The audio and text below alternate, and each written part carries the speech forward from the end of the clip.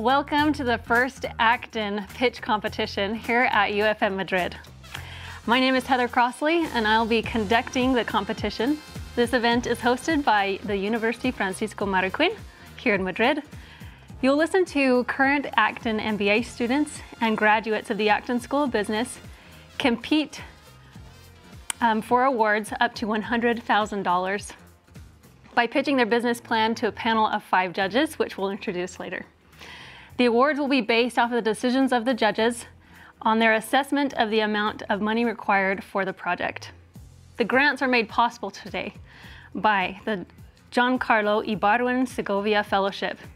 The GIS Fellowship honors Giancarlo Ibarwen, the late rector of UFM, and continues his legacy of empowering the dreams of current and former students. Our judges today is Sofia Ibarwen, co-founder of Cognits with her father, Giancarlo, and she's here representing the GIS Foundation, her family, and her father's legacy. Thank you. Alejandro Farfen, entrepreneur in the tech industry. He was in charge of launching the incubator at UFM. Alejandro is very interested in who will receive these awards and wants to help in the legal aspects, provide office spaces, and provide mentorship for those who win. Lisa Henkel is a trustee at University Francisco Marroquin, where she directs the Office for Fundraising and Donor Communications. She's also a facilitator in the co-creation process developed by UFM for its flagship Antigua Forum. Hugo Diaz, a successful entrepreneur in the tech industry and also a graduate of Acton School of Business. After graduating, he brought the MBA program to Guatemala and Madrid and has been the director ever since. Jackie O'Hell is a pioneer and entrepreneur in the technology and telecommunications industry. She is one of the founding teachers at UFM Madrid. Thank you all judges for being here. Now, we will start the first session of the Acton Pitch Competition. Please welcome to the stage Carlos Adrián López Quesada. Thank you.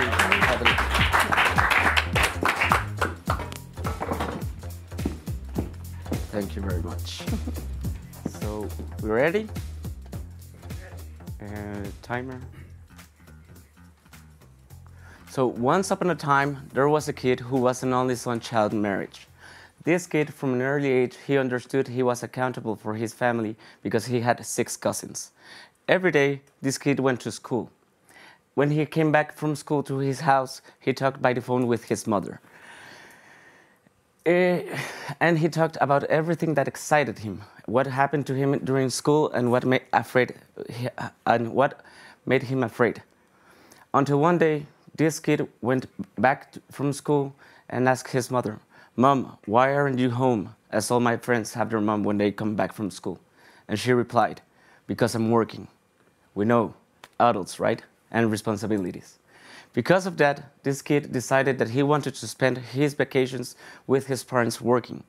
Because of that, this kid understood that he had to have good grades and to behave well so he could have time with his parents during his vacations.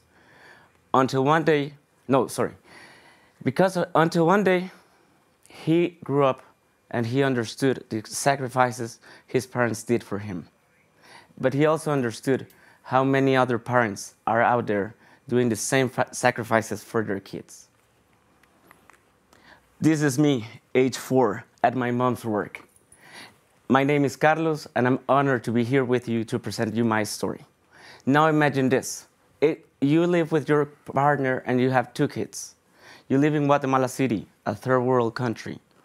Your work is 2 hours away from your home, and you have to be at your work at 7:30 a.m. So your to-do list would look something like this. At 4 a.m. you wake up. Between 4:15 and 4:45 you wake up your kids and fix them up so they are ready for school. For those of you who are parents, know how difficult it is to have your kids wake up. Between 4:45 and 5:15 you make some meal for them. And while they're eating, you're fixing yourself so you can go to work. Finally, around 5:30, you leave your kids at the bus station and you're ready to head yourself to work. This is public transportation in Guatemala. So imagine it's 6:30 in the morning, you have not eating anything right now and you're riding any of these buses. 100 meters away from you, there's a McDonald's sign. Your stomach starts to make noises, and you start wondering, oh my God, how delicious it would be to have a McDonald's meal right now. For most of us in here, we can pay a $5 meal in any moment. For a person in Guatemala who has a 3,000 quetzales, which is the minimum wage in Guatemala, or $375, and you're supporting a family, it's not possible. Finally, you arrive at your work. You're still hungry, and you got two options. Either you buy food from a fast food chain restaurant that you cannot afford every day, or you buy from someone selling food in the streets, which have really low hygiene practices. And the same process happens for lunch. Either you buy from a fast food chain restaurant, or you buy from someone selling in the street, or maybe you brought something from your home. What if I told you that I can provide you with homemade, freshly and daily prepared food at an affordable price? What if I told you that there are companies willing to pay from 50% up to 100% of the meals of these people? What if I told you that you can spend more quality time with your kids because you're not going to be thinking of what you're going to eat next day at your work? I can get this done because I have been in the food industry during the last 80 years of my life. I started with one hot dog cart, which is called a chuco in Guatemala. We grew up, we had several of these in the country. Then I decided I would start a fried chicken store. I failed. But because I failed, I listened to my workers, and they said to me, Carlos, let's try and sell homemade food to the people and deliver to their works. And it worked. It's been an amazing journey, and this is my team. Actually, they had been with me most of the time from these 8 years until now. I'm so proud of them. It's been an amazing journey. From when we started, pre-pandemic, we were selling around 300 meals. After pandemic and due to the curfew, we almost ran out of cash, but we did not fire anyone. Nowadays, we are selling around 500 meals between lunch and breakfasts, so we are doing pretty well. We had grown, and we have a proven concept, and we have loyal customers, and we have done this by bootstrapping.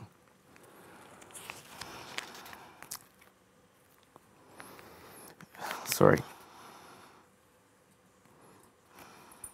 I bet you're wondering, why this? I believe that people who are happy perform better. I believe people who have an empty stomach do not perform at 100%. If I can get this done and I can serve more customers, I will be giving back to my country with more people that do not work for me directly, but they will be happier at their home, at their work. What I'm asking from you are three things. If you can provide me with referrals of people that would love to work with me under this mission. The second thing I'm going to ask you is for referrals of people who are in the big companies, so they can listen to my proposal, so they can understand what value we are creating for their workers. And finally, I'm going to ask you for the 100 grant. We can expand on how I'm going to use these funds in the Q&A section, but basically it's going to be for capital expenditures, working capital, and I'm going to say this, but I want to take at least, no more than 10% of the grant, so I can take all of my team for a retreat with their families. If the retreat is higher than the 10% of the grant, I will pay it from my pockets. But it's not only about making money that matters life. This is Eduardo. He has been working with me during the last 5 years of his life. He comes from San Marcos. San Marcos is a city outside Guatemala City, around 300 kilometers away from the city. This guy, when he started working with me, he could barely speak Spanish. He could not write, he could not read. On December the 3rd, he graduated from high school. And for me, that means the world. Actually, for me, Eduardo, he is not only a worker, he is family. I am the godfather of his twins. I do not know if I can change the world, but if I can change the world of one person at a time, for me, that is success. Finally, I want to make you some promises. The first one is I will help those entrepreneurs to understand what their passions are. And hopefully, one day, they understand what their calling is. Second, I promise that I will do as much as possible to accomplish this mission. And finally, I will keep on helping my people, my workers, not only to work, not only to grow in the working field, but also to grow in the educational field, as Eduardo has accomplished it. Finally, I want to promise you something. I believe I am an overachiever, and I know this sounds really cocky, but I will not hesitate until I finally accomplish my mission. If I fail, I will raise up and finally do my mission.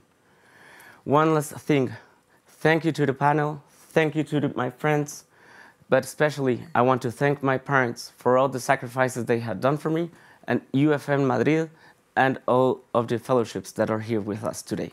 Thank you very much.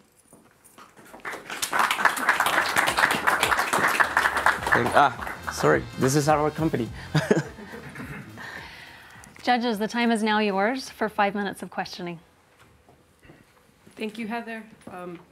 Carlos, what would you say is your biggest differentiator from your competition, like other companies that sell homemade food and or the cafeteria some businesses have for their employees? Perfect. Actually, we are located at La Petapa, which is the industrial city or the industrial area of Guatemala. And I believe that what we have done really well, first, is to have operational leverage, because we have only 17 people in the team. But we have really high hygienic practices. We have everything in order, and we are legally in every aspect. And most cafeterias do not give any factura, I don't know how to say, a ticket. And we have done this during the last 3 years.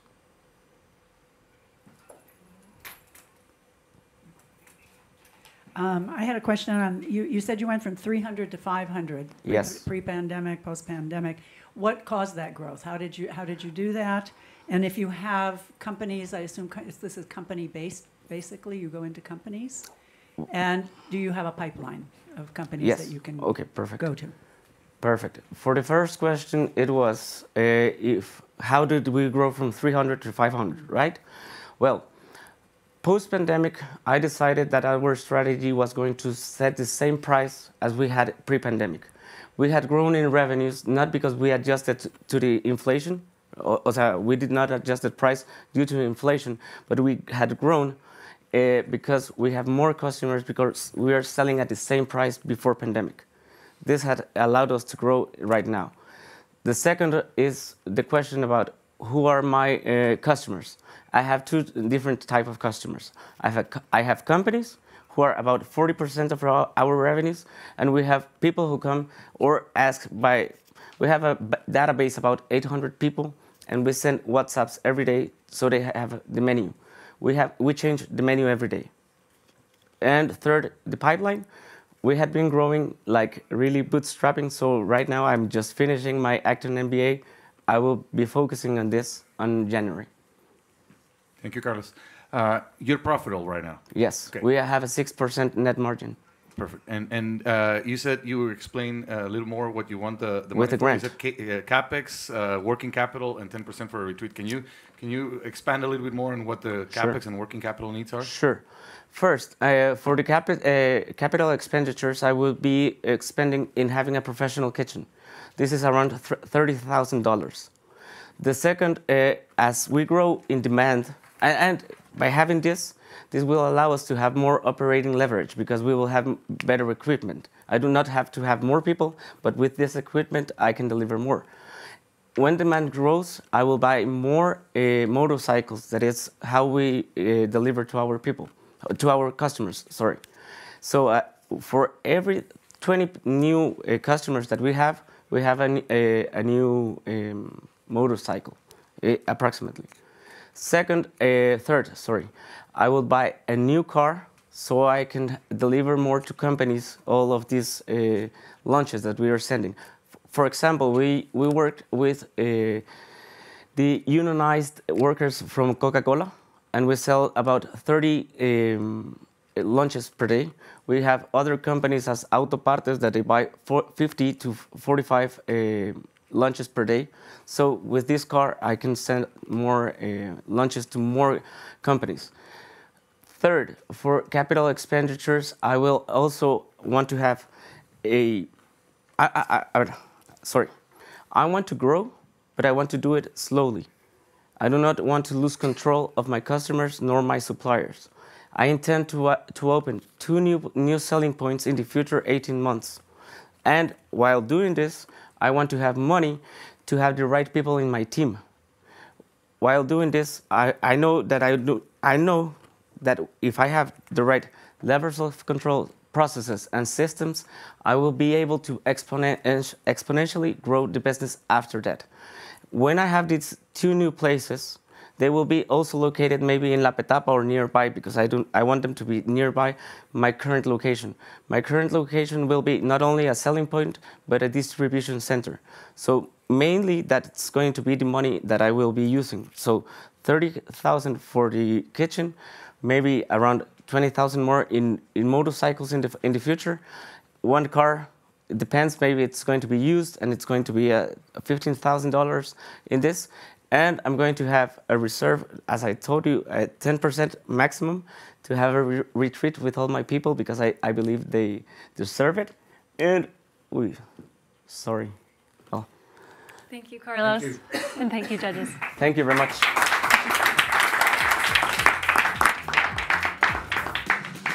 Please welcome to the stage Luis Pedro Rodas.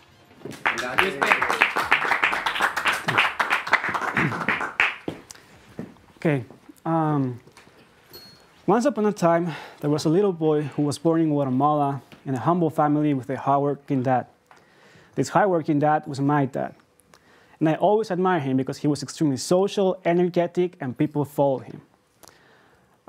When I was a kid, he used to share with the family at the dinner table stories about the difficulties and successes he had building a construction company from scratch.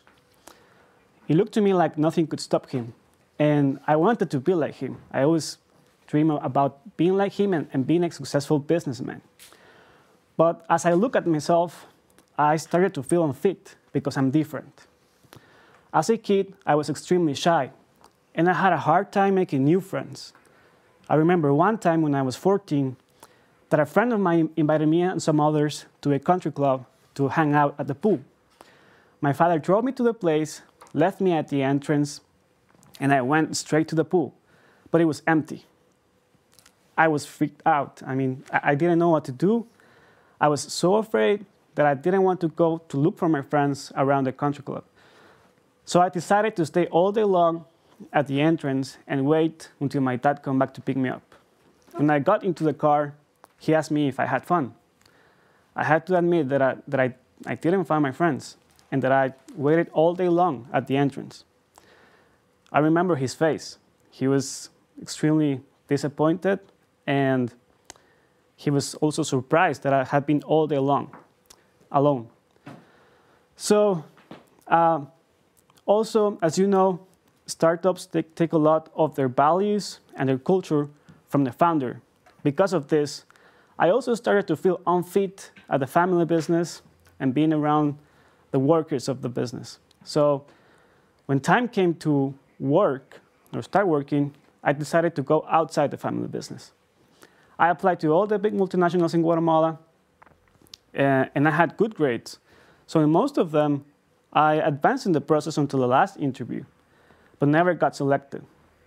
I realized that I was not being hired because of my shyness and because I underperformed on the interviews. So I decided to enroll in Dale Carnegie to work on my shyness and my relationship skills. This helped me a lot. I learned that the best way to get to know strangers was by genuinely asking questions about themselves. This was also easier because by asking questions, I let other people talk instead of talking myself. At the end, I ended up being hired at a startup company in the retail industry, which turned out to be a huge experience. I learned a lot. I made many friends. I gained a lot of experience. And after 3 years, I have helped this business build their processes in different areas like sales, warehouse, and distribution. The company had went from 0 sales to more than 1,000 million quetzales a year. So it was a big growth and a huge experience, and I felt like I was on top of the world. I felt I could do anything and that I was ready to go back to the family business. So I went back to work at Macro, my father's construction business, but 2 things happened. First, after a 2-hour meeting with my dad and a client, I had no idea what they had talked about. Soon, I realized that my 3-year experience at the retail industry had little or no value at the construction industry. Second, my dad wanted me to get to know all the areas of the business, so he hired a consultant to work with. If you have worked at a startup, you know every day is a frenetic day. So changing from that environment to one in which I had to sit down, make suggestions, and watch other people do things was extremely hard. Nevertheless, I learned that you could also add value by thinking and making decisions. Also, it was a challenge for my relationship skills because it was not only about getting to know new people, but also about leading them and achieving results working with a team. Finally, I got the opportunity to be the logistic manager at this company, which was a huge change for myself because the position oversaw more than 90 people, and I have never been the boss of someone before. I had to face a lot of my insecurities and be humble and vulnerable to admit that I needed help. I also learned to inquire and ask questions until I found the root of the problems to be able to solve them. This led me to search for a program to learn how to make decisions and analyze, and that was how I found Acton. Because of Acton Life of Meaning, I also started to get to know myself better and also love myself. So finally, I can look at my father, I can love him and admire what he has done without feeling unfit. And I'm also comfortable with who I am and the unique qualities that I have. And I have also learned at Acton that the abilities you need to start a business from scratch are not the same ones you need to make it grow. And I think I have those abilities. So where has all of this led me? As the second generation of a family business, I dream of taking Macro to the next level by building a strong culture and making a business that lasts over time. I dream of building something bigger than myself that can help my country, Guatemala, build infrastructure like schools, hospitals, metro trains that can be used by those people with limited resources. So I want to be the next CEO of Grupo Macro. And as CEO, my focus will be to get the right people with the right values and the right technical skills at every position of the company. I believe this is essential to build this strong culture and to have a company that endures over time. So how can you help me? I need $50,000 to build an onboarding platform in which this is going to be a self-learning platform where new employees can learn about the company, their values, and the technical knowledge they need to start their journey at our company. A new employee takes over 12 weeks to fully understand their job. And in the meanwhile, the company is losing productivity. I believe this has a cost for the company of more than $3,000 per employee. In the last year alone, we hired more than 200 employees. That's an overall cost of more than $600,000. With this onboarding platform, I believe I can reduce this time at least by 3 weeks, potentially saving the company more than $150,000. In return, I promise I will help young students graduating from high school to get themselves to know themselves better, overcome their fears, and find their calling. And finally, I want to thank you and make one last promise. I will never stop learning, and I will have the courage to expose myself always to new things. Thank you.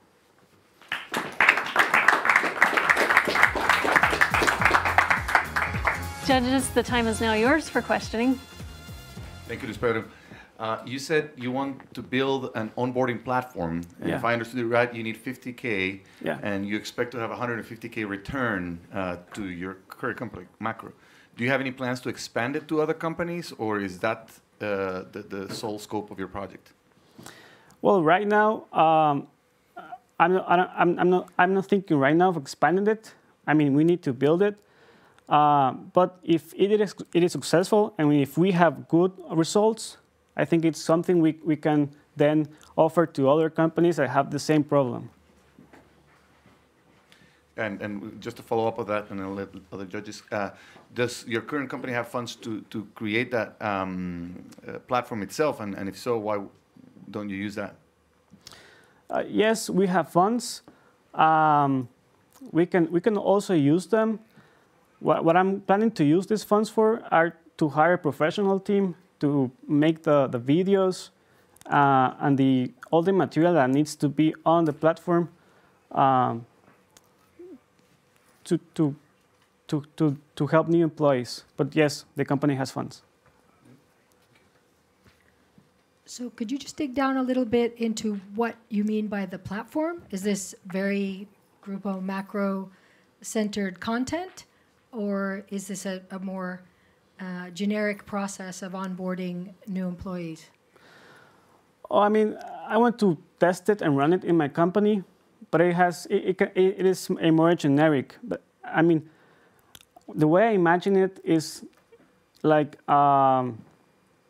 this environment, web environment, where you have like the NGA app, where you have a process that you need to follow to get to know the company, the history, the context, their values, and then a personalized set of information you need for your specific position. I want to know what's the split of the cost that you're projecting between developing the platform and creating the contents? That's one of the questions. And the other one is if you are considering using an existing sort of open source platform, for example, a learning management system that you can use and just invest more in contents and then leave behind the cost of producing the platform, or you want to produce a platform from scratch? No, that's a good question. I don't want to produce a platform from scratch. I am already investigating about some current tools that we can use if I found one that fits right. And the money is mainly to produce the material, because we need a lot of material to be produced, and a lot of information needs to go online so that we can then use it for new employees. My question is, you can hire technicians to build a platform and all of that, but content is critical. Yeah. So who is going to be the person that can provide that kind of content in a timely fashion so you don't get stuck in production? Yeah, so we currently have one person helping with these kind of projects, but we definitely need one more person to be focused exclusively on this, at least until we finish to build all the material. And we also want to leave this person in charge of the whole process of the onboarding process of new employees. And is this person someone on the inside who actually knows what Macro does and the intimacies of what they need to learn? We don't have this person right now. We need to find it and hire it.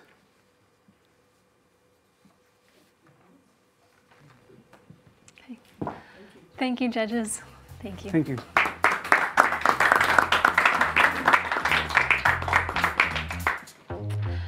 Please welcome Michael Arthur.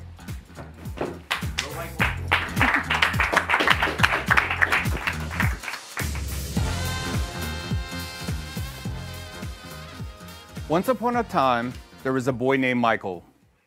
An engineer by trade, but an entrepreneur at heart, Michael felt blessed when he got a fresh start. But with nothing to do at home all alone, he took a dog in and gave him a home. Not sure where to go, but just wanting to grow, he found a place called Acton and got back in action. Learning business from the best was no easy test, but with the dog by his side, he got through the ride. Living his dream, Michael would buy and sell things. He could take a broken car and make it a star. But then one day, prices got high, and Michael couldn't help but question his why. He thought, maybe it's just time to give this up and spend my time with the pup.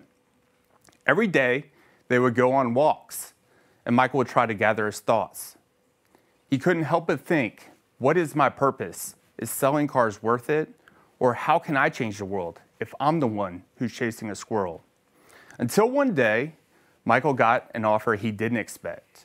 Would he sell the dog for a $1 million check? But there's just some things that money can't buy, like the bond he had with his little guy. Because of that, Michael realized, hey, there's a lot more pets like him, and this could be a win-win. And because of that, he could help get these pets home so they could live their purpose and not die alone. Until finally, it was clear to see, I didn't rescue the dog rescued me. There's animals in shelters across our nation just waiting for their new occupation. They don't have to die alone, they just need help on their journey home. My little guy is my ride or die. I'm just here to tell you, this is my why. Imagine the difference we can make if we help rescue animals live their why. Their purpose, their why is to be there for us. Shouldn't we be there for them? I know this because my dog has helped me get through some of the most challenging times in my life, which is why I can cash this $1 million check. Think about the value that we can bring to people's lives who are suffering from anxiety or depression, like the millions of people who were locked inside their homes during COVID, alone, or someone who's suffering from trauma, like a soldier who just returned home from war. While we think we're rescuing these animals, they're often the ones who end up rescuing us. What if we helped rescue animals share their journey? What if we could move them from places where shelters are full to places where shelters are empty? We'll need to work with animal rescues and shelters and help these animals find homes. I can help them share their journey, and I can move them to the places where they're most needed. For example, I live in Houston, Texas, where shelters are overcrowded, and sadly, a lot of these animals have to get put to sleep. Whereas in Denver, Colorado, shelters are basically empty. In places like Denver, there's people looking to adopt animals, but no animals to adopt. So to fill this demand, shelters in Denver will pay to have these animals, rescue animals, transported to them. So just by giving these animals a ride, we can give them a real shot at life in a forever home. I'll bet you're wondering, I can get this done because I understand the intrinsic value of these animals. The intrinsic value of my animal is more than $1 million to me. And I know that we can change people's lives if we can just get these pets home. This is also an operation. I understand operations and I love it. I worked as a project engineer for 10 years, and I've spent the last 4 years running a car dealership where I buy and sell specialty cars. I sell most of my cars online to people I will never meet in person. I've built great relationships just by selling a car. I love it when my customers tell me that their car exceeded their expectations in every way, and I know I can do the same thing with rescue animals. I'll bet you're wondering, how would this work, and can this be a sustainable business? The fact is, there's no shortage of rescue animals that need to be transported. I would build relationships with both pet shelters and rescues and help these animals find homes. I will also provide them with affordable transportation solutions to the places where their animals are needed and in demand. To do this, I'll need to purchase a transport van and outfit it so that we can transport animals in bulk safely.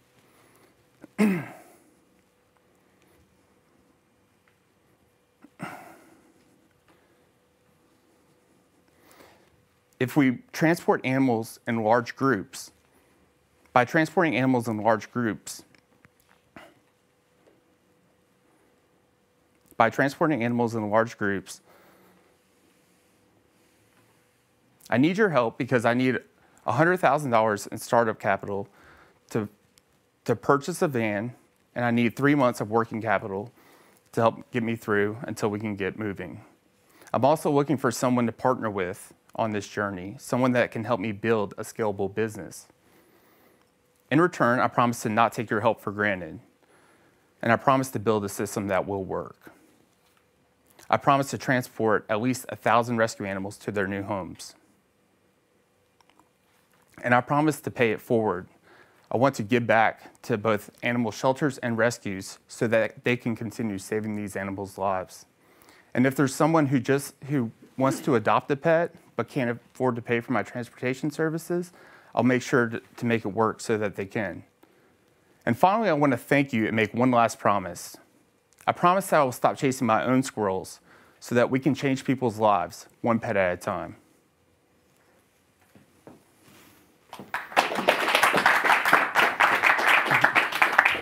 Thank you, Michael. Judges, the time is now yours for 5 minutes of questioning.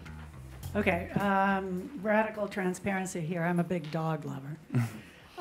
Okay, I think everybody has a question. What was it that made your dog be worth $1 million? Well, for me, he's just helped me get through. Why would someone give you a check? Oh, he's just that cool. Okay. All right. So this is you're going to set up a for-profit enterprise. Is that correct? I haven't decided if I'm going to do for-profit or nonprofit. Okay. Have you worked out your monies or your costs on how much it costs to transport each dog per unit? Well, we would do both dogs and cats, but they would have to be transported separately. And for each dog, I figure it's about 10 cents per mile. It's dependent on how far we have to transport them. But we can, with a van, we could put 30 dogs in a van and transport them. And after the 100, let's say you got 100,000 K, how are you going to generate income after that? Well, for instance, if we transported these animals to, say, Colorado, people in Colorado would pay. There's private and there's to shelters. Shelters pay less. That's more of a wholesale. And then there's a private industry where people will pay $250, $300 per animal. Private people. Private people will pay that. So just to follow up on that, so do you actually have your unit economics on how much revenue you can generate for every transportation of dogs and your actual costs as well? I don't have that in line perfectly right now. This is an industry that is happening right now, and there's people making a lot of money doing this. And I think we can do it better. I think I can do it better. But there are people that are transporting, making 8 trips per month with 8 trips per month with these animals. It's about 2 days each way, depending on where you're going. But they find homes, and once they can fill up a van to capacity, then they move them all at the same time. I'm interested in knowing more about how are you planning to make information flow from the supply side to the demand side? Because as you're saying, for example, in certain cities, shelters are overcrowded, and then you have other cities where they're demanding animals to provide to families. So I'm wondering, how can you make those two players in this market communicate so you know, okay, I need to transfer or I need to focus in this city which has lots of availability of animals to this other city which is demanding. Yeah, and that's one thing that I could use the help from a partner with, is trying to set up those lines of communication. Obviously, whenever we deliver animals to a certain area, I would rather do this before we actually start moving animals, but right now it does happen, but it is a circus, and I need to figure out ways to actually make it to where this is run like a professional business, because right now people are doing it, but it's chaos. And just to elaborate more, not a question, but just a suggestion, it could be interesting to have kind of a marketplace, let's say, where both ends can participate in a platform, something like that. So you could consider something like this. Yeah, I was thinking like a dog match program or a pet match, an app where you can match with pets. I think one of the biggest issues with animals in general and sales in that industry is these rescues, they have the best intentions, but a lot of times they misadvertise their pets.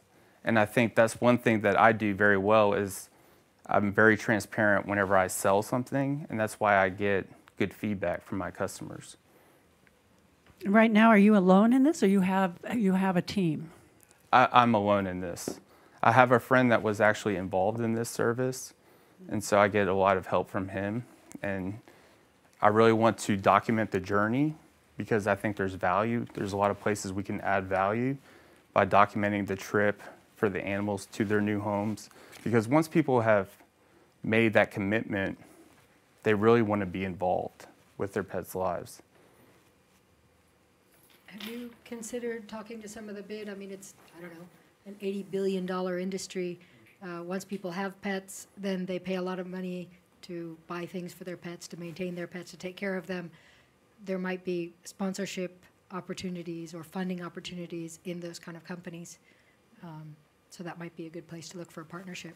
That's definitely on my radar. Thank you. Thank you. Thank you. Thank you, judges. Please welcome Juan Jose Rodriguez Rios. Thank you.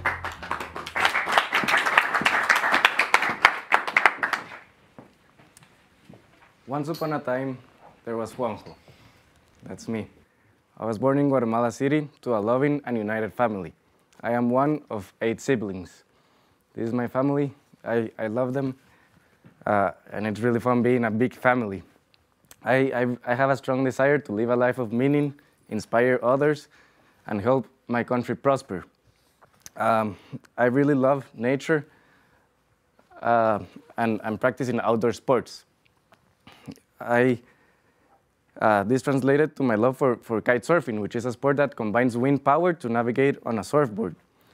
And I have very treasured memories of giving summer camp kite surfing classes in Lake Amatitlan. My love for kite surfing has translated into a great compromise to take care of the natural resources that Guatemala has to offer and make them even more beautiful.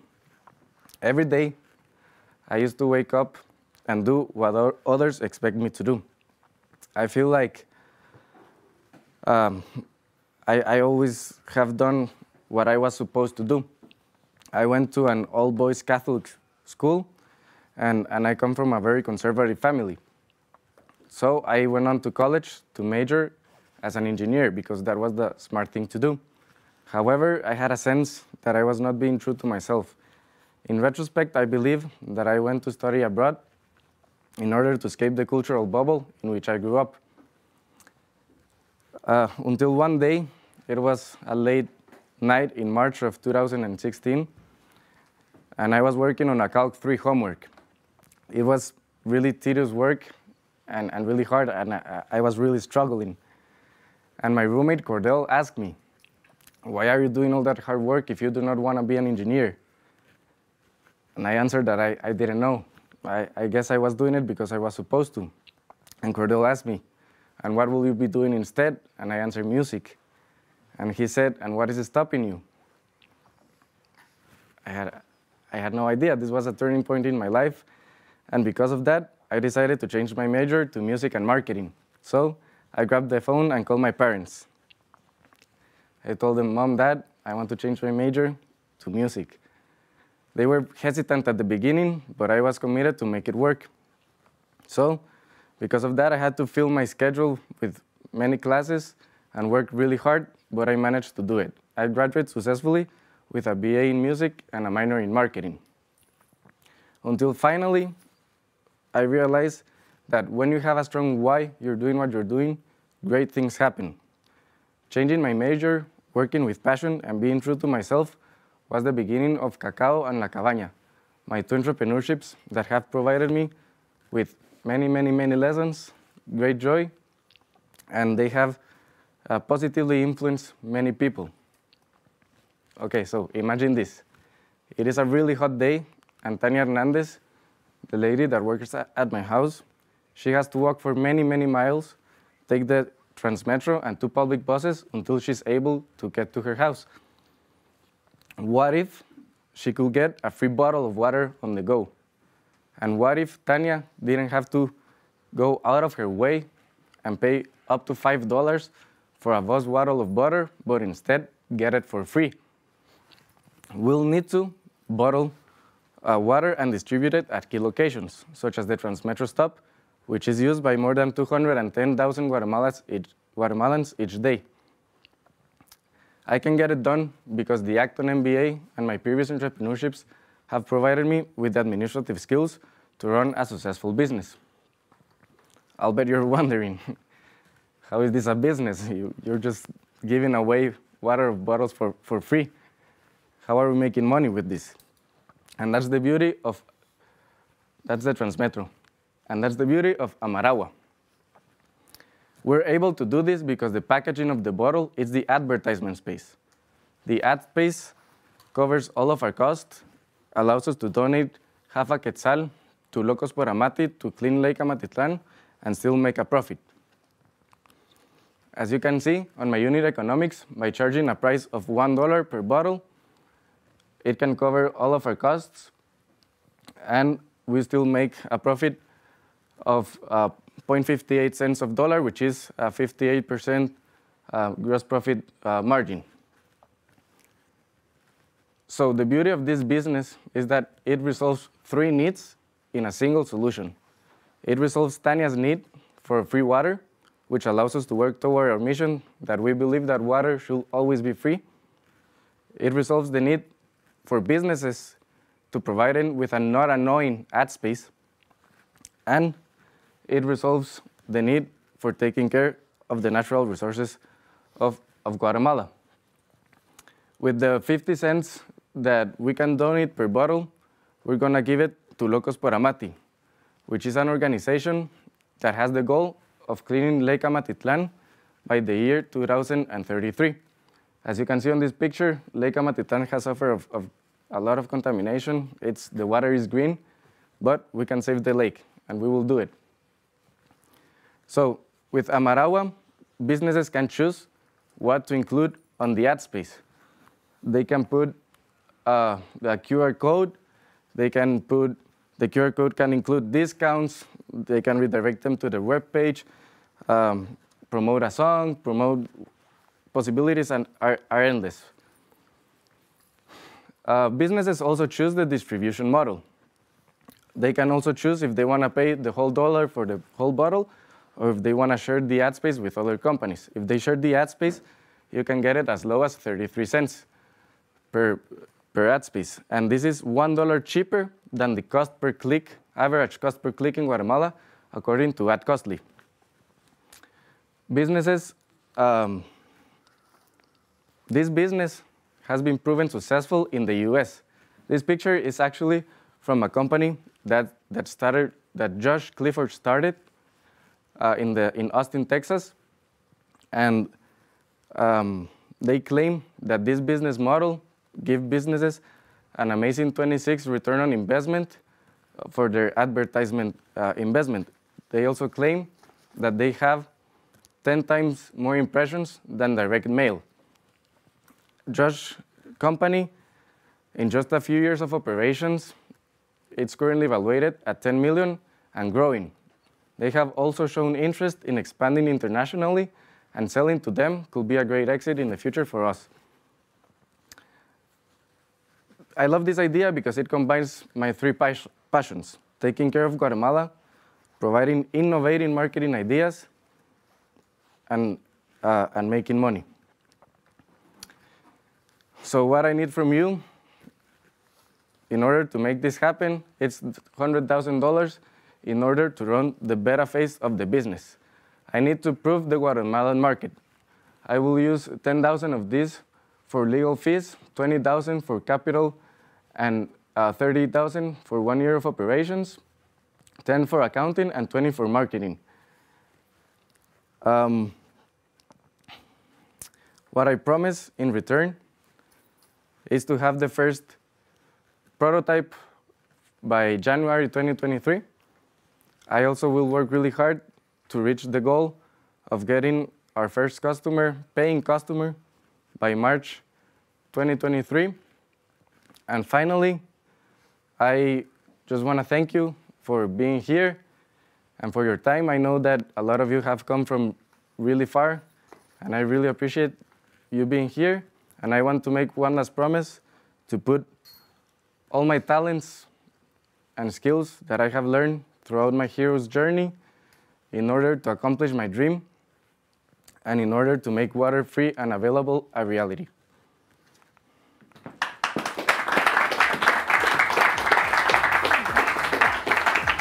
Judges, the time is now yours for 5 minutes of questioning. Thank you. So first of all, I want to share an experience and advice. QR codes in the market you want to target are going to be very challenging.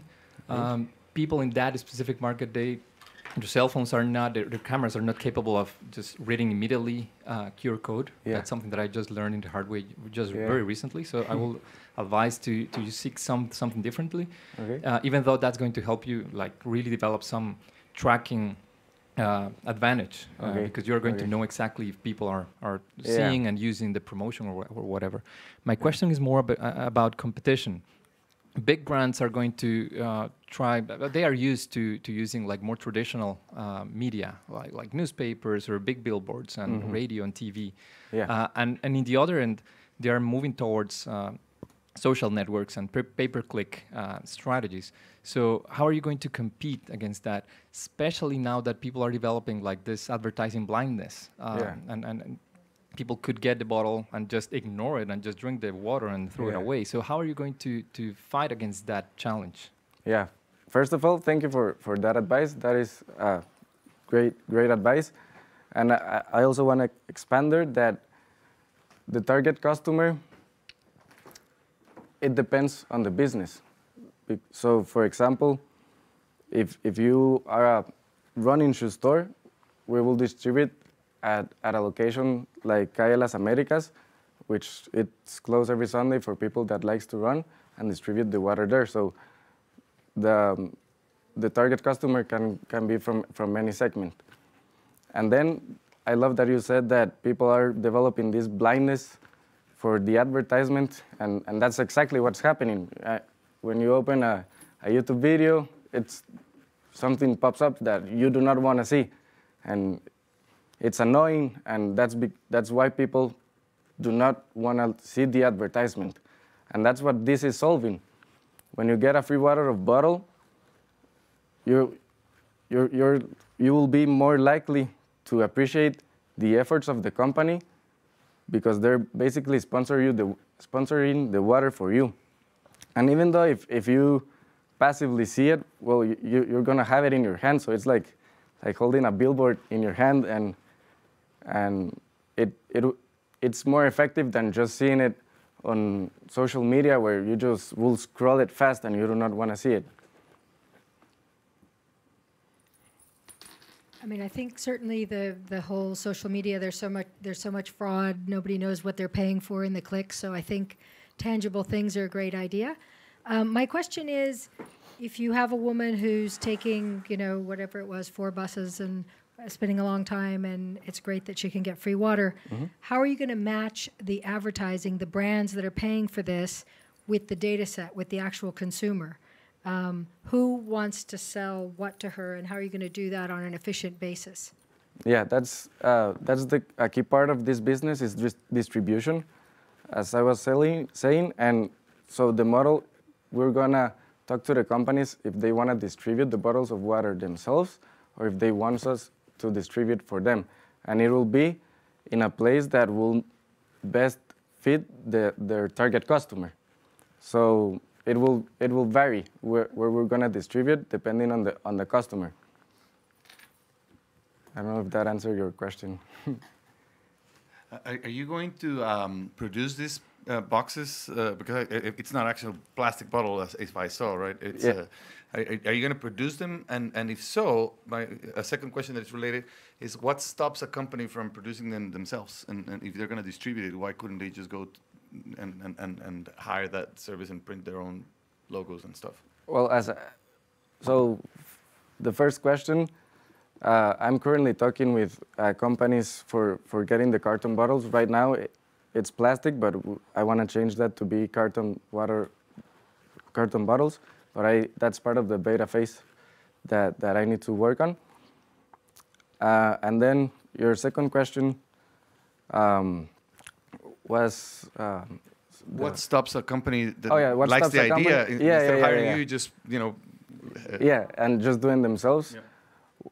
We want to add value to their companies by offering also, if they don't have marketing, someone, a designer, that they know what to put on the bottle,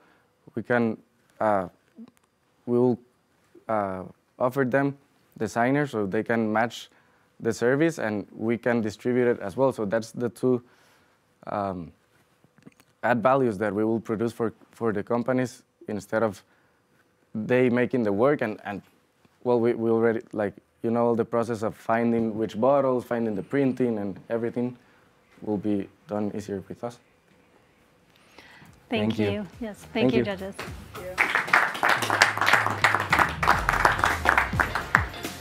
Please welcome Federico Calderon Font.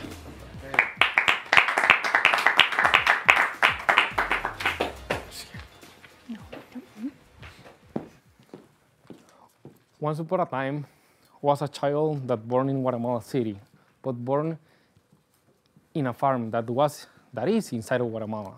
And this child is Federico. Federico is me.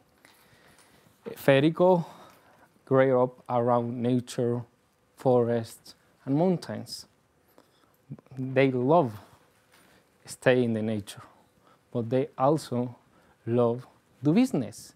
His first business was when he was 6 years old. He started to sell eggs to the house of his friends. Then they start to go to school, and they see that his friends, they forget the pencils, and they buy a box of pencils, and they buy the pencils. They also sell a lot of candies from Mexico, because the people of Guatemala, the childs, love the candies from Mexico. But this little child, that he knows that he was real entrepreneurship, they asked one question, and that question was, what I will be when I am an older man? And I always ask me that question. And I ask me an answer to me that I will be entrepreneurship. And one day I went to my father's office and say, Father, I want to be a entrepreneurship like you, but I love the agriculture, and I want to be entrepreneurship or businessman in agriculture. And my father said to me, son, focus on industrial, because the family and the house is about industrial. The farm of Petén is more like a hobby for me. And I was so sad, until one day I started to work in the family of my grandmother, and they put me in the area of specialty coffee. I didn't know nothing about coffee. I didn't know nothing about specialty coffee. I only know that I love the nature, that I love being in the mountains. And I started to get more about the coffee and to understand what is the specialty coffee. That Guatemala have one of the best coffees around the world. We have in the 5 top coffee around the world, because we have a good land, a microclimates, and a lot of things more. And I start to see the big market of coffee, the specialty coffee, because I start to speak with people from Asia, Europe, Austria, United States, and I see, oh my goodness, I really love this. I really like the passion to produce a good coffee, but we have one problem. 10 years ago in Guatemala, there came a fungus that killed all the plantations. All the people that was in the area of coffee, they lose a lot of money, and they are tired to produce coffee. Why? Because they cannot be in break-even. Maybe 90% of the people that have coffee, they are losing money. And this is because they don't know how to combat the roya, like you can see.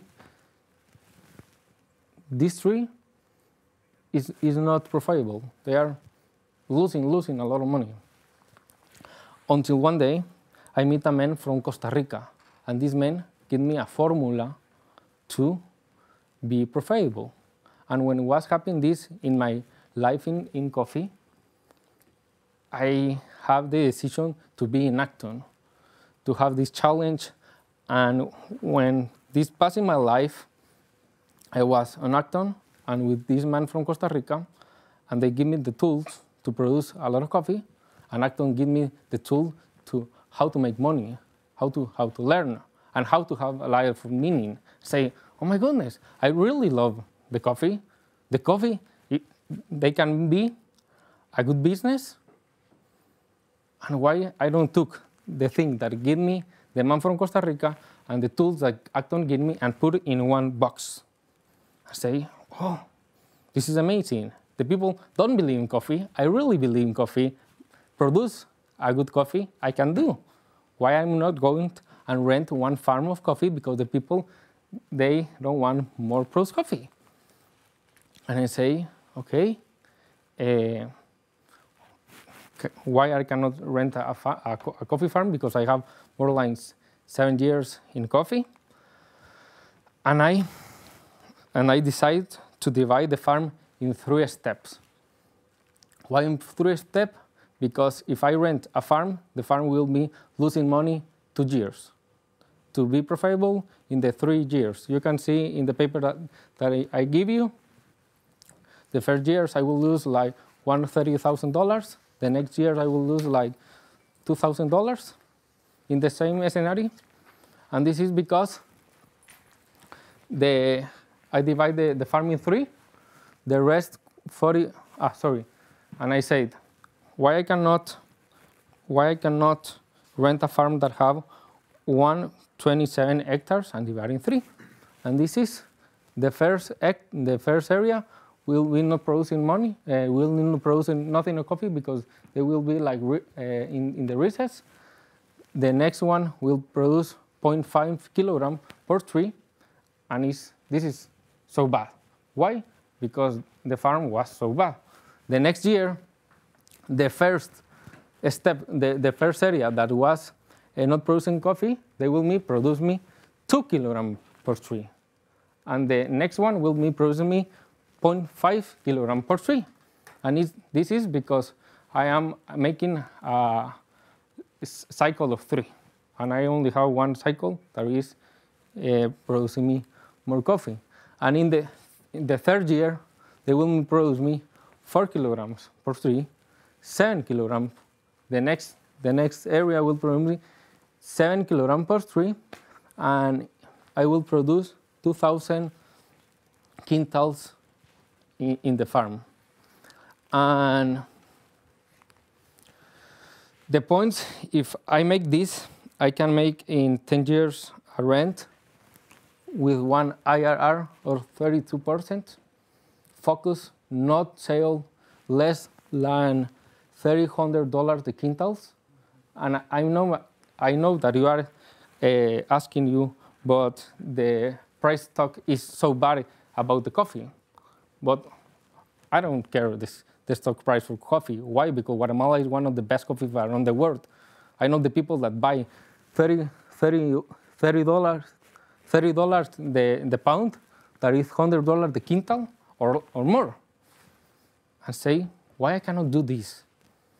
And also, it's not only money, because I want to change the life of the people, of the community of my country, because I believe in Guatemala. In Guatemala, they are more like 130,000 people that have coffees, but they are losing money. And they are losing money, they don't have money to live, and they are thinking to go to the United States to have a better life. And if I rent a farm in any place in Guatemala, and I give work to these people and also teach them how to can be profitable or make money like Acton teach me, I will make one thing to Guatemala, to give work, to also change the life for the people that they need and not immigrate to other countries. And to make this possible, I need $100,000 you. And if you invest and believe in this project, we make possible the impossible. And what means this?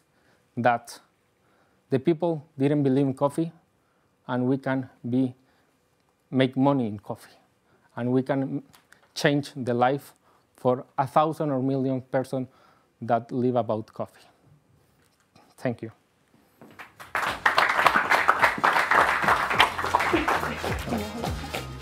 Judges, the time is now yours for 5 minutes of questioning. Federico, what's your perception of risk for your business in terms of environmental risk that is, of course, harming a lot of agriculture lately and different crops?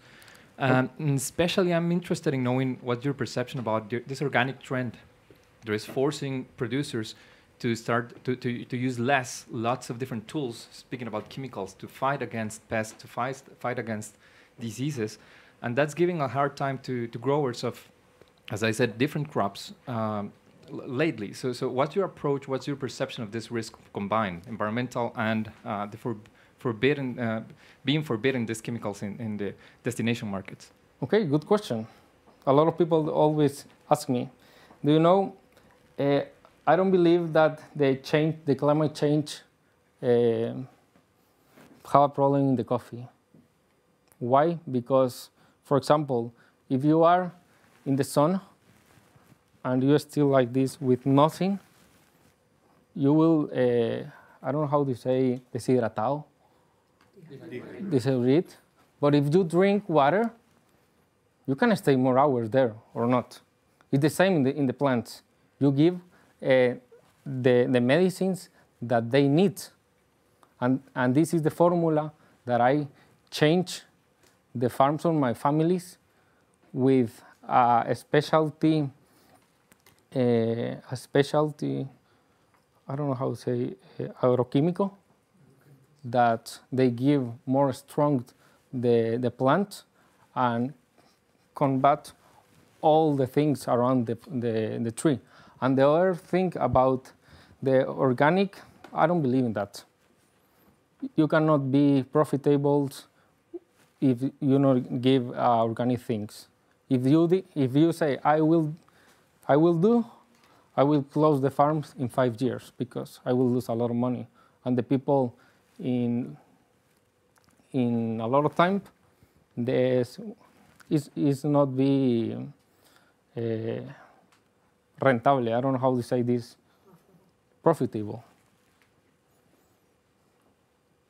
Are you the one that is growing the or taking care of all of the coffee on your grandmother's farm? Yes, I am. Okay. And are you selling at $300 a quintal? More. Huh. Okay. For the last year was the average of $400 each quintal. And this magic formula from Costa Rica, are other people using it in Guatemala? Yes. Okay. Yes. How are you planning to invest the 100K US? How? Mm-hmm. Okay. For the first year, I will need 30,000 or more money. With this $100,000, I will use to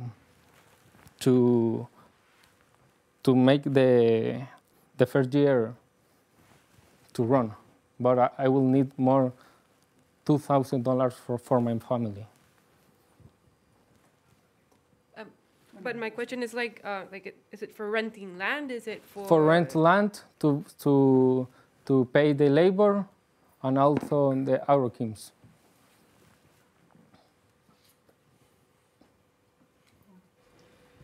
You mentioned you want to help people also. What's the relationship between your business and how are you going to improve the lives of people? Because that's a very interesting topic, and of course it's a very powerful marketing line. But what are the specifics about what you're going to do in order to improve people's lives? For example, for me, I don't care to help people because the world is too big. the specialty coffee in the next 10 years will be in $30 billion. And Guatemala is like this, what the people drink coffee. I can help the people to get profitable, and they can sell the coffee. For me, it's not a problem to help the people.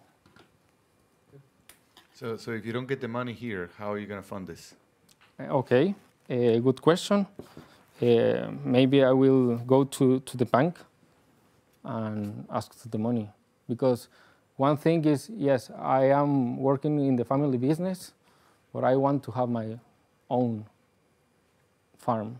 And when I say family, it's the family of my Calderon Font, not the family of my grandmother. Thank you, Federico. Thank you, judges. Thank you.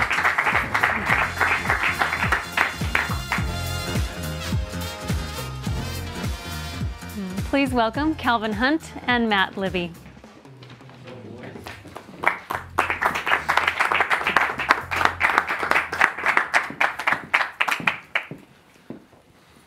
Once upon a time, there was a boy from Atlanta whose grandfather was a decorated World War II veteran. Growing up, I listened to the stories of his service in places like St. Mary-Glise, Nijmegen, and Bastogne. My grandfather was my hero. I was fascinated by the men of his generation who chose to fight for freedom and liberty rather than submit to the forces of tyranny and oppression that were engulfing the world. Behind me is a picture of F Company, 508th Regiment, 82nd Airborne Division, taken just a few weeks before they parachuted into France behind the D-Day invasion of June 6, 1944. There are 156 men in this picture, including my grandfather. 6 of them would live to see the end of the war. From a young age, I had a different perspective on the darker sides of human nature, yet that perspective was purely abstract. Until one day, as a 16-year-old sophomore in high school, I watched live as the second plane exploded into the Twin Towers on 9/11/2001. The stories of war that I'd read about in history books, heard my grandfather tell, suddenly carried a different weight. In the days and months that followed, it became clear that war was now a reality for my generation. So because of that, I had to make a choice. Would I join the military when I finished high school and fight alongside my peers, friends, and family members? Or would I choose a different path?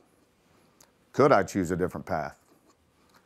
And if I chose a different path, how could I ask others to fight and sacrifice and die on my behalf if I was not willing to do so myself? I felt a calling to the business world and entrepreneurship, but a fog of guilt around these questions of duty and obligation. Till finally I received some excellent advice from my father. He reminded me that joining the military was not the only way to serve my country, community, and the people I care about. A free and open society a free and open society cannot function without the free market. Entrepreneurs and their worthy pursuits create the value, purpose, and meaning that a healthy society craves. There is no shame in choosing to serve a different pillar than the military. Just be sure that whichever pillar you choose, you serve it with a similar dedication and drive as your peers who chose to serve overseas. And remember their sacrifice when they return home. Imagine this. You've spent the first 10 plus years of your adult life transforming yourself into a Tier 1 elite level warrior. You've invested years of your prime in intensive training, persevered through countless crucibles and rites of passage, and survived multiple deployments to some of the most dangerous places in the world. You've become the best of the best, but now your service is over. You've fulfilled your obligations to the military and closed the chapter on the only calling you've ever known. In the blink of an eye, you're thrown back into the civilian world without any of the support structure you've had around you your whole adult life.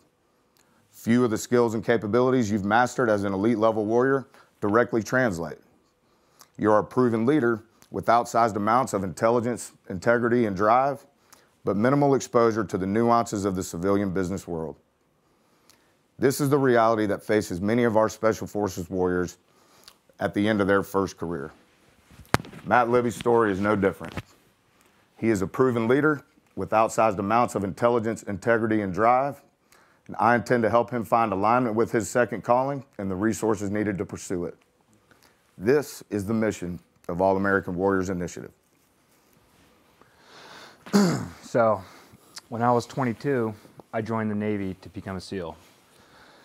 In the teams, community and brotherhood are paramount. My brothers and I worked hard and played hard. We shaped each other into the men we are today from the experiences we had on the job and off the job.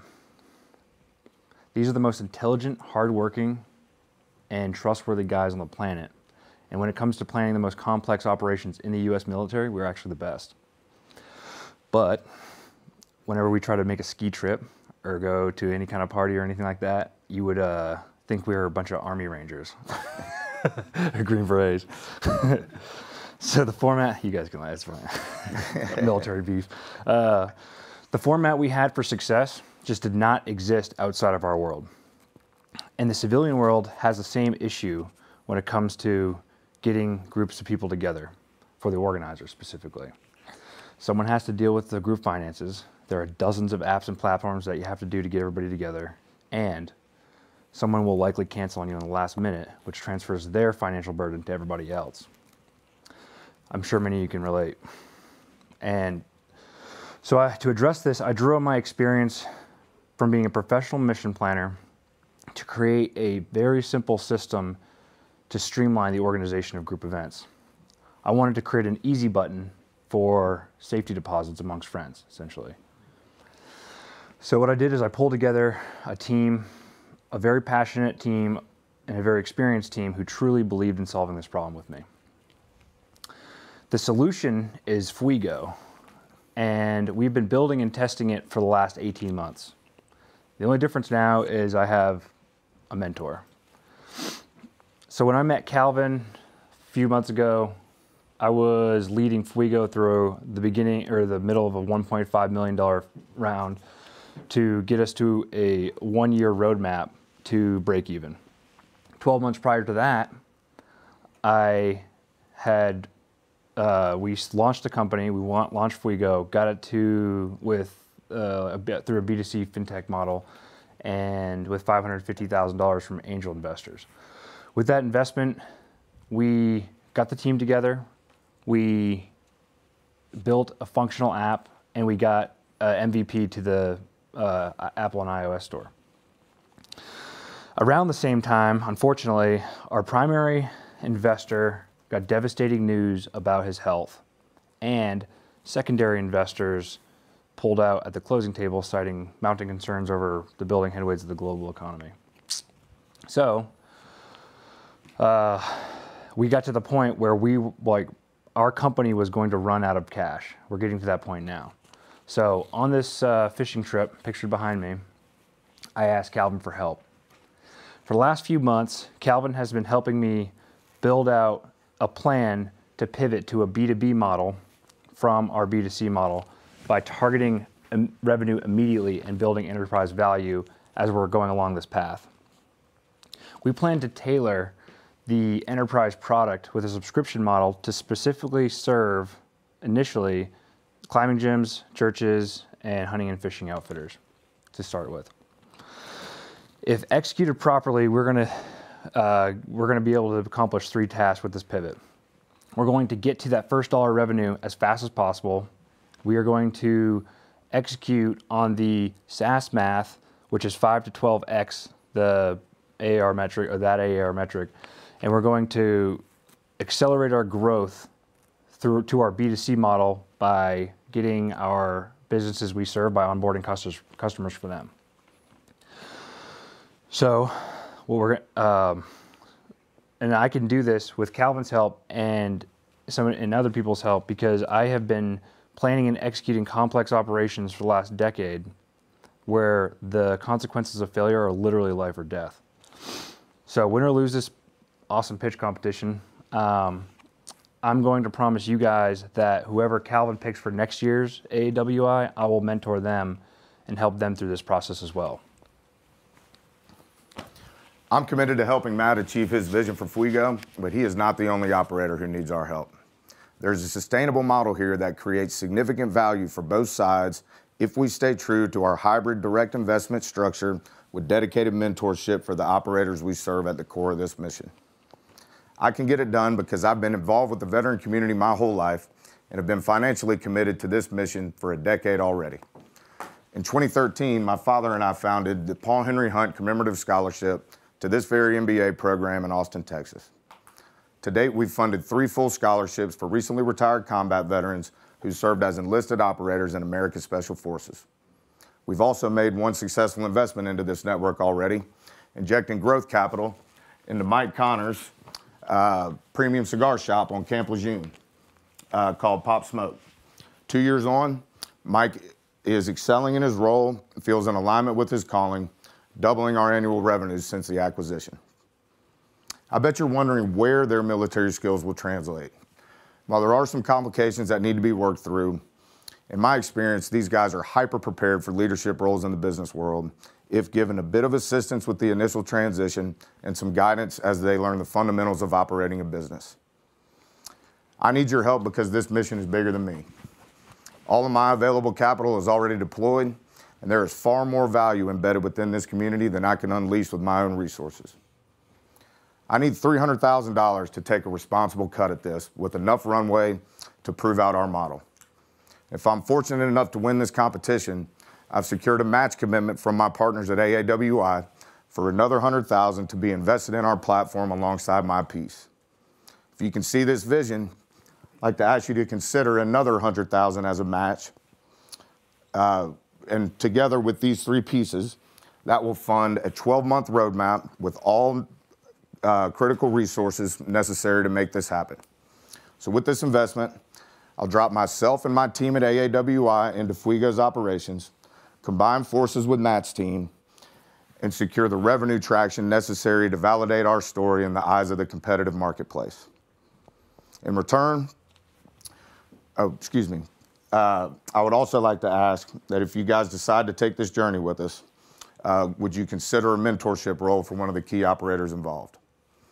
In return, I promise to continue to develop, cultivate, and refine the business skills of recently retired veterans and select at least one to showcase his project in Madrid each year. I promise to adhere to the values and principles I learned at Acton while I pass on my lessons learned. And finally, I'd like to thank you and make one last promise. If you give me your support, I will never quit on you. I will give 100% every day when I suit up and enter the arena in support of this mission. And as my father instructed, I will remember the sacrifices made on my behalf and continue to look for ways to pay that sacrifice forward.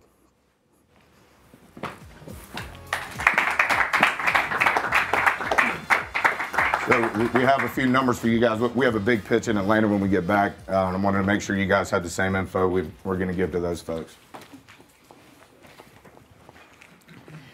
Judges, the time is now yours for 5 minutes of questioning. Thank you, gentlemen.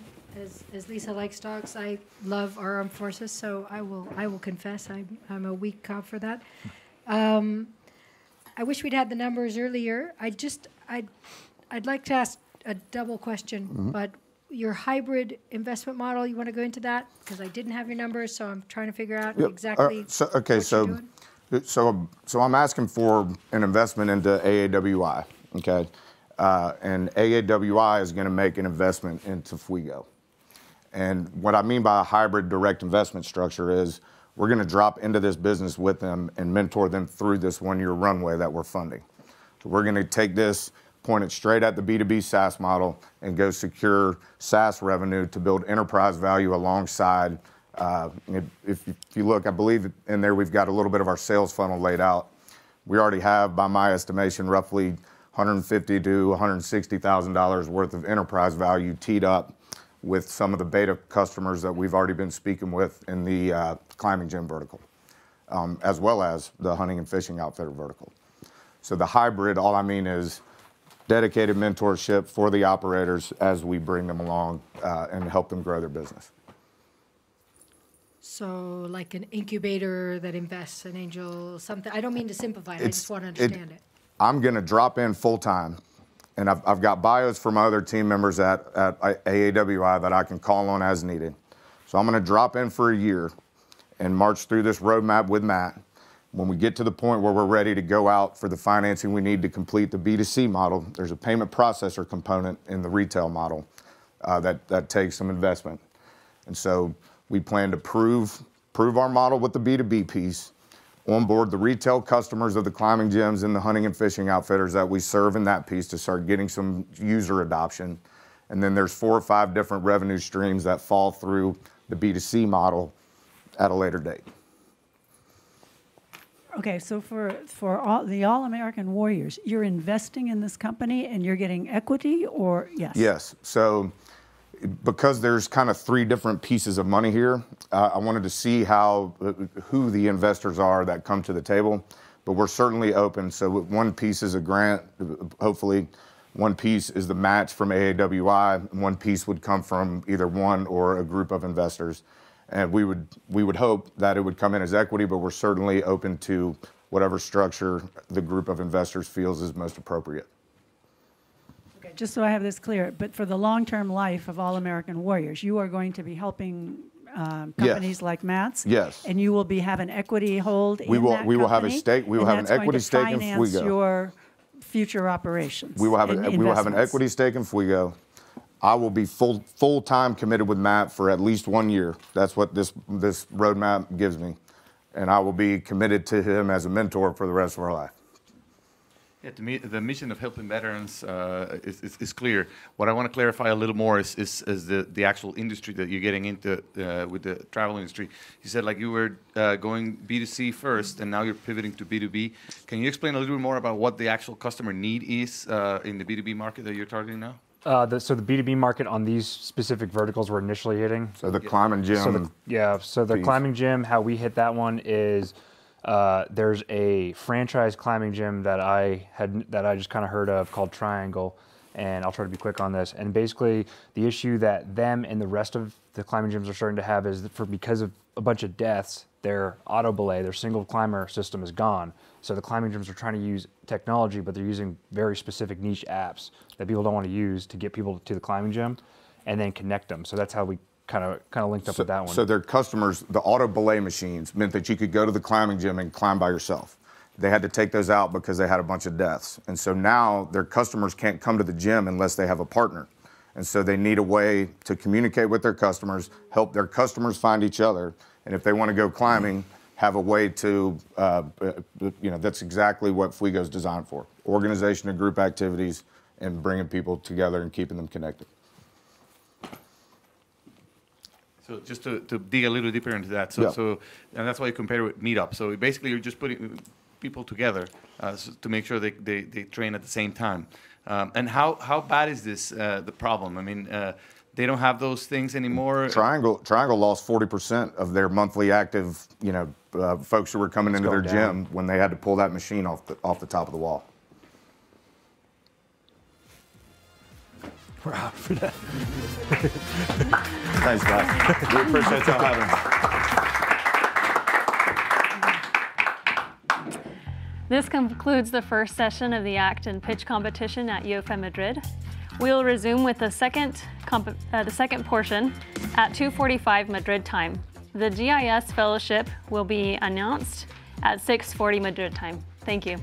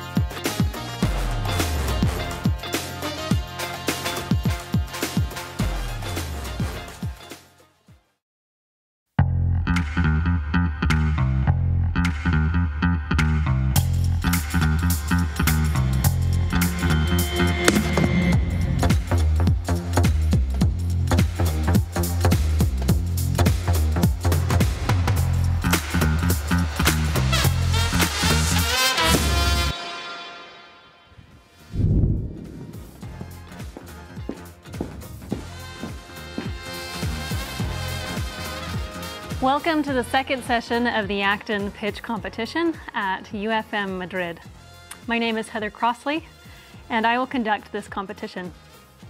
You will listen to the current Acton MBA students and graduates compete for a grant of $100,000 by pitching their business plan to a panel of judges.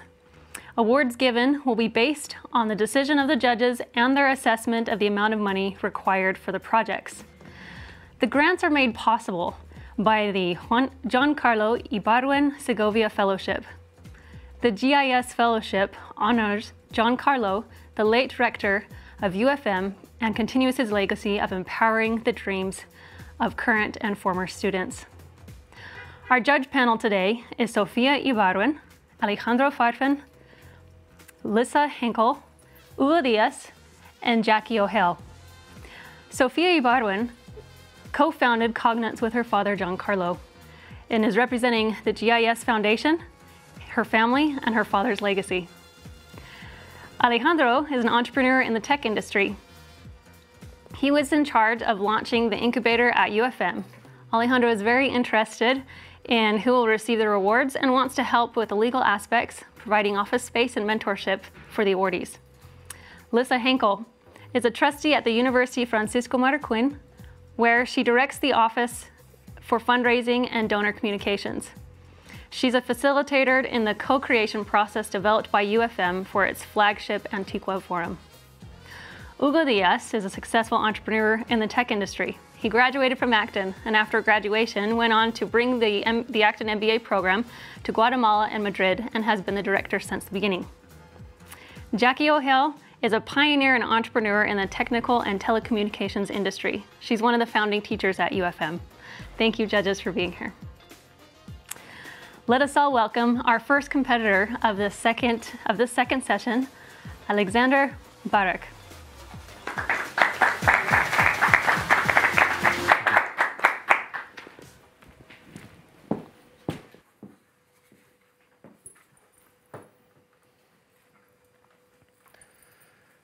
So good afternoon, and thank you for having me. I want to start off by telling you a story about two people that I know, two people that I work with. The first one is Ronald Chacon. Ronald is an amazing father of three, a hard worker, a super rock star customer service executive at the company I work with. I've been working with him for more than 10 years already. And Ronald lives about 30 kilometers outside of Guatemala. He commutes for up to 4 hours on a public bus every day to get from his home to the office and back home. Ronald makes about $600 US per month and spends about 10% of that amount of money to pay for public transportation. I want to talk about somebody else, an engineer called Williams Mancia. Williams makes about 5 to 6 times the amount of money Ronald makes. Unlike Ronald, he has the privilege of having a private vehicle, and he gets to drive that private vehicle, which means he has expenses, gas expenses, maintenance expenses, to get to work every day. It's interesting, but they share the similar route, from home to work and from work to home. There's about 2 million Guatemalans that every day use public transportation to get from their homes to the office and back home.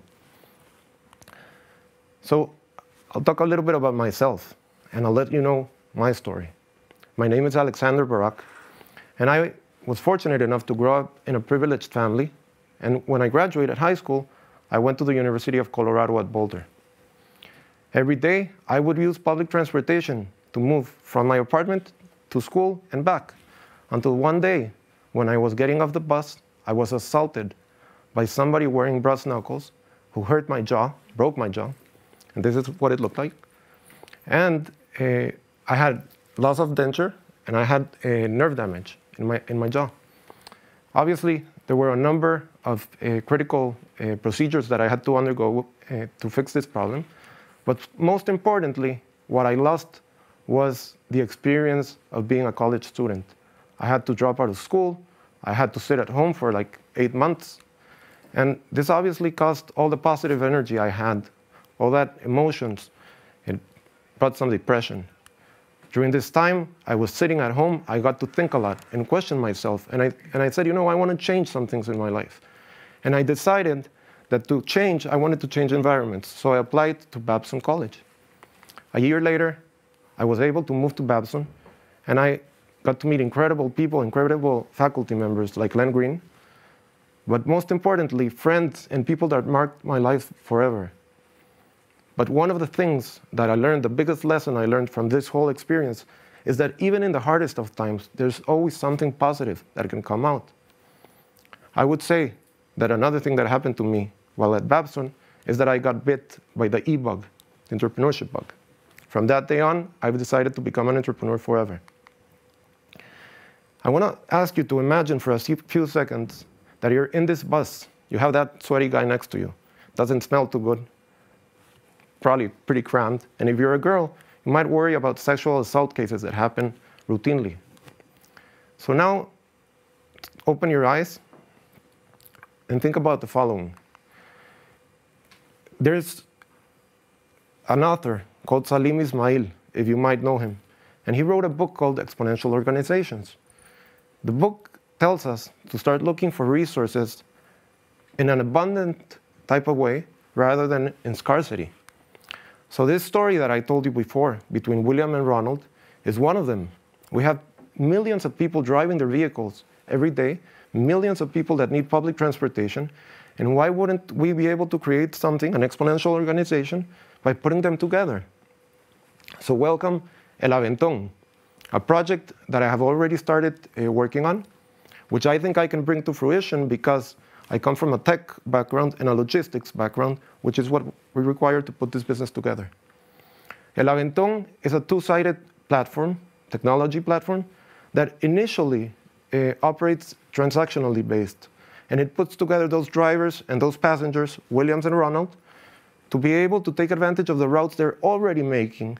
We're not asking to create an Uber driver. We're asking somebody who's taking a route with empty seats to take somebody who does not have a vehicle to move in. Obviously, the driver makes a certain amount of money, and this is agreed upon between the two parties. That covers his gas expense, his maintenance expense, whatever he wishes to. The passenger gets the comfort of a private vehicle, and everybody wins. We make a transactional fee in the middle, which is a 10% fee. And through that, we are able to build a bigger community. Hey, they might even share an interesting conversation along the way. Here are a few pictures of the MVP that we are already developing. And it's something that is actually moving along. We have tested initially within a private, close-knit community, and people seem to be very moved by this idea. So I want to tell you, first of all, why I believe I am the person that can do this. I've always been a very dedicated, passionate learner. I have always been very applied to what I study. And so far, I have never been able to teach.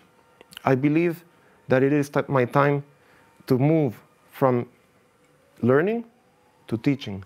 And therefore, I promise you that I will start by enrolling in an educational program to learn how to transmit my ideas more clearly in a more organized way to those around me. I want to teach those that are less fortunate than me to be able to venture out into the business world, to do so in a more organized manner. Obviously, tied to this mission of mine is El Aventón. What will we need from you? I will need $36,400.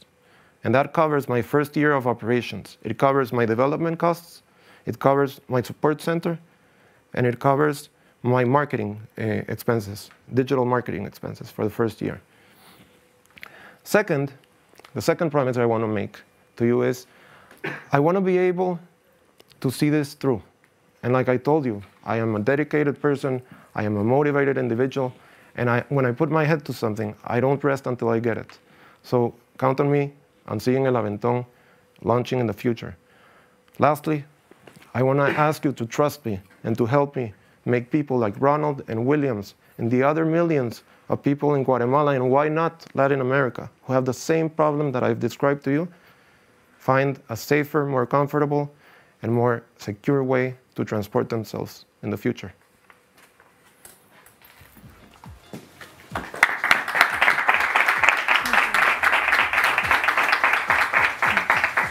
Judges, the time is now yours for 5 minutes of questions. Thank you, Alex.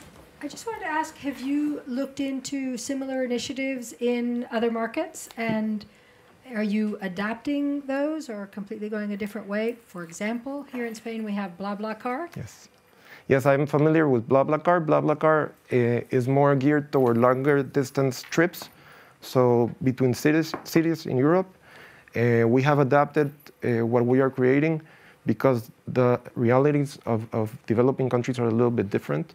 So security-wise, we've thought of some processes to try to filter out potentially, I'm going to say, dangerous or criminal occurrences that might come up.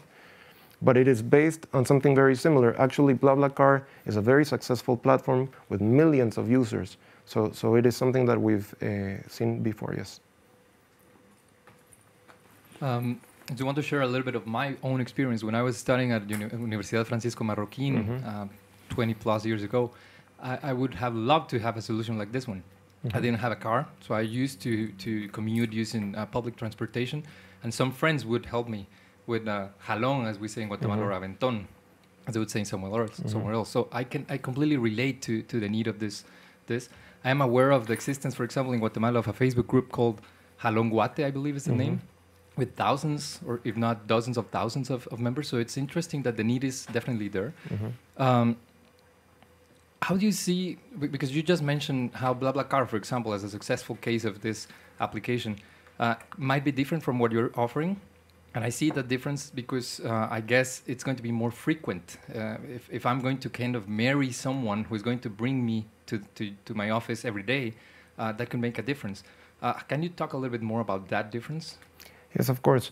So let me see if I address it. Let me see if I address your question, and please let me know if I didn't.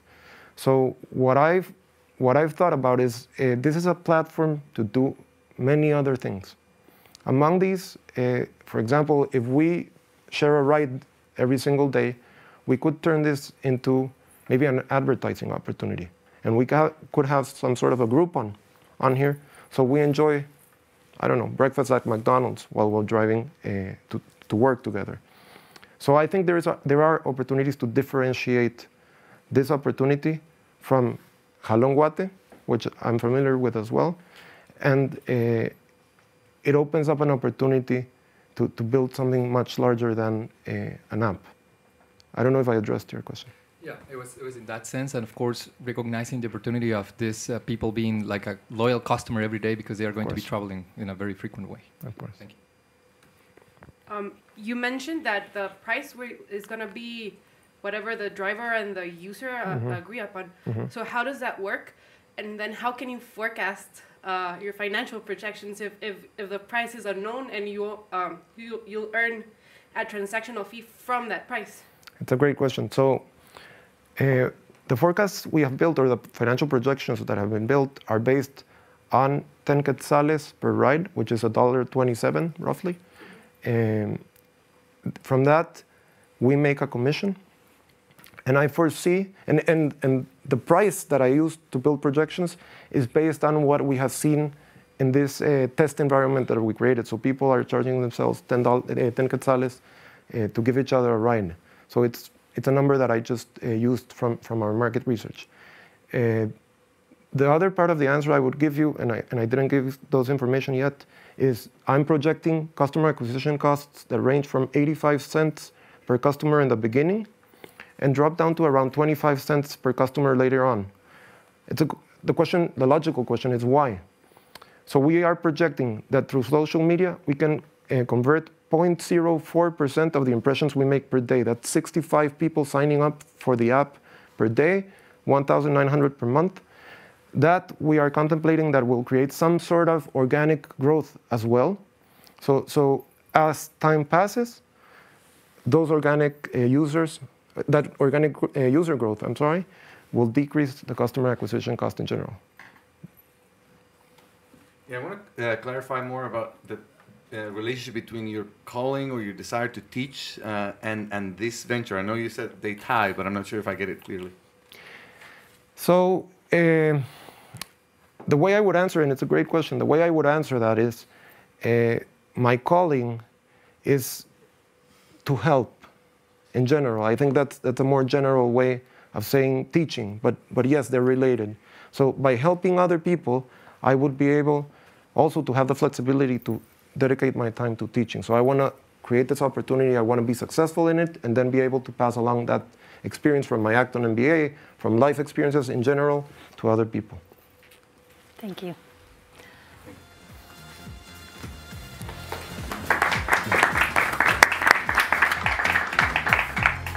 Please welcome Jorge Samayoa.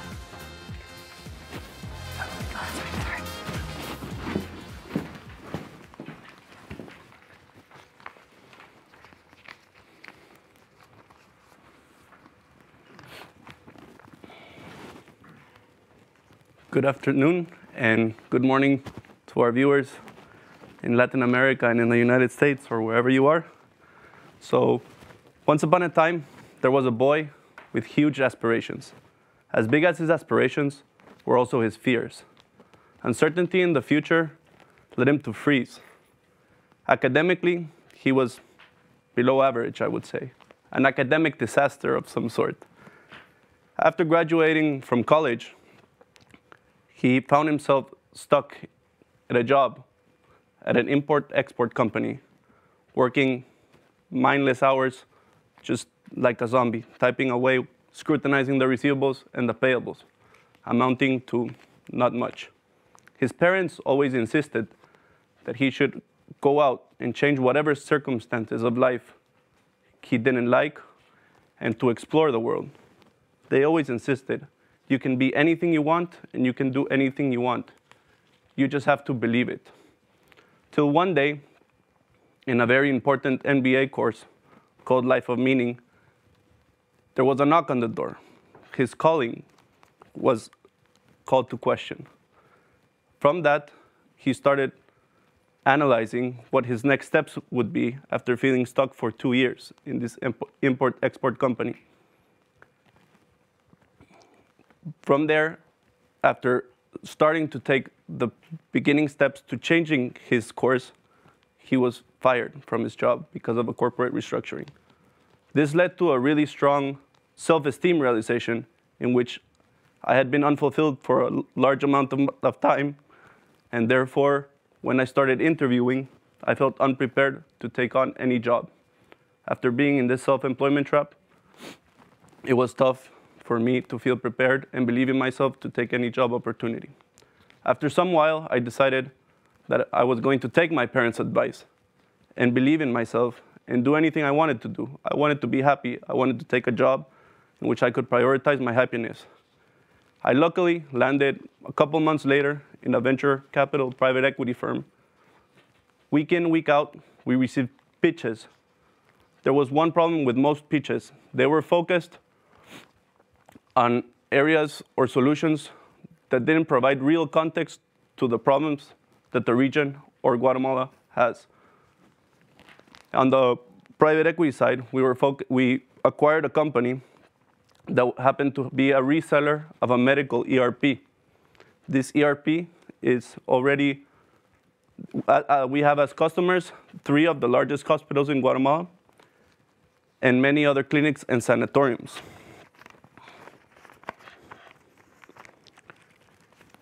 Because of that, I saw the potential in this medical ERP. And I decided that we could add solutions around this database and around already an existing installed base.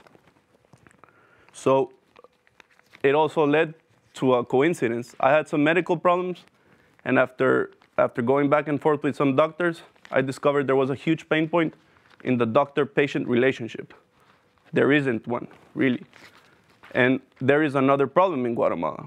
How do I know to which doctors I can get to? What doctor specializes in what? If there is any information in the websites, it's probably not updated. There's slim to none chance that this information is 3, 4, 5 years old. They might have moved offices, clinics. And this also incurs in a problem involving pricing. You don't really know how much whatever treatment at a sanatorium with a specialized doctor is going to cost you. Imagine this. Imagine going to the clinic and arriving there, and the staff, the secretary, has double booked you. There's somebody else already there at the same time, and you're going to have to wait 3 or 4 hours. Or you have your family, and you have to call your pediatrician, and he won't answer because he has over 200 unopened chats in WhatsApp. I've seen this. I've seen this on my uncle's phone, and I've seen it on other people's phone. All consultations are done through WhatsApp, and they start summing up. It's really horrible for the doctor's personal life. Most of them turn off their phone on weekends or have another phone because of this. So in my mind, I envision an opportunity. In my opportunity analysis, identified a possible CRM. One of the many solutions I envision around this ERP is a chatbot in which the doctors and the patients can extend their relationships, and there can be a data consolidation around this chatbot concerning the doctors and sanatoriums. What if I could convince doctors to adopt technology? Many of them are wary because they're losing clients.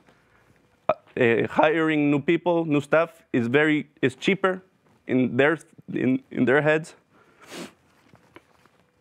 And for this, I'll need to determine the real customer needs in this opportunity analysis.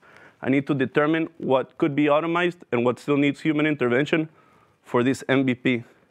For this MVP, I calculate it's going to take 7 to 8 months, and it's going to cost, if it's outsourced, it will cost around $8,000, and it will take around 7 to 8 months. If it's done in-house, the team could cost up to $20,000 a month, and this includes a sales team as well. So for now, what I'm asking of you is $70,000 to develop this MVP, but this would be after I have done a proper opportunity analysis. The first steps I have taken is to start talking to resellers of medical equipment and to the partners that already exist in the medical ERP, with the medical ERP. They want to help. They need the help because this will increase the lifetime value of their own patients and will increase their fidelity in their services. I promise you that if this opportunity proves to be what I envision, to attend my customers with the best attention I can give them and provide the best support in my software. And finally, I want to thank you and make one last promise, that with the automation of the relationship between patient and doctors, I will make it feel more human than ever. Thank you.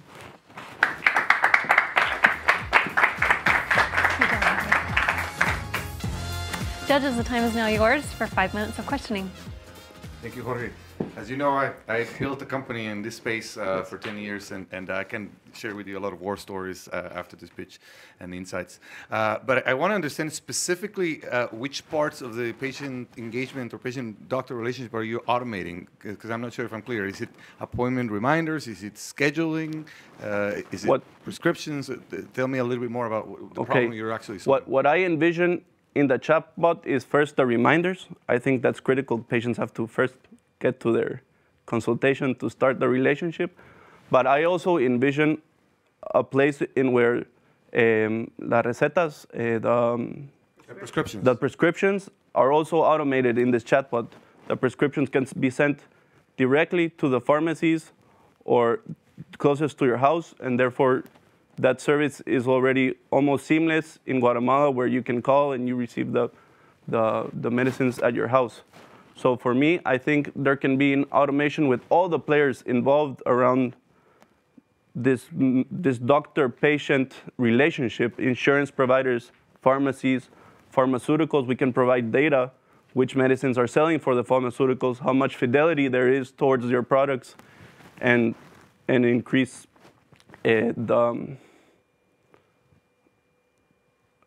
yeah, that's it. Okay. And one follow-up question. And with the story too, when I built a business in the U.S. and when I was looking to do it in Latin America and started thinking about Guatemala, one of the challenges was like they can pay for a secretary to do this for like minimum salary, right? And the question is, have you determined what price point can you have that will compete to hiring another assistant? Yeah, tell me more about that unit economics analysis that you've done. I don't have a unit economics on the revenue side, and that's why I'm calling on the panel's expertise to help me determine the right pricing strategy in that sense.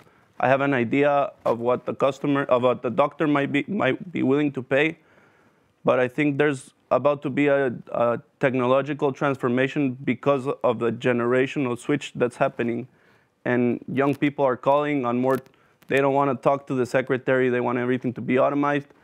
And so it's on the doctor's advantage to take charge of this technological change in generations. But I have no idea, to answer your question, what my initial pricing strategy would be right now. I have a strategy around the cost and creating the product right now. So you mentioned that you're right now like in the opportunity analysis. Yes. So as you may know, like there's a lot of platforms that already exist that facilitate the usage or implementing a chatbot. Have you considered using that? Yes.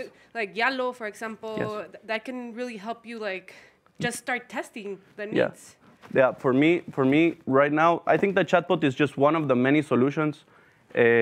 Around this medical ERP, it's just one of the examples that exist that can be implemented really fast and can be a quick win. Around this medical ERP to start consolidating all this data and bring it for a more B2B play rather than a B2C, because my end game is not the patients, but to create a network of solutions around for all the hospitals, clinics. You can go take your x-rays and bring them to your doctor with using your phone, and you'll always have that information. And you can go to another clinic and they will have your blood test, and all of this will become sort of a unique identifier for the patient where they can start creating a medical record and such. There's many ideas, and that's part of the opportunity analysis I have to do. So you're basically aiming for a massive digital transformation in the goal, medical industry, right? Yes. And in a place like Guatemala and some other Latin American places, you're going to see how that's going to be your biggest enemy from the perspective of the doctors. There's still a big amount of doctors working with records based on pencil and paper. Yes. Do you know how big that market is? Do you know what are the challenges for convincing a doctor from the old school to change from that to a digital tool? I don't know the size of the market. It's really hard to measure sizes of markets. I consider this to be a niche market in Guatemala, regardless of how many users it has. But that is also one of the reasons I'm calling to the experts in the panel to help me jump over these hurdles quicker and reduce the cost of starting this opportunity.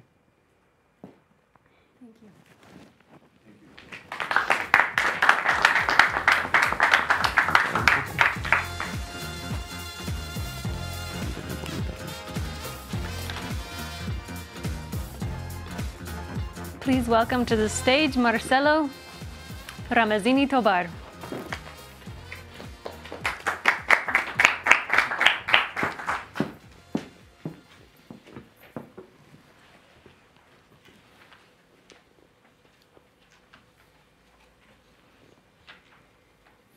Hello. Today I'm going to tell you a story. My story. When I was growing up, I really didn't know what I was going to do in life.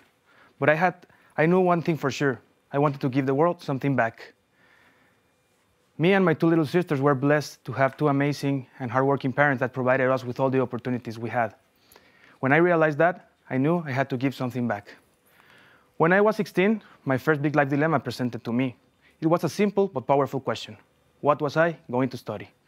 I had two options. The first one, study business. It was the logical one because my father, an entrepreneur by nature, he managed to build a large and successful organization that employed hundreds of people. So it made sense to study something to be there. The other option was going to follow my vocation, which was to become a lawyer. It was a difficult decision, but then I realized I wanted to be a lawyer. I thought that was the path that I had chosen in life. so I got a full-time job career. Suddenly, I hit a wall. 2 months after, I quit. I felt that everything was too rigid and too formal, and I've always been a creative person, and I wanted to build something of my own. So I knew I wanted to be an entrepreneur. I had several different opportunities and ventures. For instance, I was an Airbnb host. I also, in 2017, co-founded a legal startup. We wanted to revolutionize the legal industry through innovation. The business model eventually failed. However, in 2019, wanting to help my business, I felt the need of learning something new. That's when I discovered the Acton MBA. I felt that it was like destiny, because the day I decided to apply at Acton, I actually had an interview for the MBA executive program. But that day, by random chance, I met Hugo there, and we spoke for a while. After I talked to him, I realized that that was the place I wanted to be, that those were the kind of conversations I wanted to have, and that those were the kind of people I wanted to meet. So I decided to apply at Acton instead. I was set to start in January 2020. However, still in 2019, a new business opportunity was presented to me. It was a seasonal project for the holidays, a way to make a little money. Basically, my girlfriend approached to me and showed me a business. It was a Colombian shoe brand. They sold sneakers with high platforms. And she asked me, do you think it's a good idea to go and buy some shoes from them and try to sell in Guatemala? And I thought it was. So I called them, and that's when I met Cesar. Cesar is, with his wife, the owner of that business. I told him my plans, and he quickly agreed. Then we borrowed $4,000, and we made our first purchase. We bought 300 pairs of shoes. That's when our company, Matiz, was born. The business strategy was very simple. Create an Instagram, import some shoes, spend some money on ads, develop policies for our customers, and send the product with a delivery company. We didn't have any experience, so this is how it looked when we started. And this is how my house looked. My mom wasn't very happy, but she always supported me. We thought we were going to do great during the holidays, but we quickly hit to a wall. We sold only like 100 pairs of shoes in 3 months, from October to December. And the only thing I was glad of is that I didn't spend any money on storage, so this is how my closet looked. Anyway, we had to pass the page, and in 2020, my Acton journey began. I fell quickly in love with the program, and I started learning a lot of valuable lessons that I knew that if I knew it before, it would help me a lot in my old business ventures. However, in 2020, something happened. It was COVID. The lockdown forced me to put that on hold and start next year. I was very sad, but it has something that I had to do. What happened to Matiz, you might ask? Well, I tried to liquidate the whole batch. I was selling each pair of shoes like at $10 a pair. And thankfully, nobody bought them from me. So we started selling on Instagram again, and to our surprise, it was an instant success. We sold like 120 pairs of shoes in 1 month. I think the pandemic accelerated the e-commerce at that time. So I called Cesar again, and I told him, hey, I need to buy some shoes from you. And he told me, no, I'm not selling you anymore. I'm doing great. I don't have the time or the capacity. And he hung up. I was disappointed, but I couldn't do much. However, a couple of months later, he called me again, and he told me, hey, are you still interested? I guess that wasn't going that well at that time for him. And I was. So I bought him another batch of shoes, and that year, we ended up selling between October to December, like 800 pairs of shoes. In 2021, we decided to go all in, and we had revenues of over $175,000. We sold over 3,000 pairs of shoes. We had profits of over $60,000. When the year ended and we knew that we have a proven model, we decided to be aggressive. So in 2022, we are expecting to end the year, now that it's Christmas, with revenues of over $350,000, over 7,000 shoes sold, and over $120,000 in profit. So Matiz now is successful, but wants to keep growing. Where has Matiz gone so far? We started with 400 pairs of shoes. Now we are, this year, in 8,000. We started with 1 delivery man, and I delivered products myself. Now we have over 3 suppliers. We started investing in our brand as well. We now hired professional photographers, and we managed to build and grow our Instagram account to over 35,000 followers. This is my favorite. In the left is me and my girlfriend when we started bootstrapping the business, when Cesar decided to sell us again. And on the right is what I can probably call my team. We now have 4 full-time employees, 2 interns for the holidays, and a couple of more people that has helped us along the way to succeed. But something hasn't changed, and it's our customers, our beautiful customers. We've been obsessed since day one to deliver a great product, to deliver a great customer service. and we do everything for them. Our growth strategy during the last 2 years hasn't changed that much. However, this year, we started accepting cash against the delivery of the product. This almost doubled our sales. We started implementing employees incentive package. We are committed to pay a premium over the basic salary in Guatemala, which is very small. We start building a great relationship with Cesar. Since we started working together, we are now working on building a small factory in Colombia where we can develop high-quality products, and if demand rises, we can outsource production. Cesar will stop selling to wholesalers or private labeling so he can work with me. We have exclusive contract to sell in Guatemala, Mexico, and El Salvador. So what are we asking for? In 2023, we will start operations in Mexico and El Salvador. We already have legal entities and potential suppliers. We want to replicate the Guatemala business model in El Salvador, be able to take the profits and invest in the image and in the production of the shoes, because we do not want to compete on price. We want to be an aspiring product. So I'm asking for $100,000 to invest exclusively to grow to Mexico and to El Salvador. This will cover legal fees, contracts, trademark registration, hiring accounting firms, rent for El Salvador, spend some money in advertising, which is very important for us, hiring a marketing firm for both countries. And we want to invest a little bit in Colombia as well. We want to secure at least 5 workers to have a stable job for at least 1 year and to buy 2 cutting machines to increase productivity. So before I make my promises, I want to tell you what Acton promised me. They promised me that I was going to learn how to learn. Today, I believe I'm a full-time listener and I ask the right questions. They told me that I was going to learn how to make money. I think the business speaks for itself. And they told me that I was going to learn how to live a life of meaning. I must confess that I don't know what my calling is right now. But I can assure you I do everything in my life with a meaning. I didn't tell you this, but 1 year ago, my hero's journey ended. My father, my hero, passed away. It was after a terrible illness and he left too young, and it was so unfair. That day, I took a stand. I found purpose on being helpful, and I found purpose on being able to help my family the best way I could. I assumed all his responsibilities. I became a member of the board of directors of his company. I took his place on a real estate project. And also, on the worst time of my life, I managed to grow Matisse 100% compared to the previous year, without mentioning finishing this amazing program that I love. So I guess I'm telling you this because so you know that I will never give up, that I will always act driven by the values that were instilled in me as a child, and that I will always honor my hero's legacy. So I ask you to believe in me and to join me in our mission to make our customers feel powerful, comfortable, and beautiful, one shoe at a time.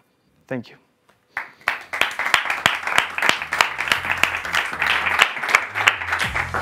Judges, the time is now yours for questioning. Thank you, Marcelo. So during COVID, obviously, like online selling, came up, right? And a lot of big department stores and retail stores thought this tendency would continue after COVID, but right now we're seeing quite the opposite. So I understand your main channel for selling is online. Yeah. How do you guys plan to address this? Are you planning to have physical stores at some point, or do you want to continue just being an online selling company? Yeah, right now our mission is to be able to replicate this business model in El Salvador. Actually, it's kind of strange because we receive a lot of messages. We don't sell, our major sales are made by direct selling. So we have people answering messages all the time. We sometimes have over 300 messages. So we are currently selling in a lot of rural areas in Guatemala. So we think this is a point where we can become a professional brand, a big brand, by building credibility, by delivering a great customer service, and potentially, we don't like the store idea right now. Maybe later we might want to be in the department stores, but right now we are very jealous with who has our products. We want to be very sure that our customers receive the right product, and we are able to verificar that the product is in well shape, you know. So for us, we're not after the short-term profits. We're for the long term. Yes. I have a question. Are you planning at some point in diversifying your products now that you've got your big audience and distribution? Not in the short term or mid-term. What we have done is sold a kind of different types of sneakers, some with another type of materials, and that has been working. but another types of product of the fashion industry, not yet. And you said that you make your customers feel powerful, beautiful, and comfortable. Yeah. Other than selling them shoes, do you give them what's this extra service that makes them feel so special that you give? Yeah, at least in the city, we try to give them and deliver the product the next day. It's a small city. We try to answer the same day at the right moment. We don't care for short-term profits, so I have changed shoes if there was a warranty for over a year of the purchase. So for us, our obsession right now is for them to have a good shoe. And that has made the difference. We sell to bridals, we have high platform sneakers, and I think the product is differentiated. So I think that that's our most competitive advantage, mainly because we found a gap between the big brands. They don't answer direct messages. And there are other brands in Guatemala or other businesses online that they don't sell what they show, they don't answer, they don't give the money back, they need an anticipated payment. We have immediate disponibility of the shoes, and we try to give the customers the best experience possible. That's what we want, build credibility. What percentage of your customers are repeat customers? What's the retention? It's a difficult question because it's very hard to manage your database on Instagram because the messages, and there are no like apps that can make you a funnel or something. So I don't have an answer for that, but I can tell you that if we have 35,000 followers right now and we have sold over 16,000 pairs of shoes, probably I would say at least 25-30% of the customers. Do you know your customer acquisition cost, and how does that compare to your margin per unit? Well, yeah, all our cost structure is basically based on our pricing strategy. It's kind of hard because you have different types of products. What impacts the customer acquisition is basically ads on Facebook and Instagram, and it's about, I would say, 16 quetzales, $2 maybe. Yeah. So you are already profitable. So in theory, you could grow organically. Yeah. Would it be fair to say you want the funds to accelerate your growth? Yes, because we're using the profits to growth in Guatemala as well. Okay. So, and what makes you think you're ready to expand to El Salvador and Mexico? Well, El Salvador is very, very close to Guatemala. They have a similar market. So we think that we can start doing it. This wouldn't be a problem. In Mexico, I have a partner, and we have another business model. It's a bootstrapping. We basically don't have fixed costs, most of that marketing firm and the ads, but we will work with a warehouse and fulfillment company. So they don't charge almost anything for the storage. It's like $20 for the cubic meter. I can fit like 50 pairs of shoes there. But they charge us for the picking and packing. So our cost is totally variable, and we can start validating the business over there. And we only have to get the shoes from Colombia to there and use our Shopify, and that's basically the strategy. Yes. Thank you. Thank you.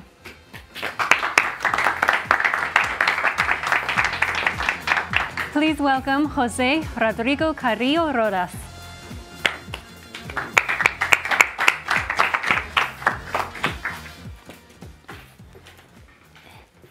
Once upon a time, there was a kid. A kid that used to be very curious, destroying toys to see how they worked and asking questions all the time. Every day, I used to be a very happy kid, not worried about doing weird stuff or saying anything. I loved to play soccer, but I had this problem on my knee since I was born that made me the last on the coach list all the time and made me the last one to be picked when we made team with my friends. I even have a brother that he's a pro player. He's a very talented player. He plays in the pro league of my country, and he's daddy's pride. So I got a surgery on my knees, and I thought, well, that's gonna fix the problem. And that was me for a couple of years, until one day I got my nose broken in 7 pieces playing soccer.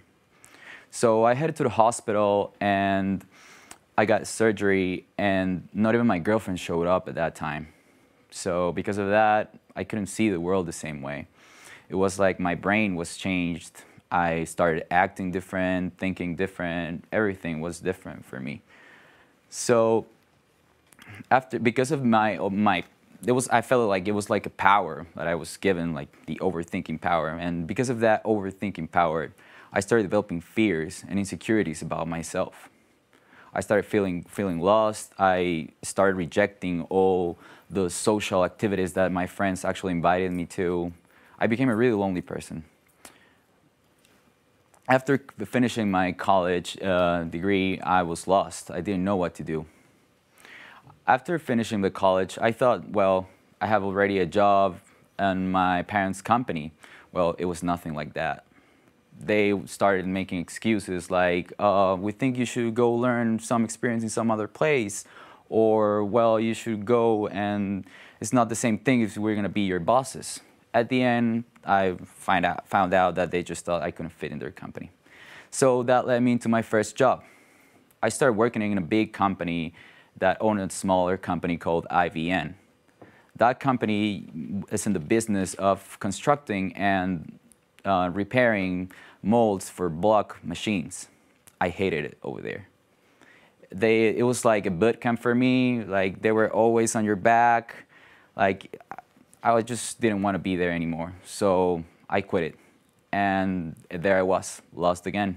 I didn't know what to do until I found Acton, this MBA program that was ready to take me out of my comfort zone. Over there, I found people, and I learned tools that told me that I could have a bright future, that I could accomplish something in life. So imagine being in a room with 10 persons that I was outrageously smart, and you're just trying not to look dumb. My anxiety was on its full potential. Worried about not finding the right idea, I prayed to God, and suddenly an opportunity knocked my door. There was this family friend that approached me and told me that he had this big piece of land and he didn't know what to do with it. Well, he told me, well, but I think that you're just the guy I'm looking for this project. So we went to the land and we were exploring, and I even remember that my partner fell down when we were exploring the land. We started laughing. He was laughing because he fell. I was laughing because I was worried that I didn't know anything about what I was going to do. So we were thinking about what we could do with the land and everything, and we got into the idea of, why don't we just put this land into blocks and make it an affordable, better place to live, you know? So imagine Juan, this family man that works really hard every day, and he's struggling to find a better and affordable place to live. What if we are that company that actually gives that opportunity to Juan? I said, we should develop that company. I can get this done because I have the time, and I've been training myself for the past 2 years to seek for opportunities, launch them, grow them, and hopefully one day harvest them. Also, I think that my partner has the right partner, and I think as well that I have the right partner for this. Just for the record, I'm not here for your money. I'm here because I wanted to prove myself that I could stand in front of you and get this done. I'm here because I need your help. I need your help with contacts, experience, resources that can take me away from failure. In return, I promise that I will go back to Guatemala and start this project. I will promise that I will invest all my time to learn all the skills that I need to become an expert on this industry. And finally, I'll promise that I'll be back next year ready to ask for your money. I hope you can join me on my next great adventure.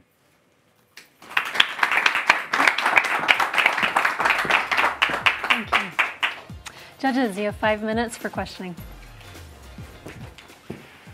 Okay, Rodrigo. So when you go out, can you profile Juan for me? This first customer. Sorry? Your first customer, Juan, you said is going to be. Yeah. So. Can you profile who Juan is, what he looks like, what he does, how old he is? I think like the most important fact of that is that this is not going to be free. Like, Juan is a person that works in a company that actually has a wage. It's the minimum wage, but he actually has a place to live, but he struggles because the place where he lives doesn't give him the needs he actually needs. What does he need? Like water and light, and he needs like more space. Those are like the things that we actually want to give in a more affordable way. And how are you going to make it more affordable? Well, actually, I have this partner that is really wealthy, and he's the owner of a big company, and he's willing to lend some owned machines and some workers, and also he's saying that he's going to give us like reduced raw materials price. So that's how we're trying to make it more affordable.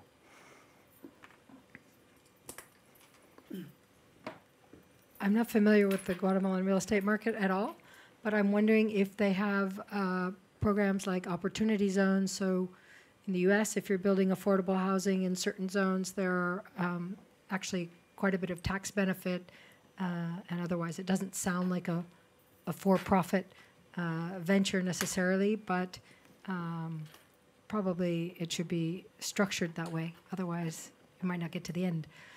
Well, I think like that the wage that we're gonna charge for that is gonna be like minimum a small percentage of the salary of the person that we actually get into the program, and I feel that is gonna give them like the thing that things doesn't come for free in life, that you have to work for them, and you're not gonna get stuff for free, and you gotta keep working for what you want. So are you selling them the houses, or you're renting them the houses? No, I'm not clear on the model that you're thinking. Actually, we don't have the model like completely developed, but we're thinking about that as just the first model is just getting like this minimum wage for like a couple of months, just like, you know, to like give them the, how can I say, like the thinking of the things that are not free, but it's not like related of a sale that they have to like get into this amount of money, and in the end, like you're gonna pay for it, and it's not like, it doesn't work like that. So Rodrigo, I'm gonna be a bit hard on you because I care about you and your future after Acton, but I feel like saying you don't want the money right now and you'll come back next year, it's a bit of a cop-out to saying I don't have the opportunity fully fledged right now.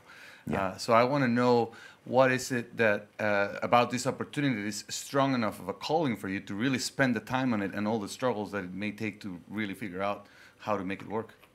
Well, my work experience has been really, really low, you know. I have not worked for much time, and I really want to get my hands into it. I'm not looking for money at this time. Because I think this opportunity is going to give me the experience I need for my further projects. I always said that I wanted to build buildings, and I think that that is related with my calling, actually. So I think there's a big need of this in a country like Guatemala. So there's lots of people who cannot afford to buy a home. They need to rent. The places they rent are not ideal. So what you're proposing in general terms is interesting. I think it's important for you to consider financing. I'm sure that at this point you have not solved the whole value proposition, but you should consider financing there because it's key. And one last comment is that get to know more your target market, the user you want to benefit. People that you're going to target is people, hardworking people, that's what I understand. So they are for sure clear that things are not coming for free. So just take that into consideration. Yeah. Yeah, I was just going to add, I think you should be looking at something you can make replicable and not depend on subsidies from friends and things like that necessarily. Thank you. And I'll just end with saying, it's okay to say I don't have it all figured out right now, and this could be a stepping stone. I just encourage you to commit to using it as a stepping stone and really learn what could take you to that next great adventure that we're looking for you. Thank you. Thank you, Jose.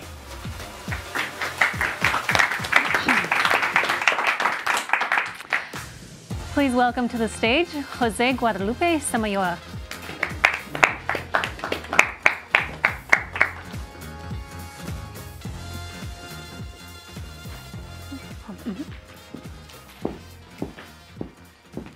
Dreams are just dreams unless they come with goals and action. this is the story of my dream and how is about to come my next great adventure. It all started when I was 10 years old.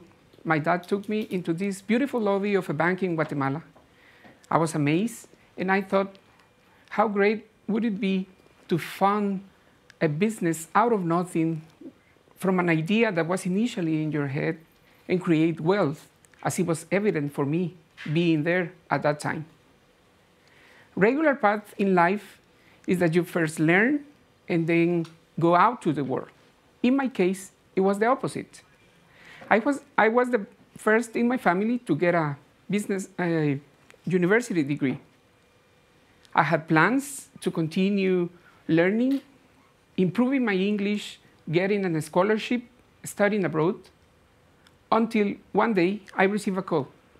My dad had died from a car accident. I was 22 years old. My career plans changed from one day to another. I had to take care of my family and my dad's business. For years, I fight with that, until one day I realized nobody forced me to do that, to take that decision. I always have the freedom to say no, so I made peace with life. By the age of 28, I co-founded my first venture.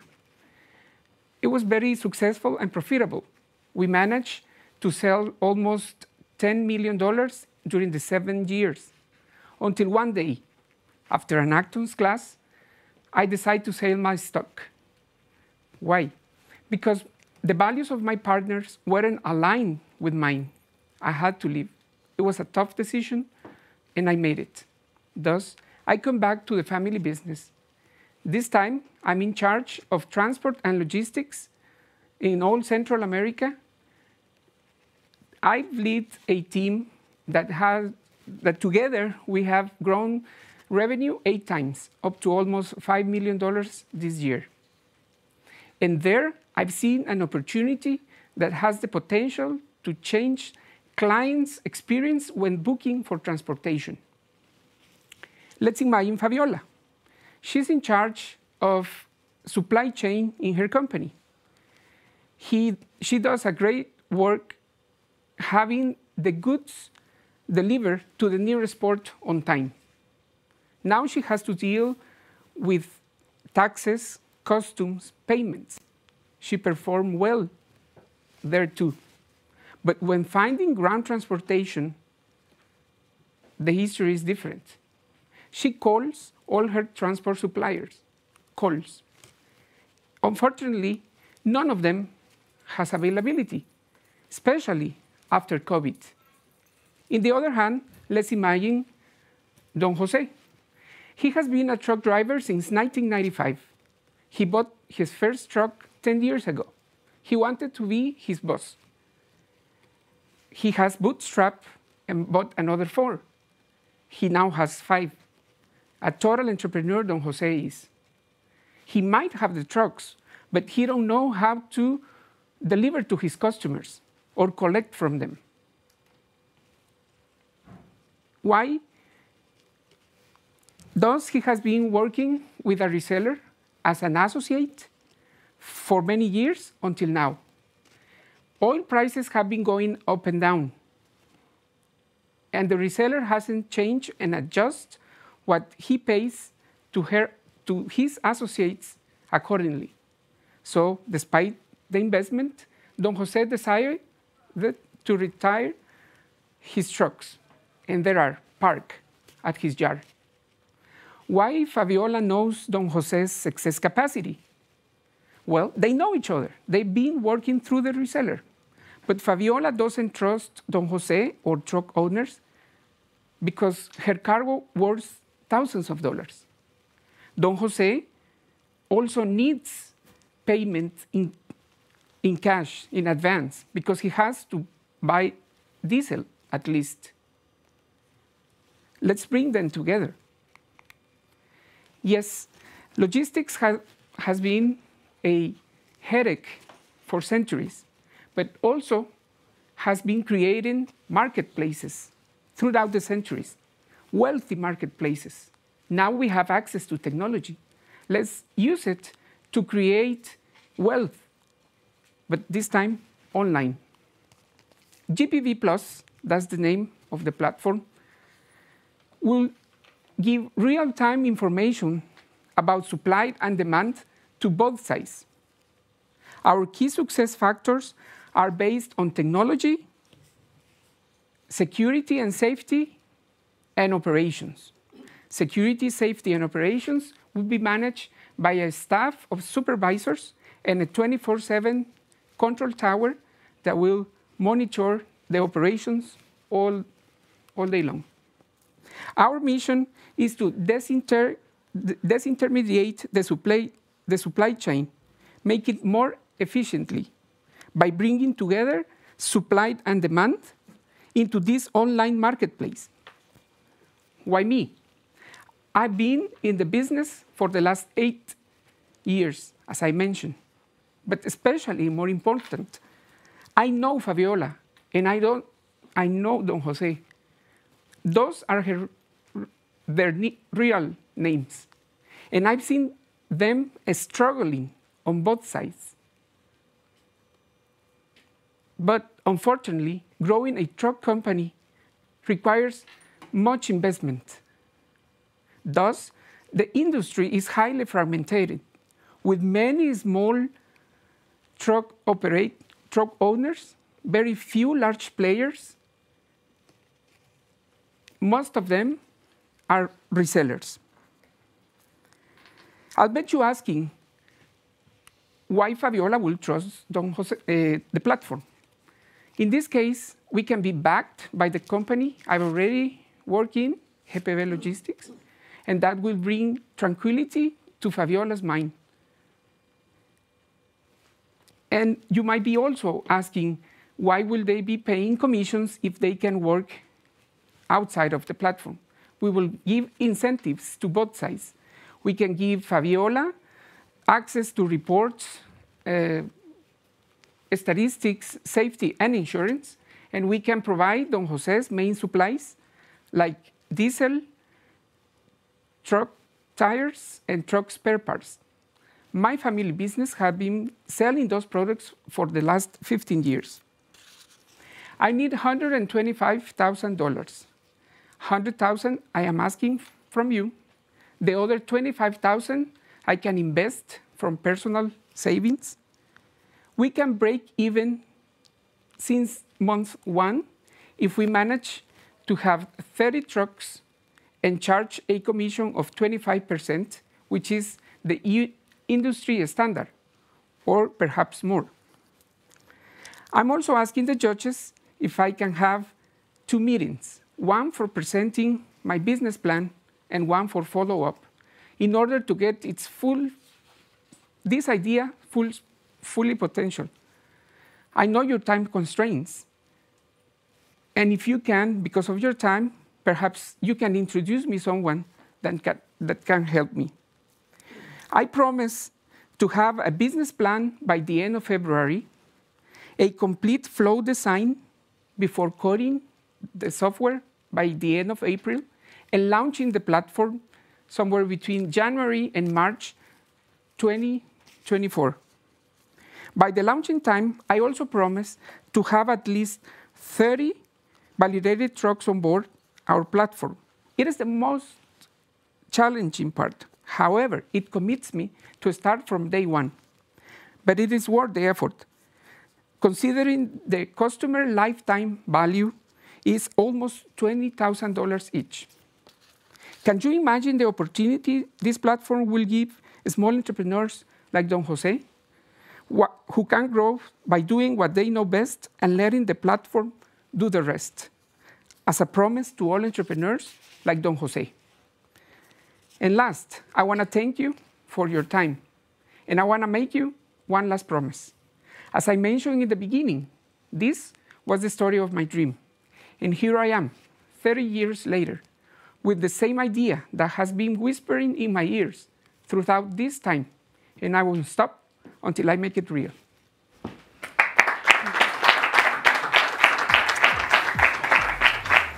Judges, the time is yours for 5 minutes of questioning. Thank you, Jose. Can you elaborate more on how are you going to build confidence in users of this platform, and end users, the ones that have goods that needs to be transported? Because this is a twofold concern, right? How is the service going to be trusted, and how the goods are going to be custodied in the right way? Because as you said, they might be high value. Can you elaborate more on that, please? Yeah. First, as I mentioned, the platform will be backed by GPV Logistics. It's the company where I work. It's a well-known company in transport in Guatemala. And also, we have well-known clients that can back us also for start the operations. And according to security measures, I've been doing that for the last 8 years. That's in fact one of our key success factors, the control tower. I know how to do it because you have to have a complete operations standard to fulfill that kind of safety regulations, like GPS, monitoring 24/7. Sometimes you have to use police or travel by convoys. By all those measures, you can reduce safety issues. So I think you can build trust. But most important, we already have clients that are requiring for that kind of service that we can leverage from. Is there any other type of intermediation platform like this that you know of? Any other model that you're looking at?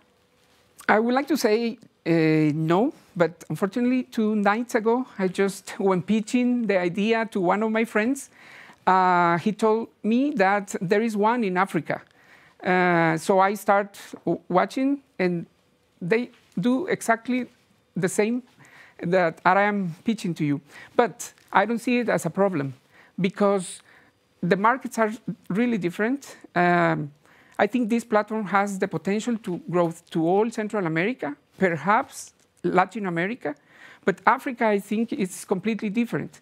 And I see it as an opportunity. Perhaps we can grow later by acquiring them, or perhaps they can acquire us, and that would be a harvest solution. Yeah, I want to understand a bit more your customer lifetime value number. How does it get to $20,000? Did you say $20,000 per customer? Yeah, I'll give you the numbers, and in the unit economics. I saw your unit economics, but I don't. You can see that each truck can. Sorry.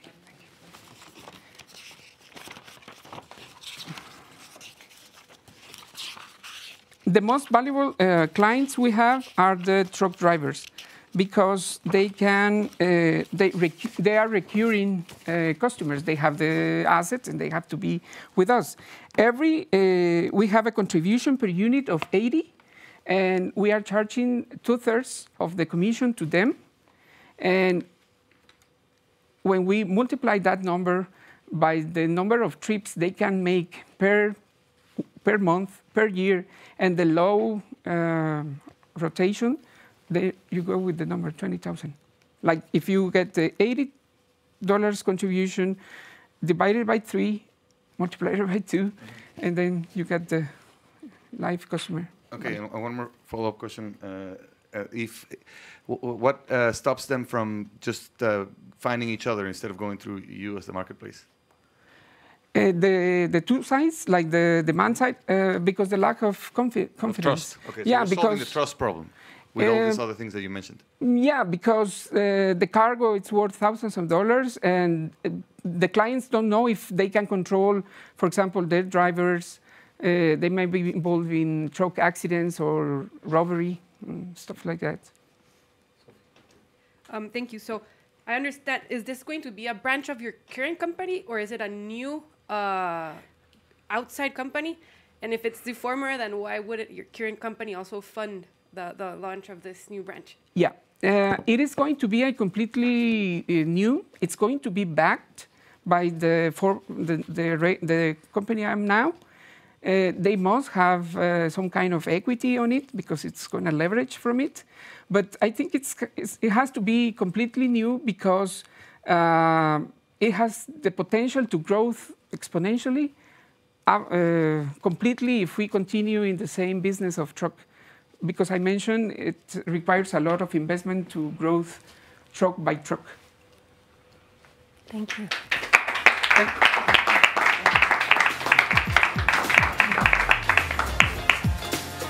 Please welcome Marcia Caporn.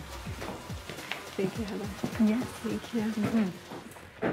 Before I get started, I just want to thank the judges, Acton MBA, the GIST Fellowship, my family, and this amazing crew here in Madrid. This is how my story led me to Feel Good. This is how the world has seen me. I'm an accomplished athlete. I've played golf and soccer at the highest level. I've also been an accomplished lawyer. I've tried over 20 cases and won over $65 million for my clients. I even went to Acton with 2 kids. And as my success has spanned so many industries, I get asked about my success. It's usually, though, about the accolade or the location that they define success. And as I reflect on my success, all roads lead to my family. It's led with a person that's inspired me and loved me and gave me the faith to take steps in the right direction. With soccer, it was my dad. There was nothing I enjoyed more than the time with him, kicking around the ball in the backyard, talking shop and watching games. With golf, it was my brother. There was no way I could walk on a nationally ranked golf team without being raised with him. He is the most savage competitor I've ever met, and to this day, we struggle to play together. And with education, it was my mother. She promised me if I was a diligent learner, I would always be in control of my future. I was lucky to go to Acton as a mother. It allowed me to look at life, both the life I had lived, but the life I wanted to create for my family. And it also gave me the courage to question what I was seeing in the market.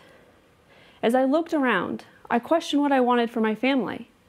And that's when I realized there was a chasm between what was being served and what was really healthy and best for the family. People were being sold Instagram reels, rather things that would drive value to their life. And I wanted to make a difference in this space while I grappled with this issue myself. But I also wanted to be a part of a meaningful business. And that's when fate happened. I was home for the holidays, and Vinny asked me to look at his startup. He said his numbers were just taking off, but he wasn't seeing a return. And like every good Acton grad, I dove straight into the numbers. And as I looked at the numbers, I asked him, "Who's this?"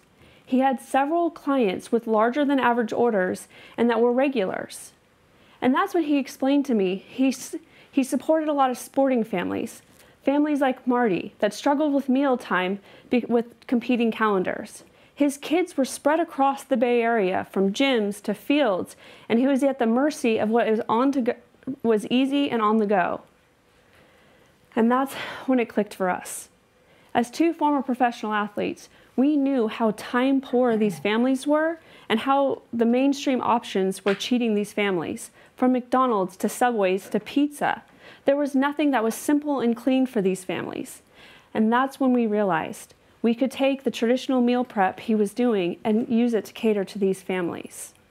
And with that realization, I bought out his partner and we launched Feel Good. Feel Good is a meal prep and performance lab, and we opened our first doors of our first location in Santa Clara, California in August of 2022.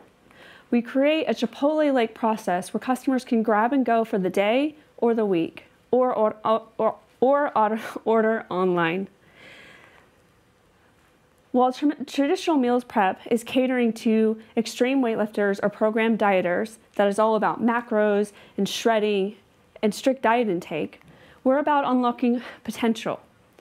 We're in the business of making people believe that when you're living your best life, you can feel the difference. And the Ho family, Nathan and Matthew, are a great example. They joined our November challenge, and it was soon after their brother was stealing the meals, and we now feed their whole family of 5. Now the team helping me get this done. I've mentioned Vinny, the brainchild of this company.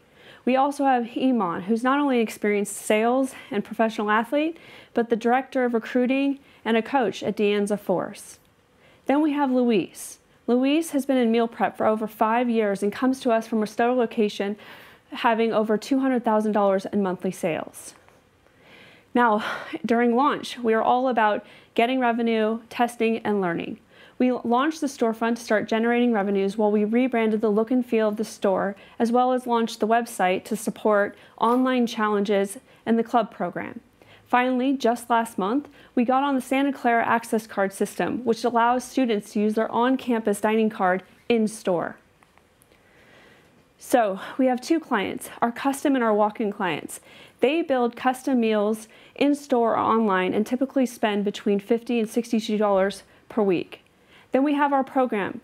They opt into a preset meal and tend to spend between $81 and $144 per visit.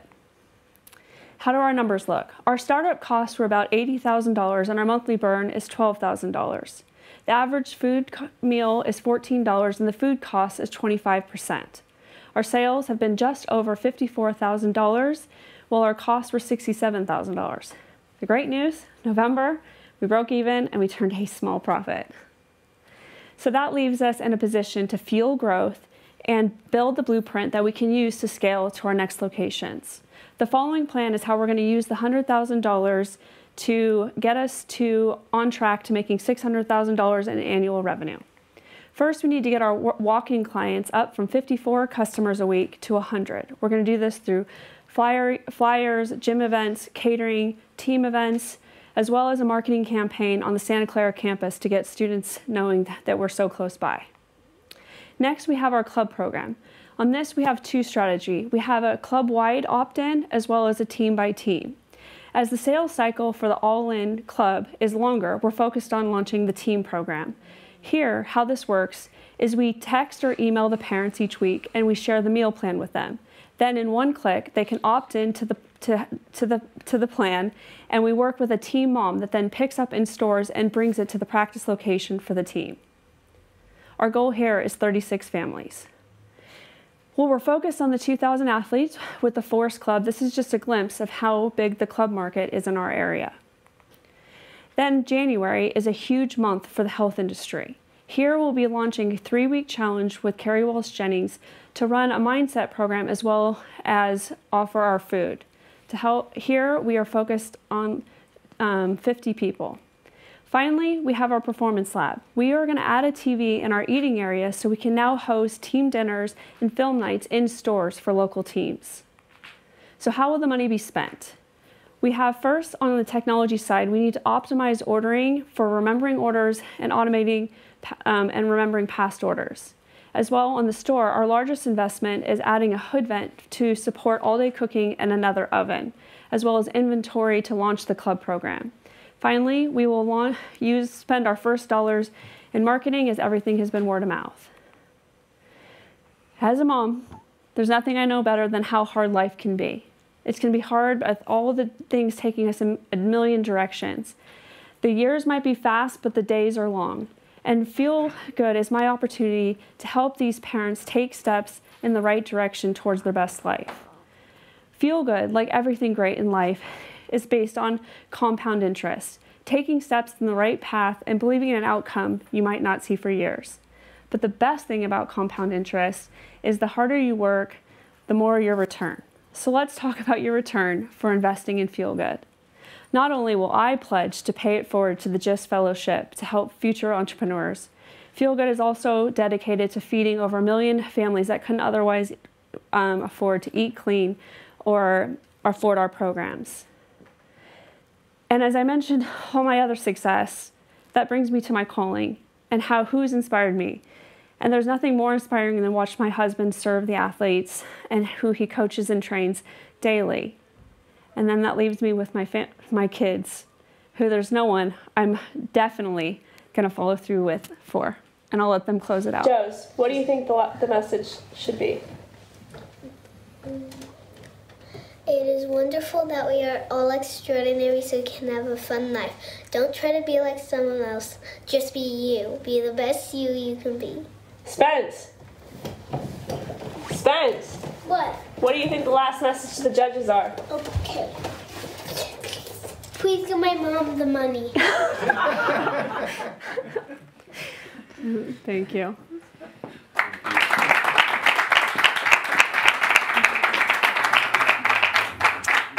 Judges, the time is now yours for 5 minutes of questioning.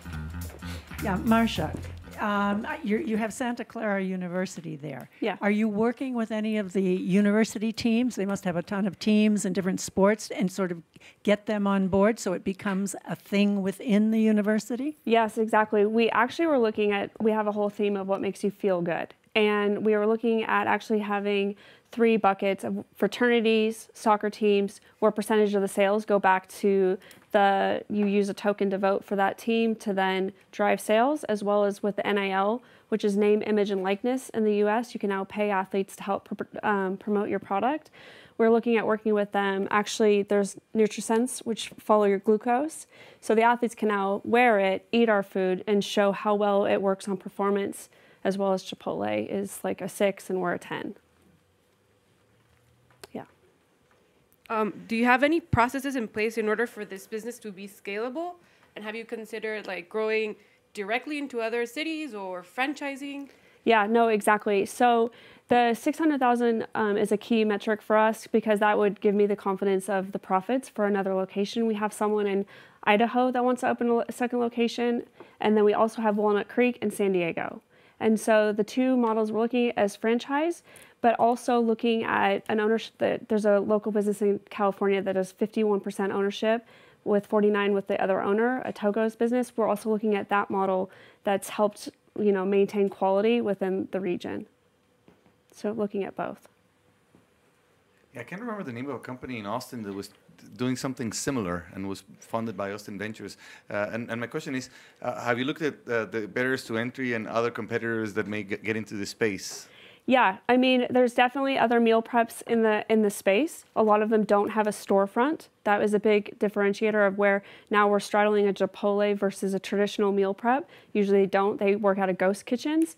As well, we are very dedicated to the programs. One thing I didn't touch on is we are working with a mindset trainer. So part of our club packages is like coach the coach. So we're giving the coaches tools for mindset training of the athletes. So then they can come eat our food, but really we're also building in other resources for these teams and in this market to just kind of differentiate barriers.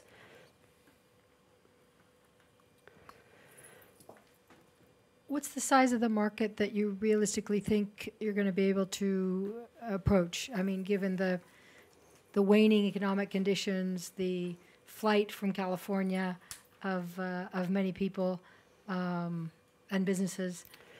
So I'm just curious, what do you think the size of the market is, and then what percentage of that you might be able to go after? Well, the blueprint we're trying to build is where you, around campuses, it's really easy to get on these access card systems. So you set up near a campus, and then there's club programs all over the country. And so you can quickly partner with a club, a basketball club, a soccer club, and repeat this anywhere where there's a college or even a major club ecosystem. So it's hard to say because Dallas, everywhere, like club soccer with now Title IX and the ability for them to get a scholarship, this performance is such a big deal for these families and it's just not being met. I want to know, it's very clear that there's a clear range on key selling points for your product, ranging from convenience to nutrition to even economical reasons.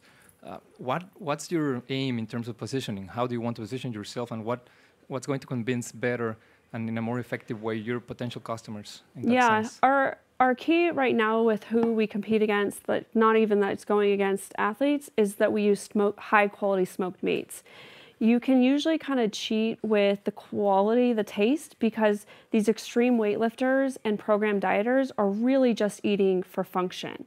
Where as we move in, we have seasonings, we have the smoked meats, we use high quality because our customers actually care about the taste of the food.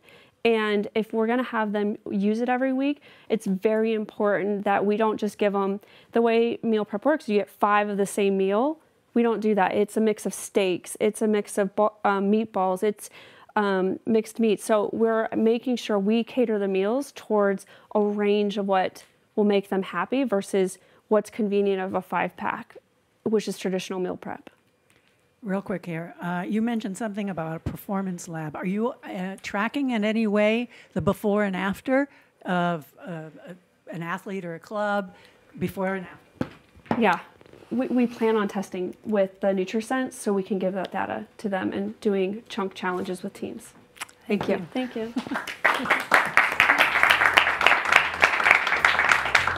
This concludes the second session of the Acton Pitch Competition. The third session and final session will begin at 5 p.m. Madrid time, and the GIS Fellowship Awards will be announced at 6:30 Madrid time. Thank you.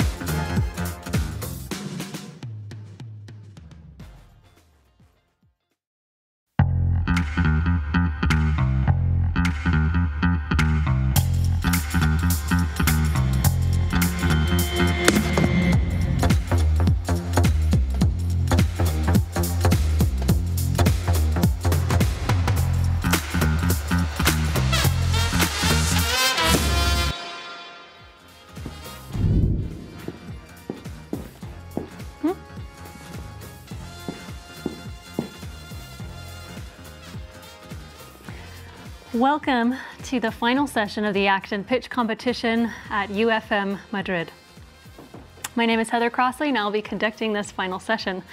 The event is hosted today by the University Francisco Marroquin at Madrid. You'll listen to current Acton MBA students and graduates to compete for a grant of up to $100,000 by pitching their business plan to a panel of 5 judges. The awards given will be based on the decision of the judges and their assessment of the amount of money required for the project. The grants are made possible by the Giancarlo Ibargüen Segovia Fellowship. The GIS Fellowship honors Giancarlo Ibargüen, the late rector of UFM, by continuing his legacy of empowering the dreams of current and former students. Our judges today are Sofia Ibargüen, Alejandro Farfan, Lisa Henkel, Hugo Diaz, and Jackie O'Hale. Sofia co-founded Cognance with her father, Giancarlo, and is representing her family and her father's legacy today. Alejandro is an entrepreneur in the tech industry. He was in charge of launching the incubator at UFM. Alejandro, as well as with all the judges, are very interested in who will receive the awards. Lisa Henkel is a trustee of the University of Francisco Marroquin, where she directs the offices for fundraising and donor communications.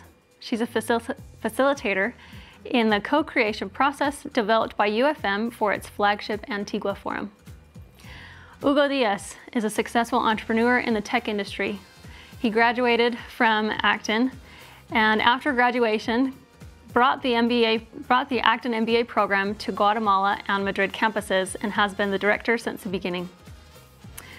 Jackie O'Hale is a pioneer and entrepreneur in the technology and telecommunications industry. She's one of the founding teachers here at UFM Madrid. Now for our final session of the Acton Pitch Competition, let us all warmly welcome Gabriela Mena. Thank you.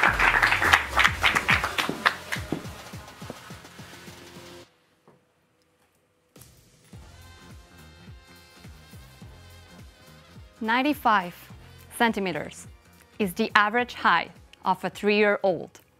So let's go back in time and remember when you were a kid and experience the city from an elevation of 95 centimeters. What do you see? What do you hear? What do you smell? How do you feel the spaces? What would you like to be different? I was born in Guatemala, a city surrounded by mountains, volcanoes, and valleys. The weather is nice all year round, and the sun shines every day. At first glance, it looks like paradise, and it could be, but we're far from it. I was born in Guatemala, as I said, and every day my father drove me to school. And I remember how we started spending more hours in traffic. And what I continuously saw were cars, high and unwelcoming walls, and piles of garbage. I thought it was the status quo of all cities. Until one day, I started to travel abroad. And I was impressed to see that the children took the bus or bike or walked to school.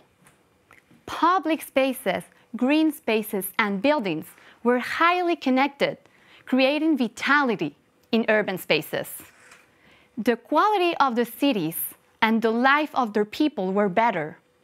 So I dreamed of being able to live like this, but instead, my city was only getting worse. Because of that, when I became an architect, I focused on urbanism and real estate development.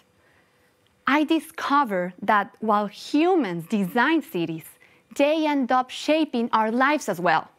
So a new approach is required. Now, because of that too, now as a mother, I am more aware of the impact that the city has on children's development, because my own daughters, Paulina and Melissa, are 4 and 2 years old.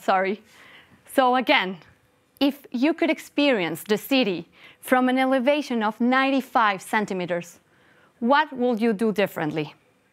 I realized that I could wait for the consequences to speak for themselves.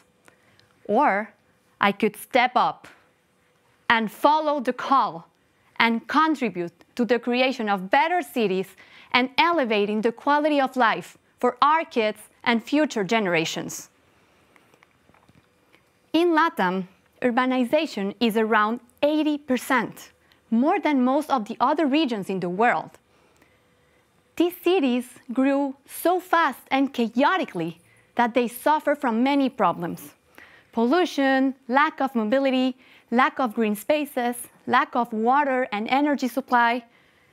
The access to decent housing is limited, and the public spaces are dangerous. But this situation can be reversed. These cities can evolve into sustainable systems that respect human life and the entire ecosystem. In Guatemala, I experienced firsthand how real estate companies, one of the main city stakeholders of the city creation, face increasing challenges to raise capital. It takes time, costs are high, and several parties are involved. So to meet their financial goals, they often end up sacrificing the elements of the project that has the biggest impact in the quality of life, such as green spaces, trees, and sustainable systems. But there is an underserved market that could contribute to raising capital faster and cheaper. 57 million people in LATAM want to stop depending on a salary. They look for financial freedom. They want to build a passive income with small tickets because they do not want to go into debt. They look to diversify their risk and liquidity. Historically, real estate is one of the best vehicles investment, more stable and with the best returns. But for the crowd, the barriers to access them are too high. So imagine if we remove the barriers to access real estate investment and contribute to the creation of better cities. So what if Polybit becomes the Airbnb of fractional ownership investment, a two-sided platform that connects many real estate companies with several small investors?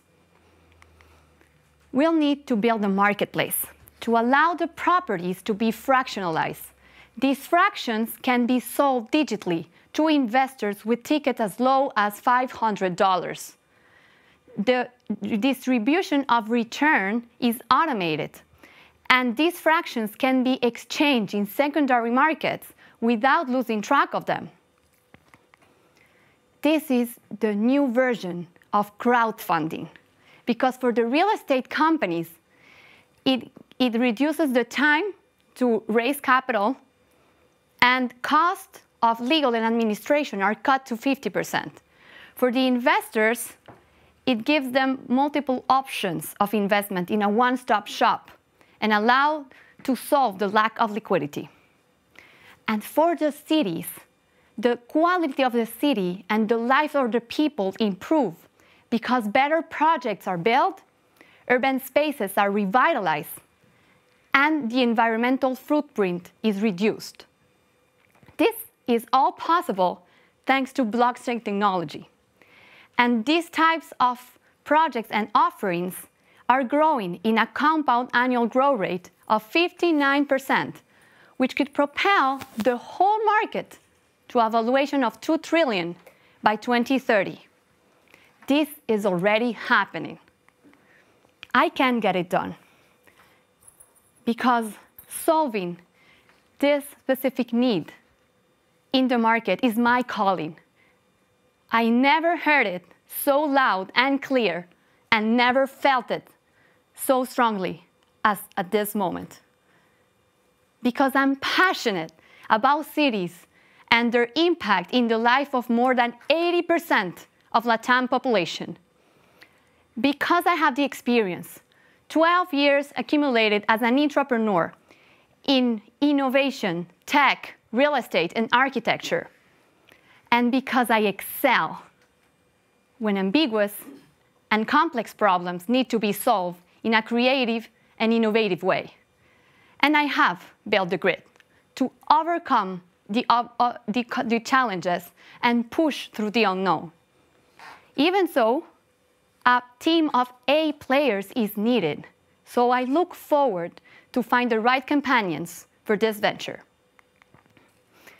I bet you're wondering why there aren't many marketplaces like this already, and that's because there is a high investment at the beginning. There's still a learning curve, technologically speaking.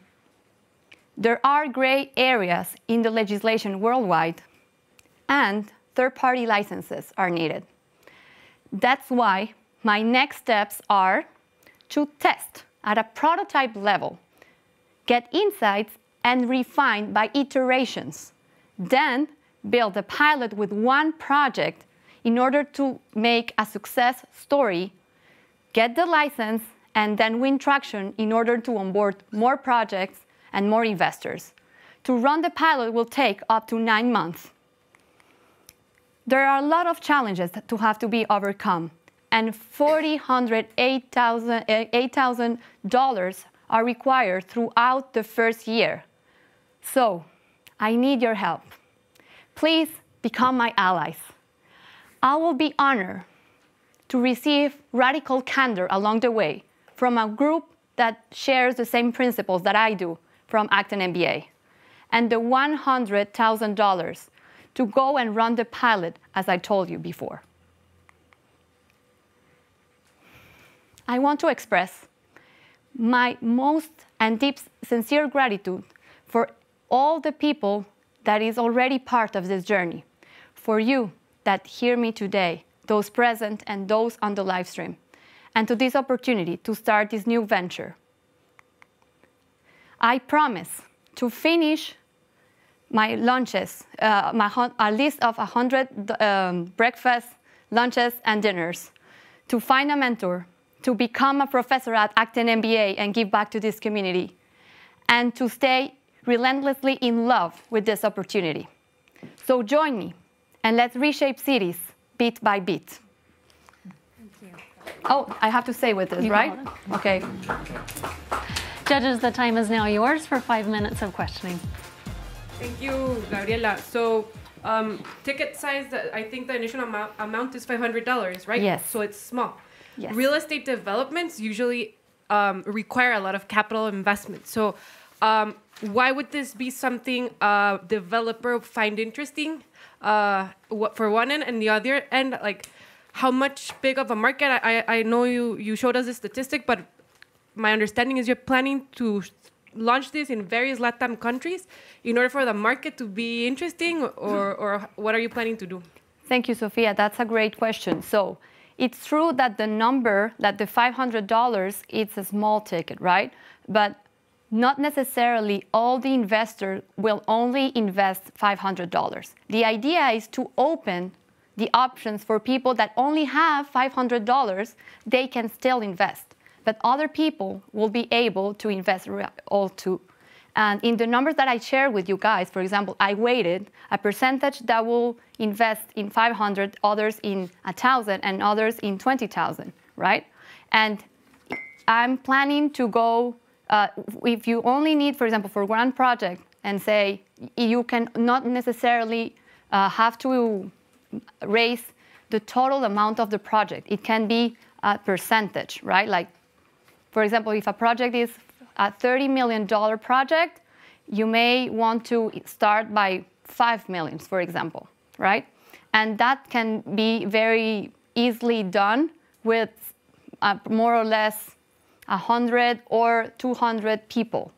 So once you have a palette, it will be easier to onboard more projects, because I really think that the key success factors here are trust and frictionless. Okay, and just a follow-up question. So, yes, capital obviously is very important for a real estate development project, but also timing on obtaining it. So, how do you plan to mitigate the risk for our developer in case, for example, the funds that they needed were not, they couldn't get them on time? Okay, so that's a great question too, thank you. actually my incentives are aligned with them, right? I gonna charge a success fee until they finish the round, and it's a percentage of what they raised. So first of all, the incentives are aligned. Secondly, even if the projects are in the region, not necessarily only investors from LATAM can invest. So at the beginning, I will start giving the opportunity to invest not only to LATAM population, but also Europe. And Europe is even more used to this type of projects. And to not going too far, Mexico is already know already how crowdfunding works. And there are projects of crowdfunding over there. So that's why I'm planning to start over there. I already have a project that is interested to work with me and a tech partner to make it work. So that's why I also want to make this pilot, right? Because it's not the same thing to be here and say, hey, I already did this, jump in, instead of without anyone. And for the investor, for example, the one I talked already, the real estate company, he said, you know what? You're about to charge me half or less of what I have to do, so let's try. And that's what I needed to start. Thank you, Sophie.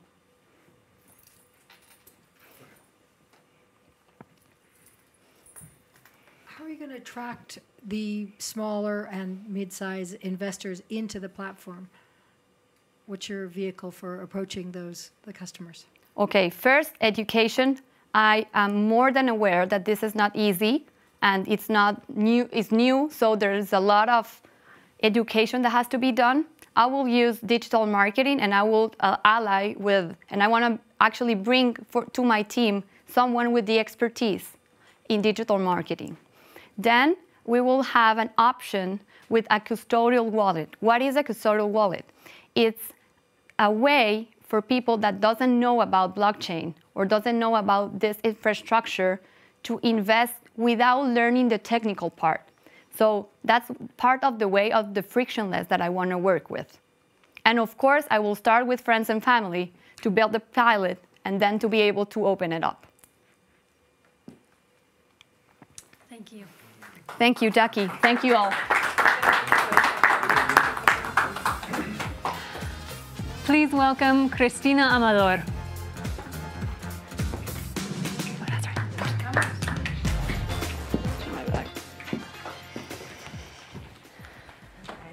When Acton asked me what I love, I answered watching people's eyes sparkle. I'm Cristina, Guatemalan, the eldest of a family of 4. Loves geography, getting to know cultures and different types of food. My first long-haul trip was when I was 8 years old. My grandma took me to London. It was amazing. I remember it as 14 magical days, full of walking, museum visits, metro lines, amazing food, double-decker buses, black cabs. Traveling everywhere is what makes my eyes sparkle. It's no wonder then that when offered the opportunity to transition from a career of 5 years of experience in industrial engineering to travel agent for a high-end boutique travel agency, I had no doubts. My philosophy is grounded on the fact that I don't believe there is a one-size-fits-all approach to travel itineraries, which is why my clients get a highly personalized experience. I've done over 100 different itineraries, from honeymoons in East Africa, combining them with the Maldives, to family trips in the Chilean national parks with Iceland, or even Southeast Asia, scuba diving in Borneo. Why not? I take care of all the details, from where to go, where to eat, when to go, the season, what to pack, everything. And that's where the magic happens. The more time I spent working with my clients, the more I was aware of Guatemala's unrealized potential. My beautiful, colorful, and diverse country has the potential to become one of the world's most renowned nature destinations. But it's missing the correct tourism infrastructure, which is why I'm here today. About 1 month ago, I met with my friend Mafer, to drink some wine and catch up on our recent travels. Mafer and I share the same passion. Interestingly enough, after a few minutes, we both agreed that Guate could do so much better to attract high-end tourism.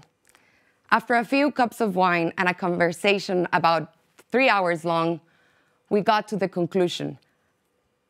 Guate needs someone who can provide a complete solution to travelers and travel agencies around the world. A destination management company that manages Guatemala and the region. In simple terms, a DMC manages a range of products and services at a certain travel destination. Mafer shares the same background as I am. She has been in the travel industry for the past 8 years. She's been responsible of taking groups of travelers all the way to Guatemala via the Mayan jungle and the beautiful beaches in Belize. She has done this by bus, by car, and by plane. She knows the route by heart and partners with local suppliers to make incredible experience happen. As I began researching local distributors and future suppliers, I noticed there are already at least 25 between hotels, adventure camping experiences, local guides, chefs, foodies, restaurants, everything. They're just missing someone who connects them all.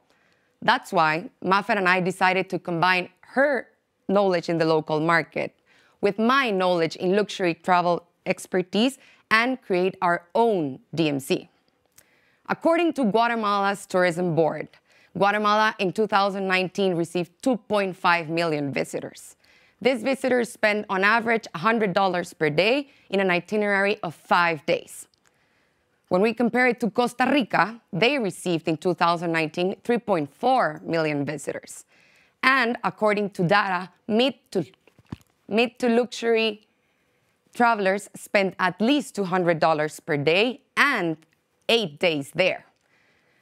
With a higher offering, I'm certain Guatemala could offer so much better.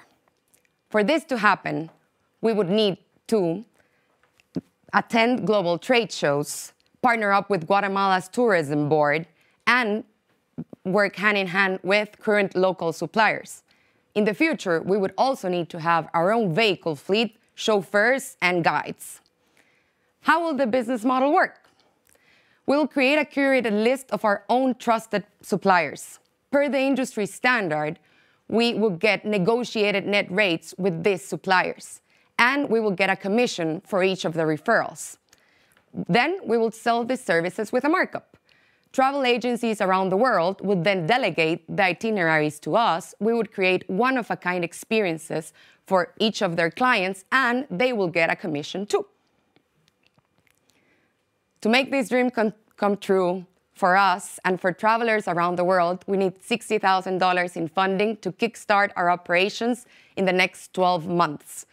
With this, we will be able to set up our offices, hire and train our operational and field team, and get the legal needed certifications to work in the travel industry.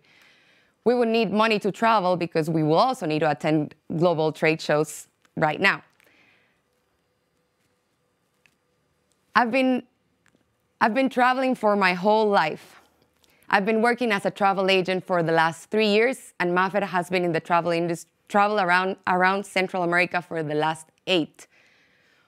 We believe Guatemala is ready to hit the next level in travelers' hospitality, but is missing a one-stop shop that can create unique, tailored itineraries. From getting the room with the best view in Antigua, to a heli flight around the Maya ruins, or a private picnic brunch atop of an active volcano. We could make it happen, anything. If I get this grant, I promise we will take care of every detail and create unique, tailored, one-of-a-kind experiences to make sure we get to see every foreigner's eyes sparkle when visiting Guatemala. Thank you.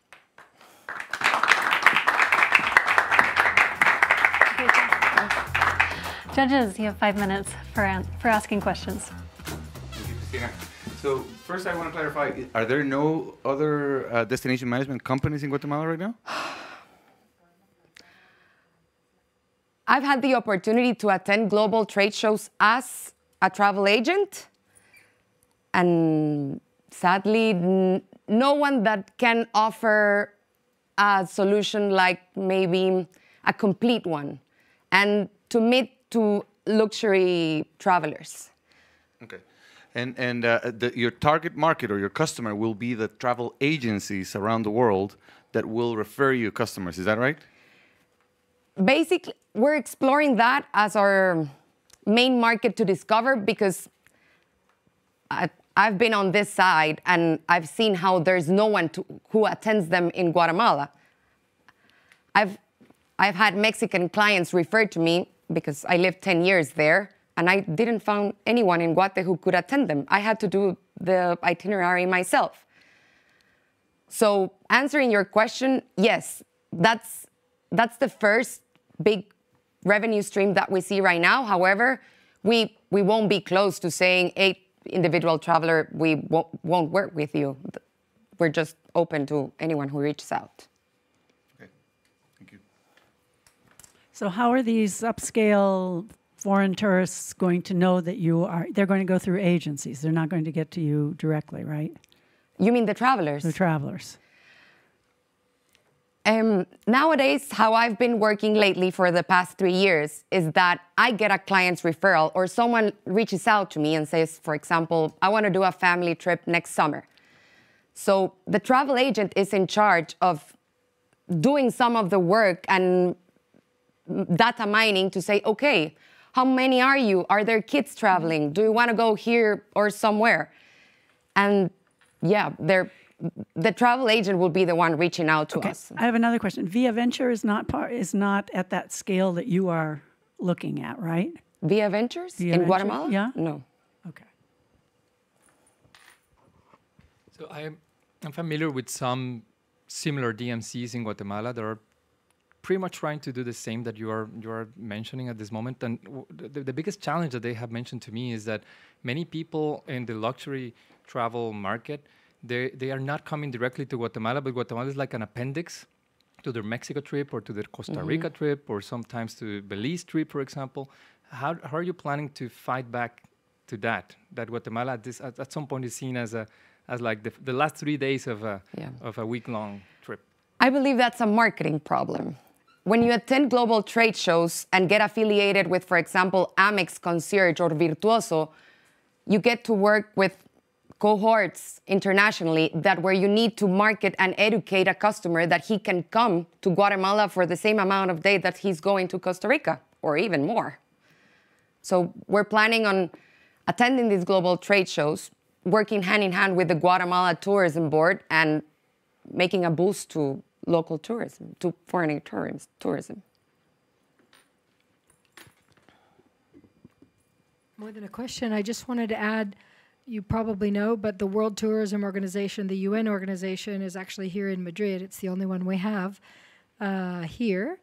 The woman who runs the innovation is actually Latin American. She's originally from Colombia, and they have a fairly extensive program also for innovations and awards and programs that may complement whatever your activities are. Oh, thank you. Great.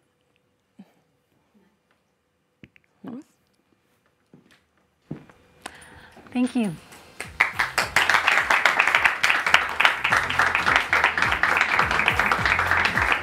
Please welcome Alejandro Fernandez.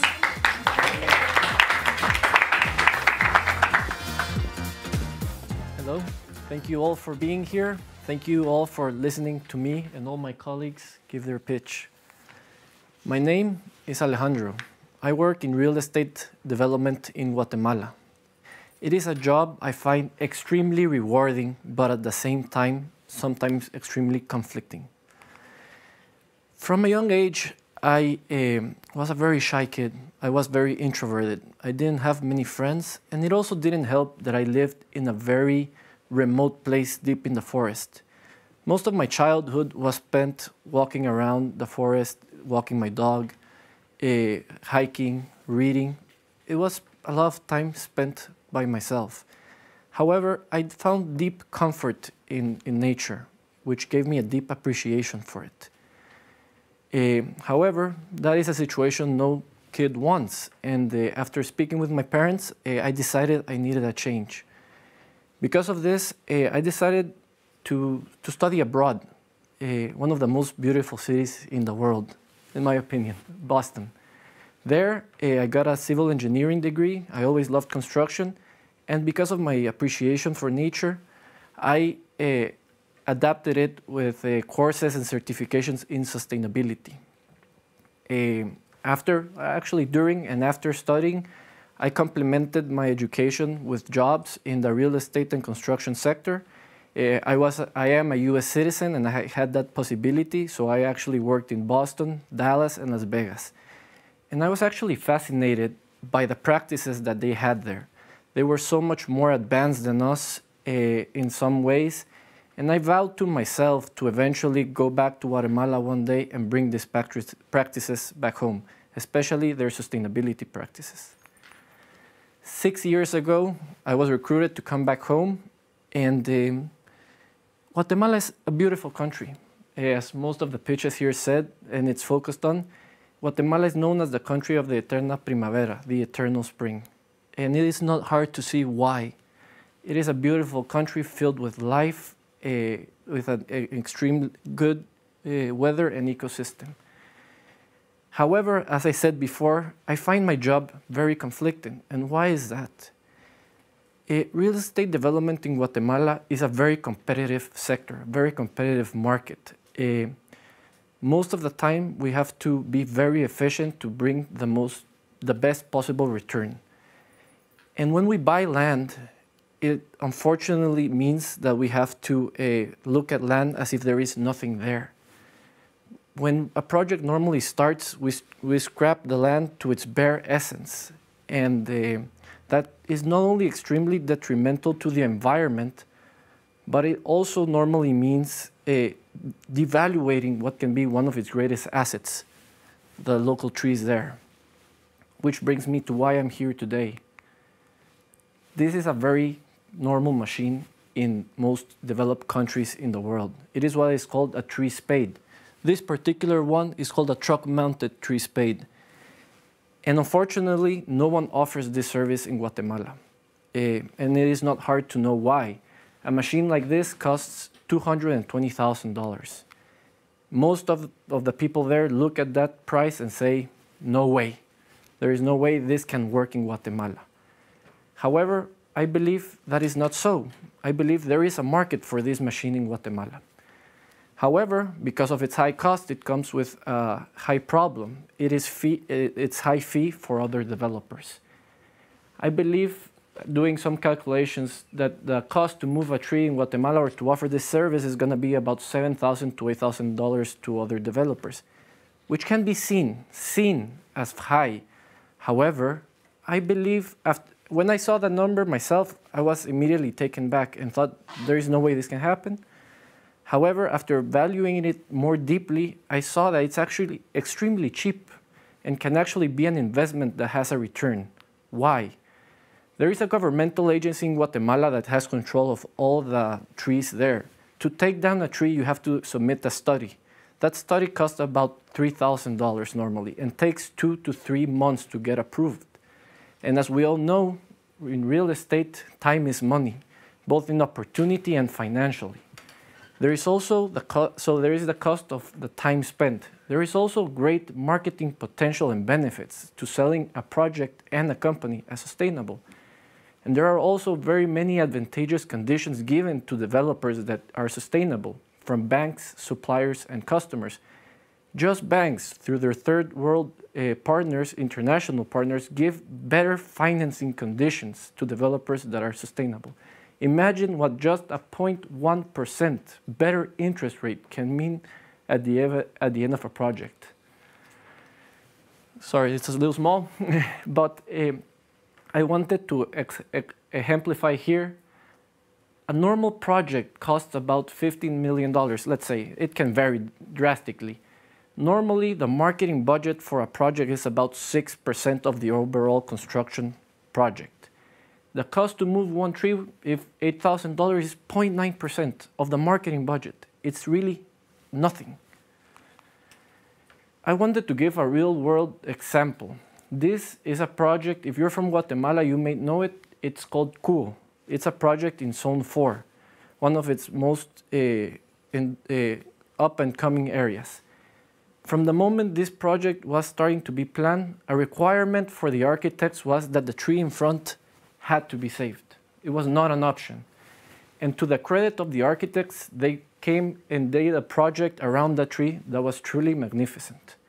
However, one cannot notice underground the basement where all the parking garage is had to be specially adequated for this tree to live.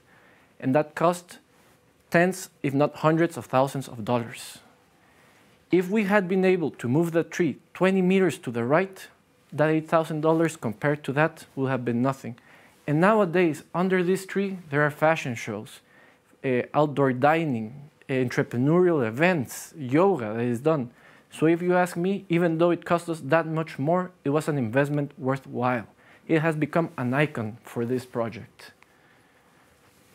This is the country and the city we have now. It's beautiful, green, full of life.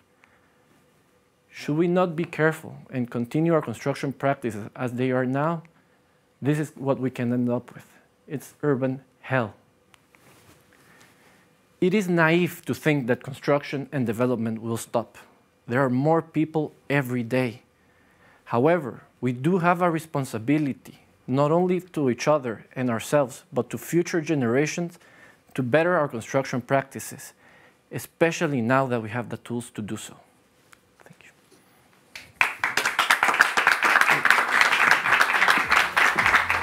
Thank you. Judges, the time is yours for 5 minutes of questioning. Thank you. It's a very interesting concept. Would you take me a little bit through the project of bringing the tree spades and how the business model or how that's going to work? Sure. Basically, this is a machine that exists in most developed countries. What it does basically is scoop a tree and move it from one spot to another.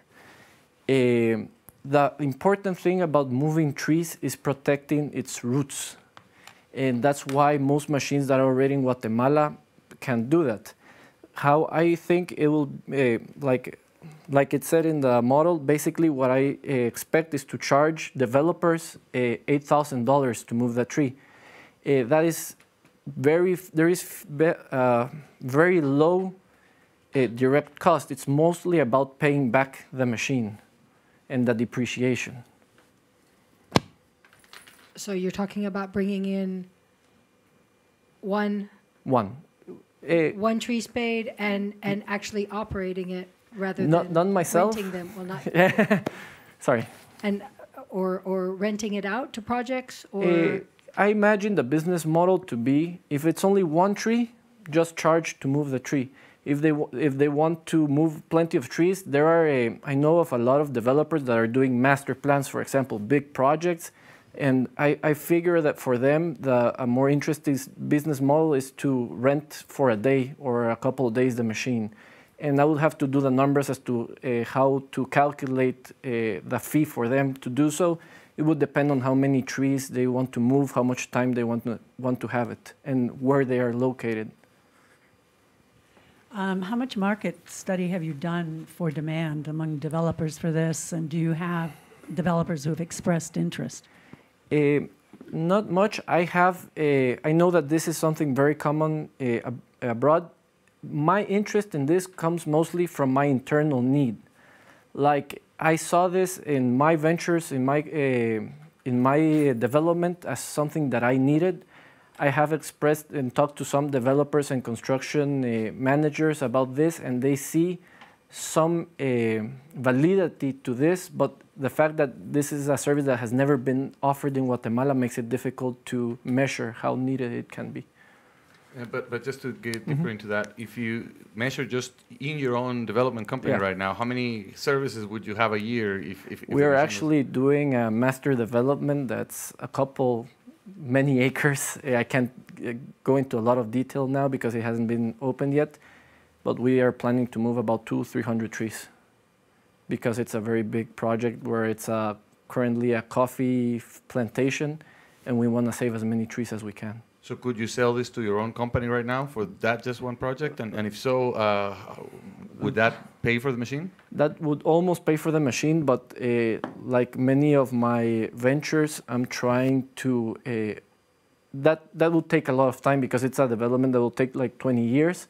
So I'm trying to also complement it with revenue from other streams. So it would make sense to a point with just what I'm doing right now. How much demand in the real estate or in the buyer market is there for places like Gabriela was talking about, with trees and greenery and a lifestyle that is? There are actually, other than the company I work at currently, there are actually 4 to 5 other big master developments being done in Guatemala. There is Ciudad Reformadores in Villanueva. There is the project Integro is doing in Santa Lucia. Spectrum is doing in Escuintla. And I believe that this service for them can be very interesting. And at the same time, it's not only about developers. I focus in developers right now because it's the easiest use for me right now. But I imagine $2-3 million homes that are being done in Guatemala. They invest $50,000, $60,000, $70,000 in their bars and in their kitchens. However, their landscape can never be truly majestic because they can only plant small trees. With how much they invest in other things to have a great landscape is peanuts. So that's another potential market. Okay, quickly. So you said the machine costs $220K, and it would be more or less $8K to move one tree at a time. Yes. How did you come with the $8K? The 8K comes from studying what they charge abroad and what are the potential. It could be much more, but I think that's the lowest I could go for them to be interested. Thank you so much.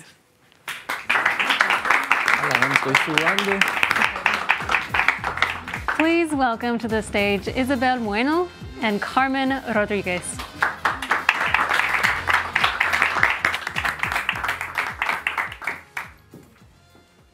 We're here today to share with you some stories about the power of collaboration.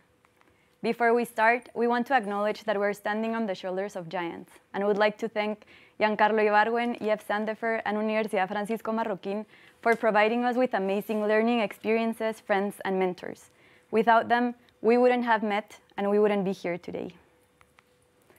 Have you ever been in a meeting feeling stuck, that there was no way to move forward? Have you ever thought to yourself, wow, that person is talking for hours, but really no one's really buying into their solution? Or just feeling that meeting was a complete waste of time? Frustration. This is how Freddie felt.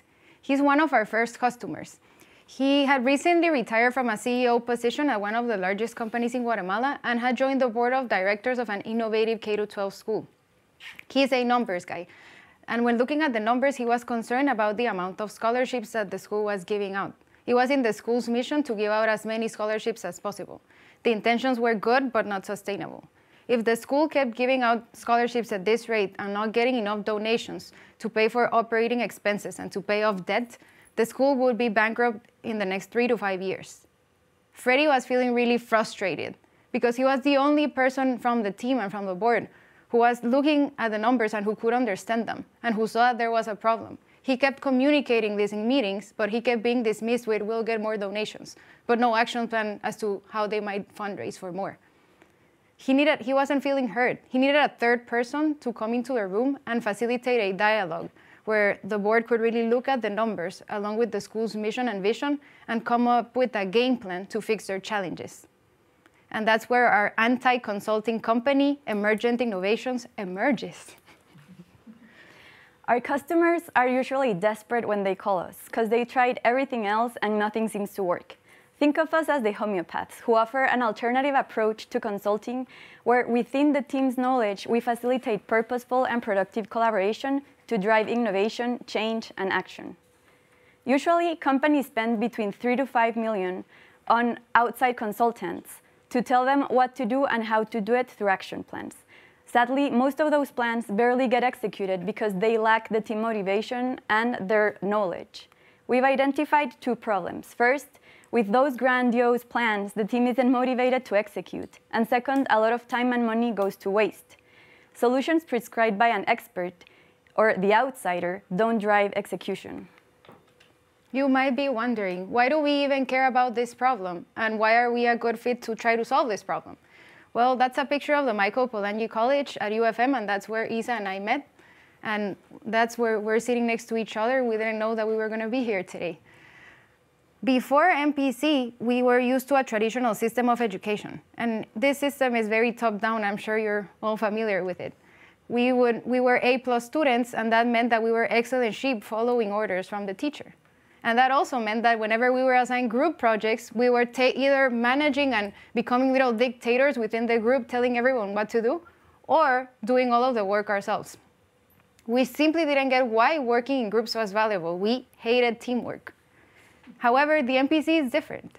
At MPC, we use Socratic dialogue, and that means that every day we read books and have dialogues about them. Before class, we would get prepared and read a chapter, maybe read it twice, and felt like we had all the answers. However, every day after a class, we felt like we had learned something new about ourselves, something new about the text, something new about our peers or about the learning process. Beyond content, our biggest lesson learned was humility, that we don't have all the answers and that we can always learn from others. Our goal now that we've experienced and known our own education process and that we've internalized the values of collaboration, freedom, and responsibility is to take these three values into the workplace globally. We've experienced the powerful results of collaboration ourselves. We together have facilitated over 2,000 hours of collaborative activities with 10 different industries and 3 different continents, and we have identified a customer need. So how do we drive execution?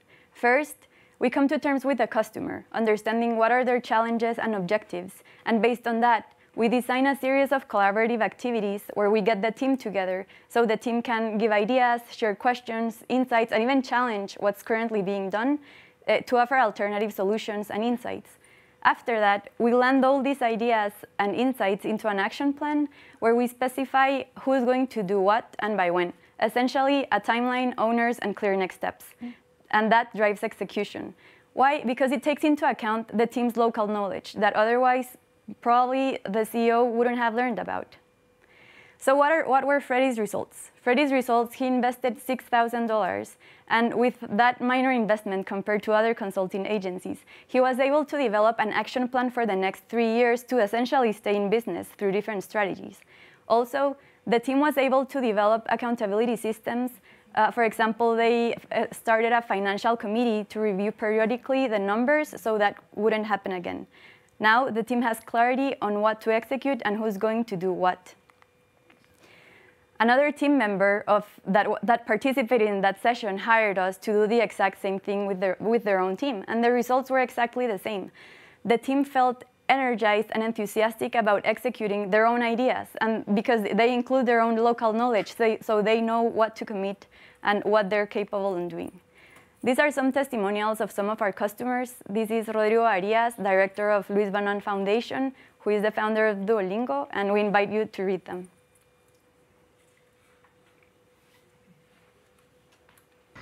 Hi, I am one of your biggest fans. I really like this project because you learn. It allows for iteration from the bottom up instead of from the top down, looking at input from absolutely everybody. That was Robin Metcalf, director of the Nutrition Institute at UT.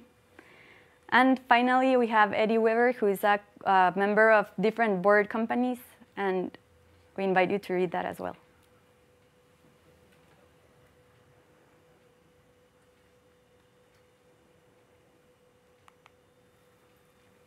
We help medium-sized organizations, companies, and boards of directors.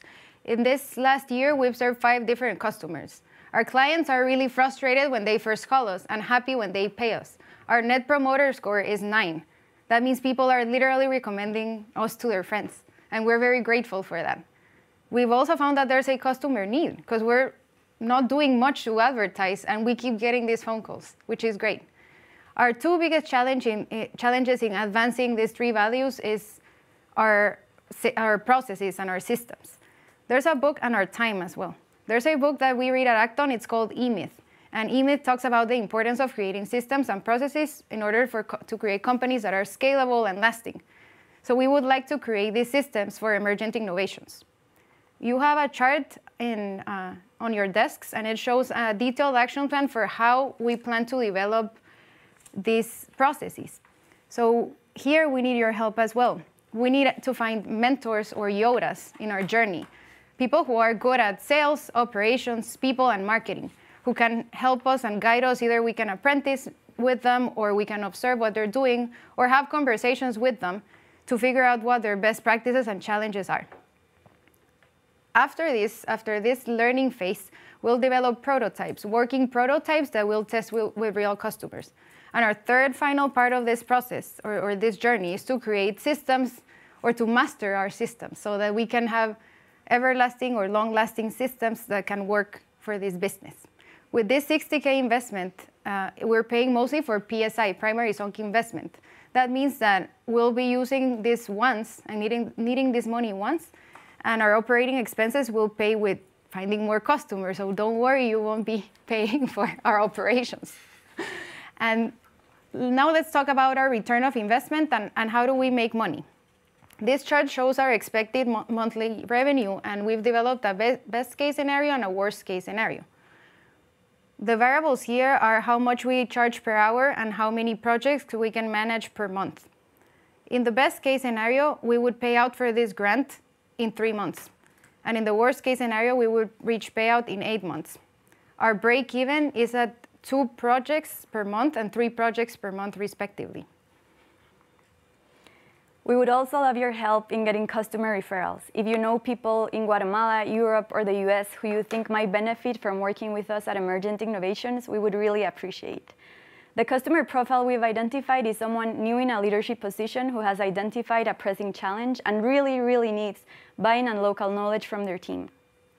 In short, our asks to EMIT are financial resources as prototype seed money to be able to scale our model, Yoda referrals who can help us as allies and mentors throughout the journey, and 3 customer referrals who you think might benefit from this.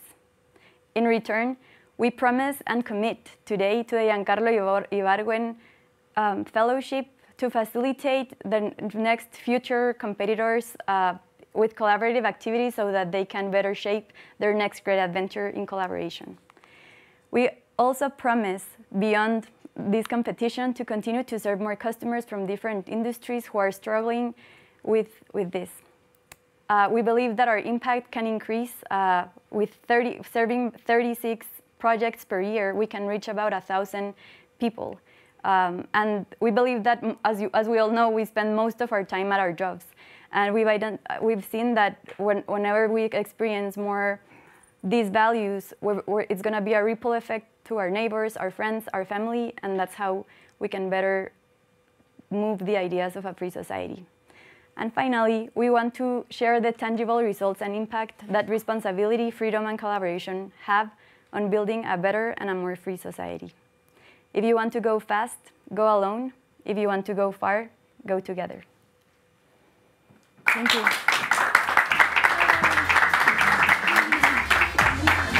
Thank you. Judges, you have 5 minutes for questioning. Yeah, quick question here. You have here that your plan is to sell 5 customers in the next 6 months. Do you already have those in your mira, on your radar? Mm-hmm. Yes, we have a list of 70 potential customers that we can reach out tomorrow. We plan to send them this video, and we also received an email today, actually, of somebody asking for our services. So we're excited. Okay, so let's say you're very successful. There are 2 of you. There are only so many hours a day, and you may have other things you want to do in life. Is there any plan to expand the team? Yes, exactly. And that's one of the main reasons we want to emit our model, because we believe that by setting these processes and systems in place, we can essentially save more time and arm ourselves with a team. Yes, one of the things, for instance, where we could get help with is our sales process. So we've estimated that it takes about 6 hours for a new person to get familiarized with how this process works and to finally buy the service. So that's one of the things where we would need immediate help. But yeah, we definitely plan on expanding and reaching out to more people. So you mentioned Freddie from a private school, and you also referenced big companies that spend like $3 million in consulting. That's a big range. So I'm wondering, where is your sweet spot for your ideal customer? Yes, and this reminds me of how Jeff was testing or has been testing the NGA prototype, because we've had customers, one of our customers literally had paid BCG $5 million for this extremely well-drafted action plan. And that wasn't really working, and they were still questioning because it didn't really match their needs and they didn't like it that much. But we also have these smaller schools. This school is a nonprofit, so it's a different range. So I would say we're still testing and finding who our ideal sweet spot customer is, but we've had fun in the process. So. I want to know, how do you solve the challenge of, you're using internal knowledge, internal value of the companies, and that's, to me, that's a great idea. But these people, these employees are regularly fully booked with their daily work, daily jobs. So how are you going to take time out of them, and who's going to execute then the plan? Because that's what external consultants could bring to the table. But yeah, that's a great question. So as we shared before, customers are frustrated because they're feeling stuck, right? And usually the model is they take a retreat.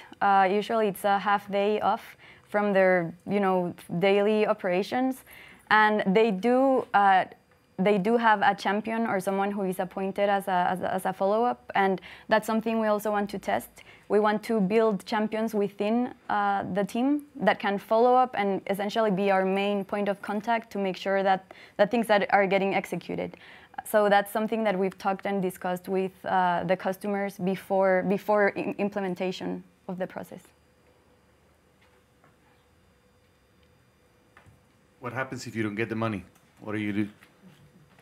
Yeah, so it would be a way slower process.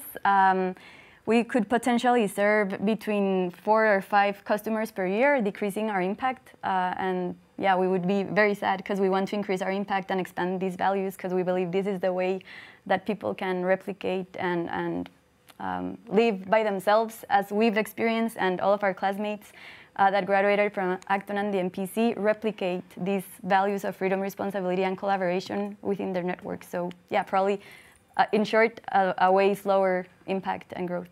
We're still sending out this video to people. Yes. But I do believe that the biggest impact in changing education and collaboration in the future is in work, because that's where we spend most of our days. I have another question. The freedom, responsibility, and what was the collaboration. Do you actually, is this something that you make, do you make the connection between that and a prosperous society and a prosperous company and a life of meaning? Do you actually explicitly talk about those things, or that's just implicit with your customers? I would say it's a mix. It's a mix because they get to experience it, and then when we debrief, everything is intentional, as we've learned also in the MPC. Debriefs were very intentional. And in debriefs, people get to express their takeaways. We had one customer from a big company that's been around in Guatemala for 100 years.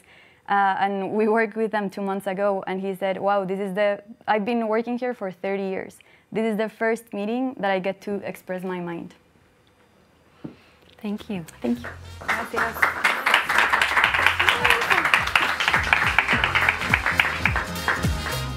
Please welcome Diego Rivera.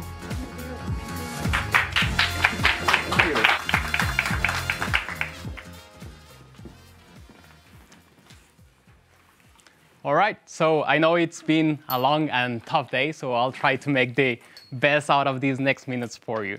My name is Diego Rivera, and I'm super excited to be here to tell you what I've done, what I'm working on, but more important, why I'm doing that. So before we get into how I'm going to positively impact more than 1 million people in the next 5 years through crypto, I want to talk more about myself and give you more context of that. I grew up in a family of entrepreneurs and was fortunate enough to have, well, basically everything I needed growing up. Everything I needed, although not what I wanted.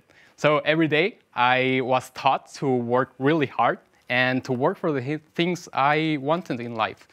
And they encouraged me to really develop my own ideas and be creative. So I used to spend my vacations working in the family business of restaurants, and really went from being a steward, cleaning dishes, to eventually the head of operations of 150 people person team. So this is me back in 2014, and I look happy, and I thought that was going to be what I was going to do for the rest of my life. But I felt that it was just in my place to be. It was the company founded by my father, managed by my brother, and something didn't feel right. I felt the need to do something on my own and be independent. And also, I wanted to venture into technology businesses that could positively impact millions of people. So one day, I decided to resign, and not only from my job, but also from my hard-earned sweat equity in the business. And at that time, I didn't know for sure what I was going to do. I just knew it was something on my own. And I didn't have much savings, no market validation of my idea, but I had all the willingness and determination to pave my own path. So with a bit of a really small amount of funding just to keep going on this journey, I eventually founded my first startup, Quilo. So we started an insurtech business, building a technological layer on top of insurers in order to provide more affordable and accessible health insurance in Guatemala. And this proved to be challenging, to say the least. Back then, I wish I had Acton's frameworks, but I just didn't. And our launch got delayed by more than 6 months. When we launched, we didn't have product market fit, nobody was buying. And we just didn't have that product market fit. So what I did was try and fail. And eventually, a couple of years later, we pivoted into an HR and benefits platform for companies in Latin America. And we started getting that product market fit. We received a large amount of funding, built a driven mission team of people, and started really impacting thousands of people. I still lead Quilo to this day and continue working into building a great company that can keep improving people's lives. But being in this journey also made me realize of different ways I can improve people's lives, especially through exponential technologies. And this was the start of my next great adventure, R2. Today, we live in a crucial moment in history. Governments have become more authoritarian, and traditional financial institutions have neglected individuals. There's a huge opportunity to help people transition from traditional institutions into disruptive ones. And really institutions that are more inclusive, more decentralized, that bring power to the individual, and that create a freer world. This innovation is happening in crypto. And my mission is to create an ecosystem that helps and accelerates crypto adoption. And with this acceleration, we can create a freer and more flourishing world. So, why crypto? You may think this as an industry full of bad actors, scams, and unknowns. And that's partly true. There are a lot of unknowns, bad actors, and scams going around. But that is why it's so important that we educate the users of the underlying principles of the technology and its potential applications. Crypto and blockchain, through what we call Web3, is creating a third era of the internet, giving people property rights, basically giving them the ability to own a piece of the internet and to freely transact and save without a third party. Because of this, we've seen exponential growth in the industry, growing at an average rate of 270% compound annual growth. And not only this, more importantly, the pace of innovation hasn't stopped even in the worst conditions. We're still early. Crypto is like the internet in 1996. Nevertheless, there are a lot of applications that are benefiting both users and creators. For example, DeFi, or decentralized finance, has grown to more than 100 billion in the last 3 years. And NFTs are providing creators a new way to monetize on their user base directly without a third party. For example, NFTs have paid creators more than 270 times the revenue that artists are getting paid in Spotify, which is the second best. And not to say YouTube or Facebook. So we understand that we're early. So we're building this ecosystem, R2, to serve as a bridge between the technology and its users. And the best way to understand R2 is by this model. And we're creating this long-term and sustainable model through two main parts. So first, we have an investment fund. And the second part, it's a media platform to educate users. So what do we believe in R2? We believe cryptocurrency protocols and smart contracts are becoming the new standard. We believe that crypto adoption will continue increasingly to being adopted exponentially throughout the world, that NFTs will transform how we create, collect, and connect with each other, that the best asymmetric opportunities of investments are happening today in crypto, and that we are early. So, talking about the investment fund, R2 Fund aims to bring that crypto exposure to our investors' portfolio by basically creating a strategy that mostly tracks the crypto market, but with a twist, with a 20% more high risk, high reward speculative part. And via this strategy, we are confident that the fund will provide an average yearly return of at least 40% of compound interest. Regarding the structure, and that's important, directors take no salary. We have 0% management fees. It's a 4-year closed-ended fund, and directors also have skin in the game, acting as investors. Currently, we are in the last stage of launching R2 First Fund, aiming to raise $5 million, of which we already have commitments of over $1 million. And with part of the operating profits and performance fees, we're also funding R2 Media. So, R2 Media. Its main objective is to educate and help people learn how to get on board crypto and Web3. And we're doing this with the work derived from our investment fund, which is resources like research papers, podcasts, newsletters, guides, videos, and webinars. So currently, we're self-funding R2, but in order to scale it faster, we need your help. So with the $100,000 grant, we'll divide that in 3 main categories for the first 2 years. $50,000 will be for researchers and analysts, $25,000 for marketing and graphic design, and $25,000 for promotion and advertising. We're also committing on matching this grant with another $100,000 to fund year 3 and 4. And for the 5th year, the fund will start bringing operating profits and performance fees. So it will make a self-sustainable model. With this, we are reaching the first 50,000 people in 2023, 150,000 people by 2024 with our educational resources, and we're launching this ecosystem within the next 3 months. So the reach of this project is essential to its impact. So this is my call to action to you. If you know potential investors, great researchers, marketing specialists, or really anyone who wants a freer world, please reach out. As I said, the more people we can get involved, the better. We're living in a crucial moment in history. And if we want a freer and more flourishing world, more decentralized and more inclusive, that brings power to the individual, this is essential. And someone has to do it. And that someone is me.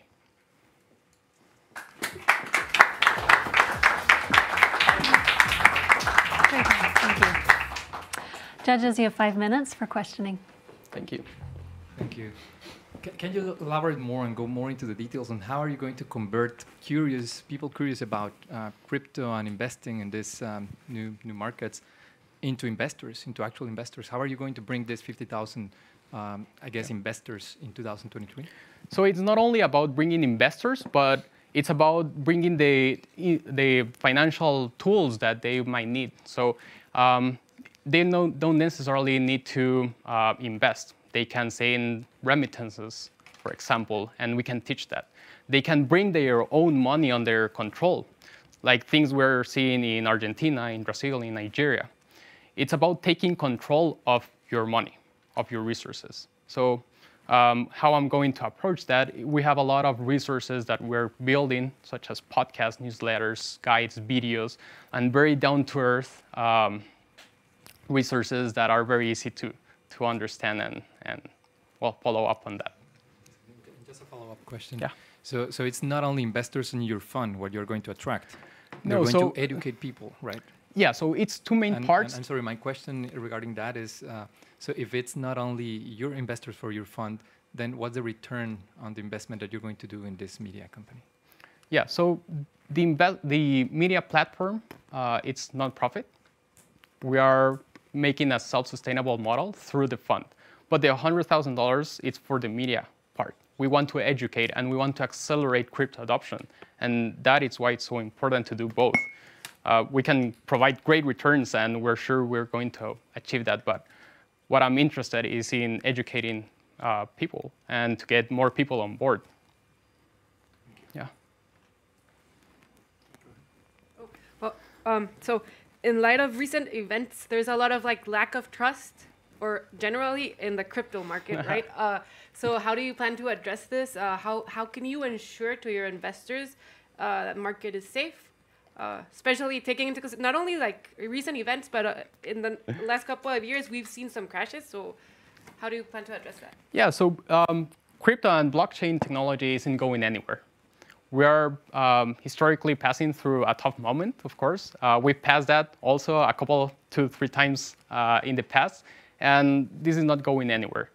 What I can tell you as investors, or the investors of our portfolio, is that we take good precautions of taking good custodial practices. So money will be safe through our practices. But I think there are a lot of unknowns in this industry, and it's a matter of time for both people to understand, to get educated, and also to build the right regulations depending on the things that, the types of protocols and projects that are. Let's say, well, you're running Quilo right now, so you have a full-time job running a startup company, and you're starting this. So let's say there's a crisis that requires you to completely dig into Quilo. What do? How are you going to make sure that the efforts that you're putting on this? Yeah, so this is not only me. I also have a partner that I very rely on, that I've known him for 30 years. So we rely on each other. That's the first thing. And also regarding the fund, we do this also for fun. It's our passion and it's what we like, and we dedicate the time for that. So it's also an important thing. This is not a day trading investment fund. So we're not day trading. We are long-term investors. We have a thesis around that. And the most time consuming is on the research and really, evaluating opportunities. But that's also why we want to grow the team. So it doesn't depend on two partners. Go ahead, Jackie. Just in terms of the fund, what is your play in this market? Where is the fund investing? If it's a long-term play? Yeah, so mainly we're, can you project that? But it's mostly an investment portfolio that tracks the crypto market. And well, we can see it quite right here, but it's mostly on good fundamentally strong projects. Of course, mostly Bitcoin, Ethereum, but also projects that have a lot of future in high market caps. And also a good portion is also in NFTs. The 20% of blue chip NFTs, which we think are revolutionizing how we create and collect. Thanks. Thank you.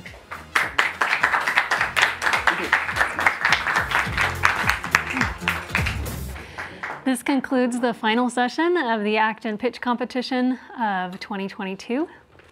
The GIS Fellowship Awards will be announced at 6:30 Madrid time. Please enjoy this short video presentation. The Acton MBA is a program that is not for everybody, but it's super special for those who really want to learn from entrepreneurs.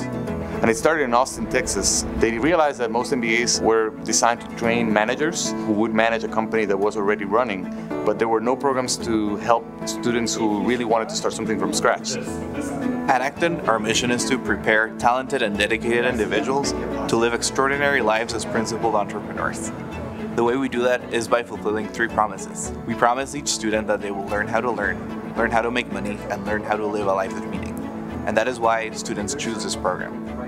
Acton promises you that they'll teach you how to learn, Acton over and over and over puts you in the shoes of a real business situation and makes you make those tough decisions. So number one, you get real efficient at just combing through that information and separating the noise from what's actually valuable. Just the power of questions. Questions are free. You'll never be worse off for asking and answering a question of a given scenario. The knowledge is out there, the responsibility of learning is mine, and I have to put the effort. Learning how to make money is both a matter of understanding how to run a business and is understanding sales and understanding value. Preparing me to mitigate my risk, and really take on a calculated and planned strategy to start making money and reduce the risk of losing money. Don't run out of cash. And there's a big difference between being profitable in the sense of, on your income statement and then actually having cash to finance a business. One thing that I've learned about living a life of meaning is to be intentional in every decision that you make in your life.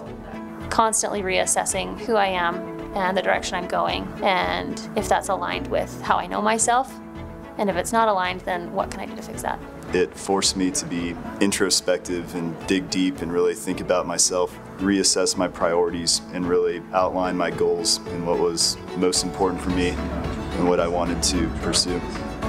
The thing that separates us from everybody else is that teachers are only allowed to ask questions. So if it ends in a period, it's not allowed to be said in the classroom. The teachers stand in front and they present a real-life case study, typically a situation that has actually happened in a business. And so you get to stand in the shoes of the entrepreneur and be the protagonist in the case. And so there's an opening where the protagonist has to make a decision, and that decision has real-world consequences. Acton's philosophy on questions is that questions are more important than having the answers. And especially in business, there's not such thing as the right answers. There's many different answers for a specific case. That's why we use the case method as well. We want to create in the entrepreneurs that critical thinking, that ability to know what questions to ask at different moments in time. That's why the Socratic method is what we use. The most exciting thing about a case discussion is that you don't know where it's going to go. That the learning is unique to the individuals that make up the class and based on the preparation that they put into the discussion beforehand and during. What I'm most excited about launching Acton in Madrid is that it opens up a world of opportunities for students in different places. We have a few students from Europe, Latin America, the US, and Madrid is an exciting place to come. It's a very diverse city, very vibrant city. It does take the whole experience to the next level, doing it in a completely different, unknown environment, including language. Just exceeded every expectation. I didn't know what to think about coming to Spain. I didn't know what to think about UFM University, and I didn't know their rich history. But everyone I've interacted with through UFM, I've been super impressed with. The reason there is great synergy between UFM and Acton, and why we at UFM love and host this program here, is because it is an education from entrepreneurs to entrepreneurs. These are people that knew that there was a need for better education in the world, for more active, for more useful learning, and they wanted to train people not to think like someone who's going to be told what to do, but for someone who's going to lead the way and really make decisions and shape the future.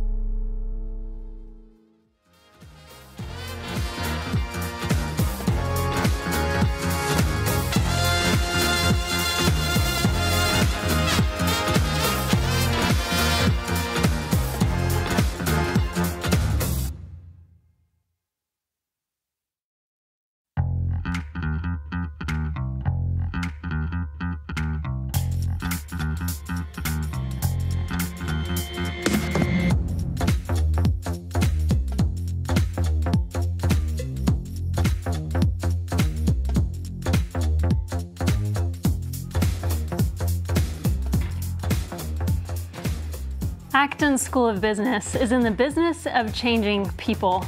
And the way we do it is by putting them in a pressure cooker. This is how Acton is described by Jeff Sandifer with an interview I had with him earlier this summer. Asking the right questions is one of the key principles of Acton. Jeff started out with this question: how do we help people undergo transformation? Through different studies and different searching, he found that fundamental changes happen when people find themselves in a very intense situation from which that they can't back out. This can happen when there's a divorce or an illness in a family, a time in which an individual realizes that staying the same is no longer an option. This is what Acton is built for: to create an environment that allows people to have a transformation experience. Think of a piece of coal. It can be turned into a useful tool, like a pencil, or under extreme pressure and heat, it can become a diamond. This is the difference between traditional MBAs and Acton, the Acton MBA. Acton does not have academics, only seasoned, successful entrepreneurs. Acton doesn't have lectures, only Socratic discussions where the students stand in the shoes of the entrepreneur. Acton does not have tenured professors, only invited world-class entrepreneurs. This may seem really radical for a business school, but this is how Acton has achieved its mission. Our mission is to prepare talented and dedicated individuals for extraordinary lives as principled entrepreneurs. We welcome those, any and all, who aspire to stand among elite entrepreneurs and learn from them. We invite and welcome those who have the courage to dive into 100-hour work weeks and come out different. We invite people who are willing to commit to leading an extraordinary life. We're here at Acton to prepare you to do the work of your lifetime. Companies can't survive unless they make money, but life is much more about just maximizing your cash flows. Throughout your journey at Acton, you'll learn to juggle the demands of family, business, and community while working to discover your personal calling in business and in life. Here's what you can expect from coming to Acton. You'll initially start with a 4-month online program called Acton On Demand. Here, the action starts by a blended learning experience where you will spend 30 to 35 hours each week tackling real-world and virtual challenges, including cash and valuations, operations, customers, and learning about how to lead a valuable life. This online portion is to prepare you for the rigors of the in-person Socratic discussions on campus. The on-campus portion is where the real pressure cooker begins. It's where we have 100-hour work weeks, and it's where our curriculum stands out under the method, the teachers, and its curriculum. The method: students examine and debate over 200 Socratic cases while standing in the shoes of the entrepreneur. There's no lectures. Each class is taught through the Socratic case method and designed to empower students to think on their own and stimulate decision-making in the real world. Classes on campus begin with a cold call, a challenging question the discussion leader poses to a single student to open the case. What comes next is 80 minutes of furious analyzing, argument, and fervent persuasion. So if you're not prepared, it's going to show. Not often, but sometimes if you're not prepared, the teacher will invite you to leave the class and come prepared back next time. Why? We take our education seriously, and we understand that in order to survive in the real world with your real business, you need to come prepared to class. The teachers at Acton, or guides as we often call them, are all world-class entrepreneurs and not academics. They're trained in the Socratic method to ignite learning by asking questions and not by answering them, which can be a little frustrating if you're a student with lots of questions. But it helps you learn to find the answers for yourself, just like you would in the real world as an entrepreneur. Acton has no tenured teachers. Teachers are invited to come back teachers are invited to come back based on the student feedback. Each phase of the Acton experience emulates the entrepreneurial journey, taking students from an opportunity all the way to harvesting the rewards of building a business. Acton curriculum culminates in a contemplative life of meaning course, which requires students to scrutinize their personal values and priorities and how they will hold to them through the rigors of entrepreneurship. Those who complete the Acton experience join an elite tribe of like-minded entrepreneurs and lifelong learners. This community of exceptional people will be there to support you on your adventures, not just during the Acton experience, but beyond. Elite tribes, this is what some elite tribe members have to say about their Acton experience. The experience at Acton delivers incredible value if you put in the effort. It's not for those who are ready to check the box, pass the bar, or otherwise measure themselves by other standards. Acton rewards the internally motivated person with lifelong friends, great business mentors, and a set of very practical skills. The program gives you plenty of chance to find what your current limits are and what about yourself limits your future. If you want to profoundly change your life, Acton can help you make that happen. Acton MBA at UFM Madrid is the best value in business education. They teach skills and the fundamentals of business better than anyone else. When you consider the amount of time and money necessary for the investment, it's a better bang for your buck than any other opportunity out there. At Acton, we make 3 promises to our students. You will learn how to learn, you will learn how to make money, and you will learn how to live a life of meaning. If you've been inspired by any of the presentations today, impressed with the caliber of the students here during this Acton pitch competition, or if you hear the call to build something greater than yourself, schedule a call with me. Go to actonmadrid.ufm.edu. My name is Heather Crossley. I'm the Director of Student Advancement here at Acton, and I'd be happy to learn with you if Acton is your best next step. Thank you.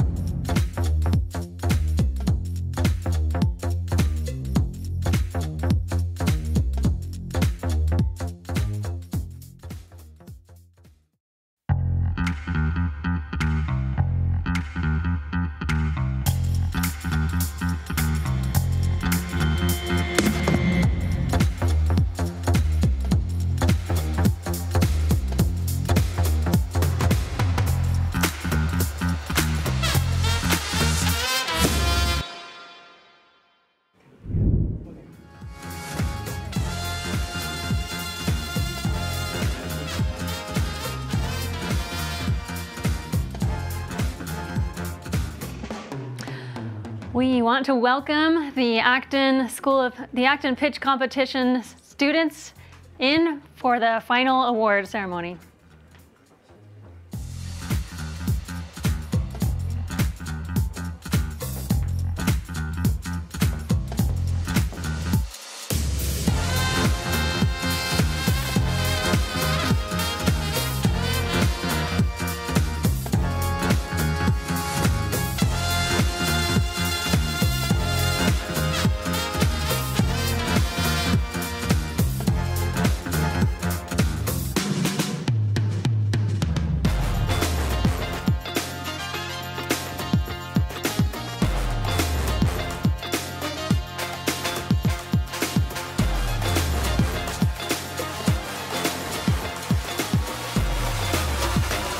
We'll now welcome the judges.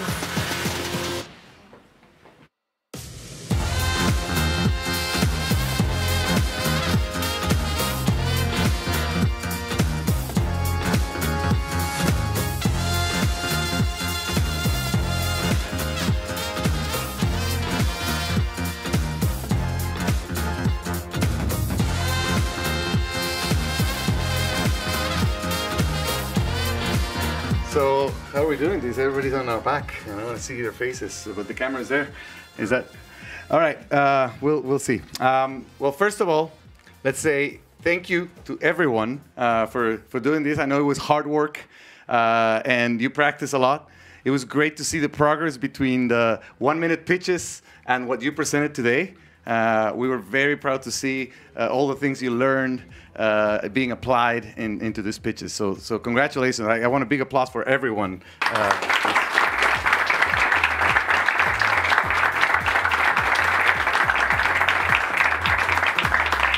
And they're reminding me to look at the camera, so I'm looking at the camera. Sorry to give you the back.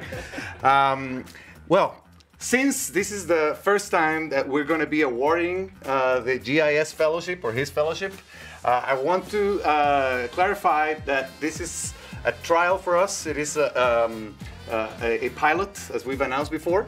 So, as the judges were deliberating, we decided that we will not announce all the fellowship awards right here, right now. We will announce them at dinner. What we will announce right now is the 5 finalists. All right?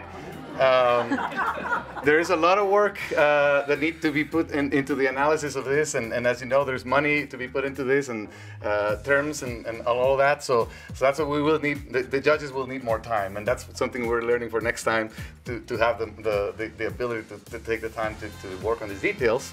But you know, we won't leave you waiting for too long. We will announce right now the 5 finalists.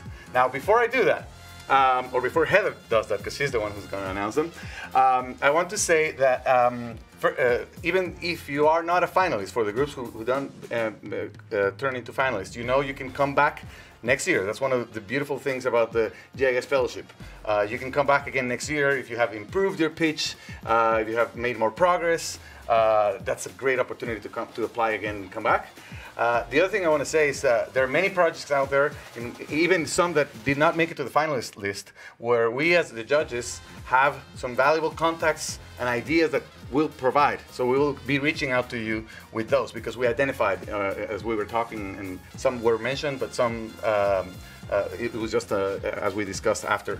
So again, congratulations to everyone who became part of this first GIS Fellowship Awards as part of the Acton Pitch competition. Thank you all who watched as well and supported everyone in this journey. And I'm not going to hold you more on this. I'm going to let Heather read the finalists, and they are going to be read in the order in which they presented. So there's no particular ranking on this the 5 finalists. Okay? Thank you. Thank you, Heather. All right, the 5 finalists are Calvin Hunt and Matt.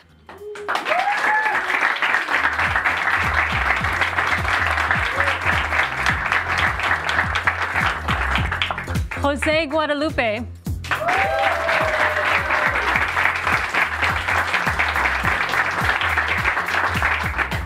Marsha Caporn.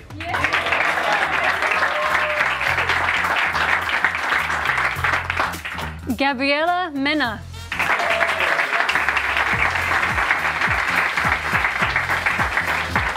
and Isabel Bueno and Carmen Rodriguez.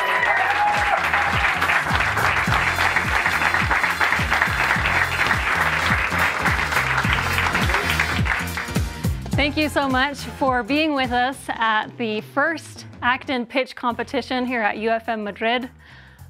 We look forward to seeing you maybe on this side of the stage next year. Woohoo!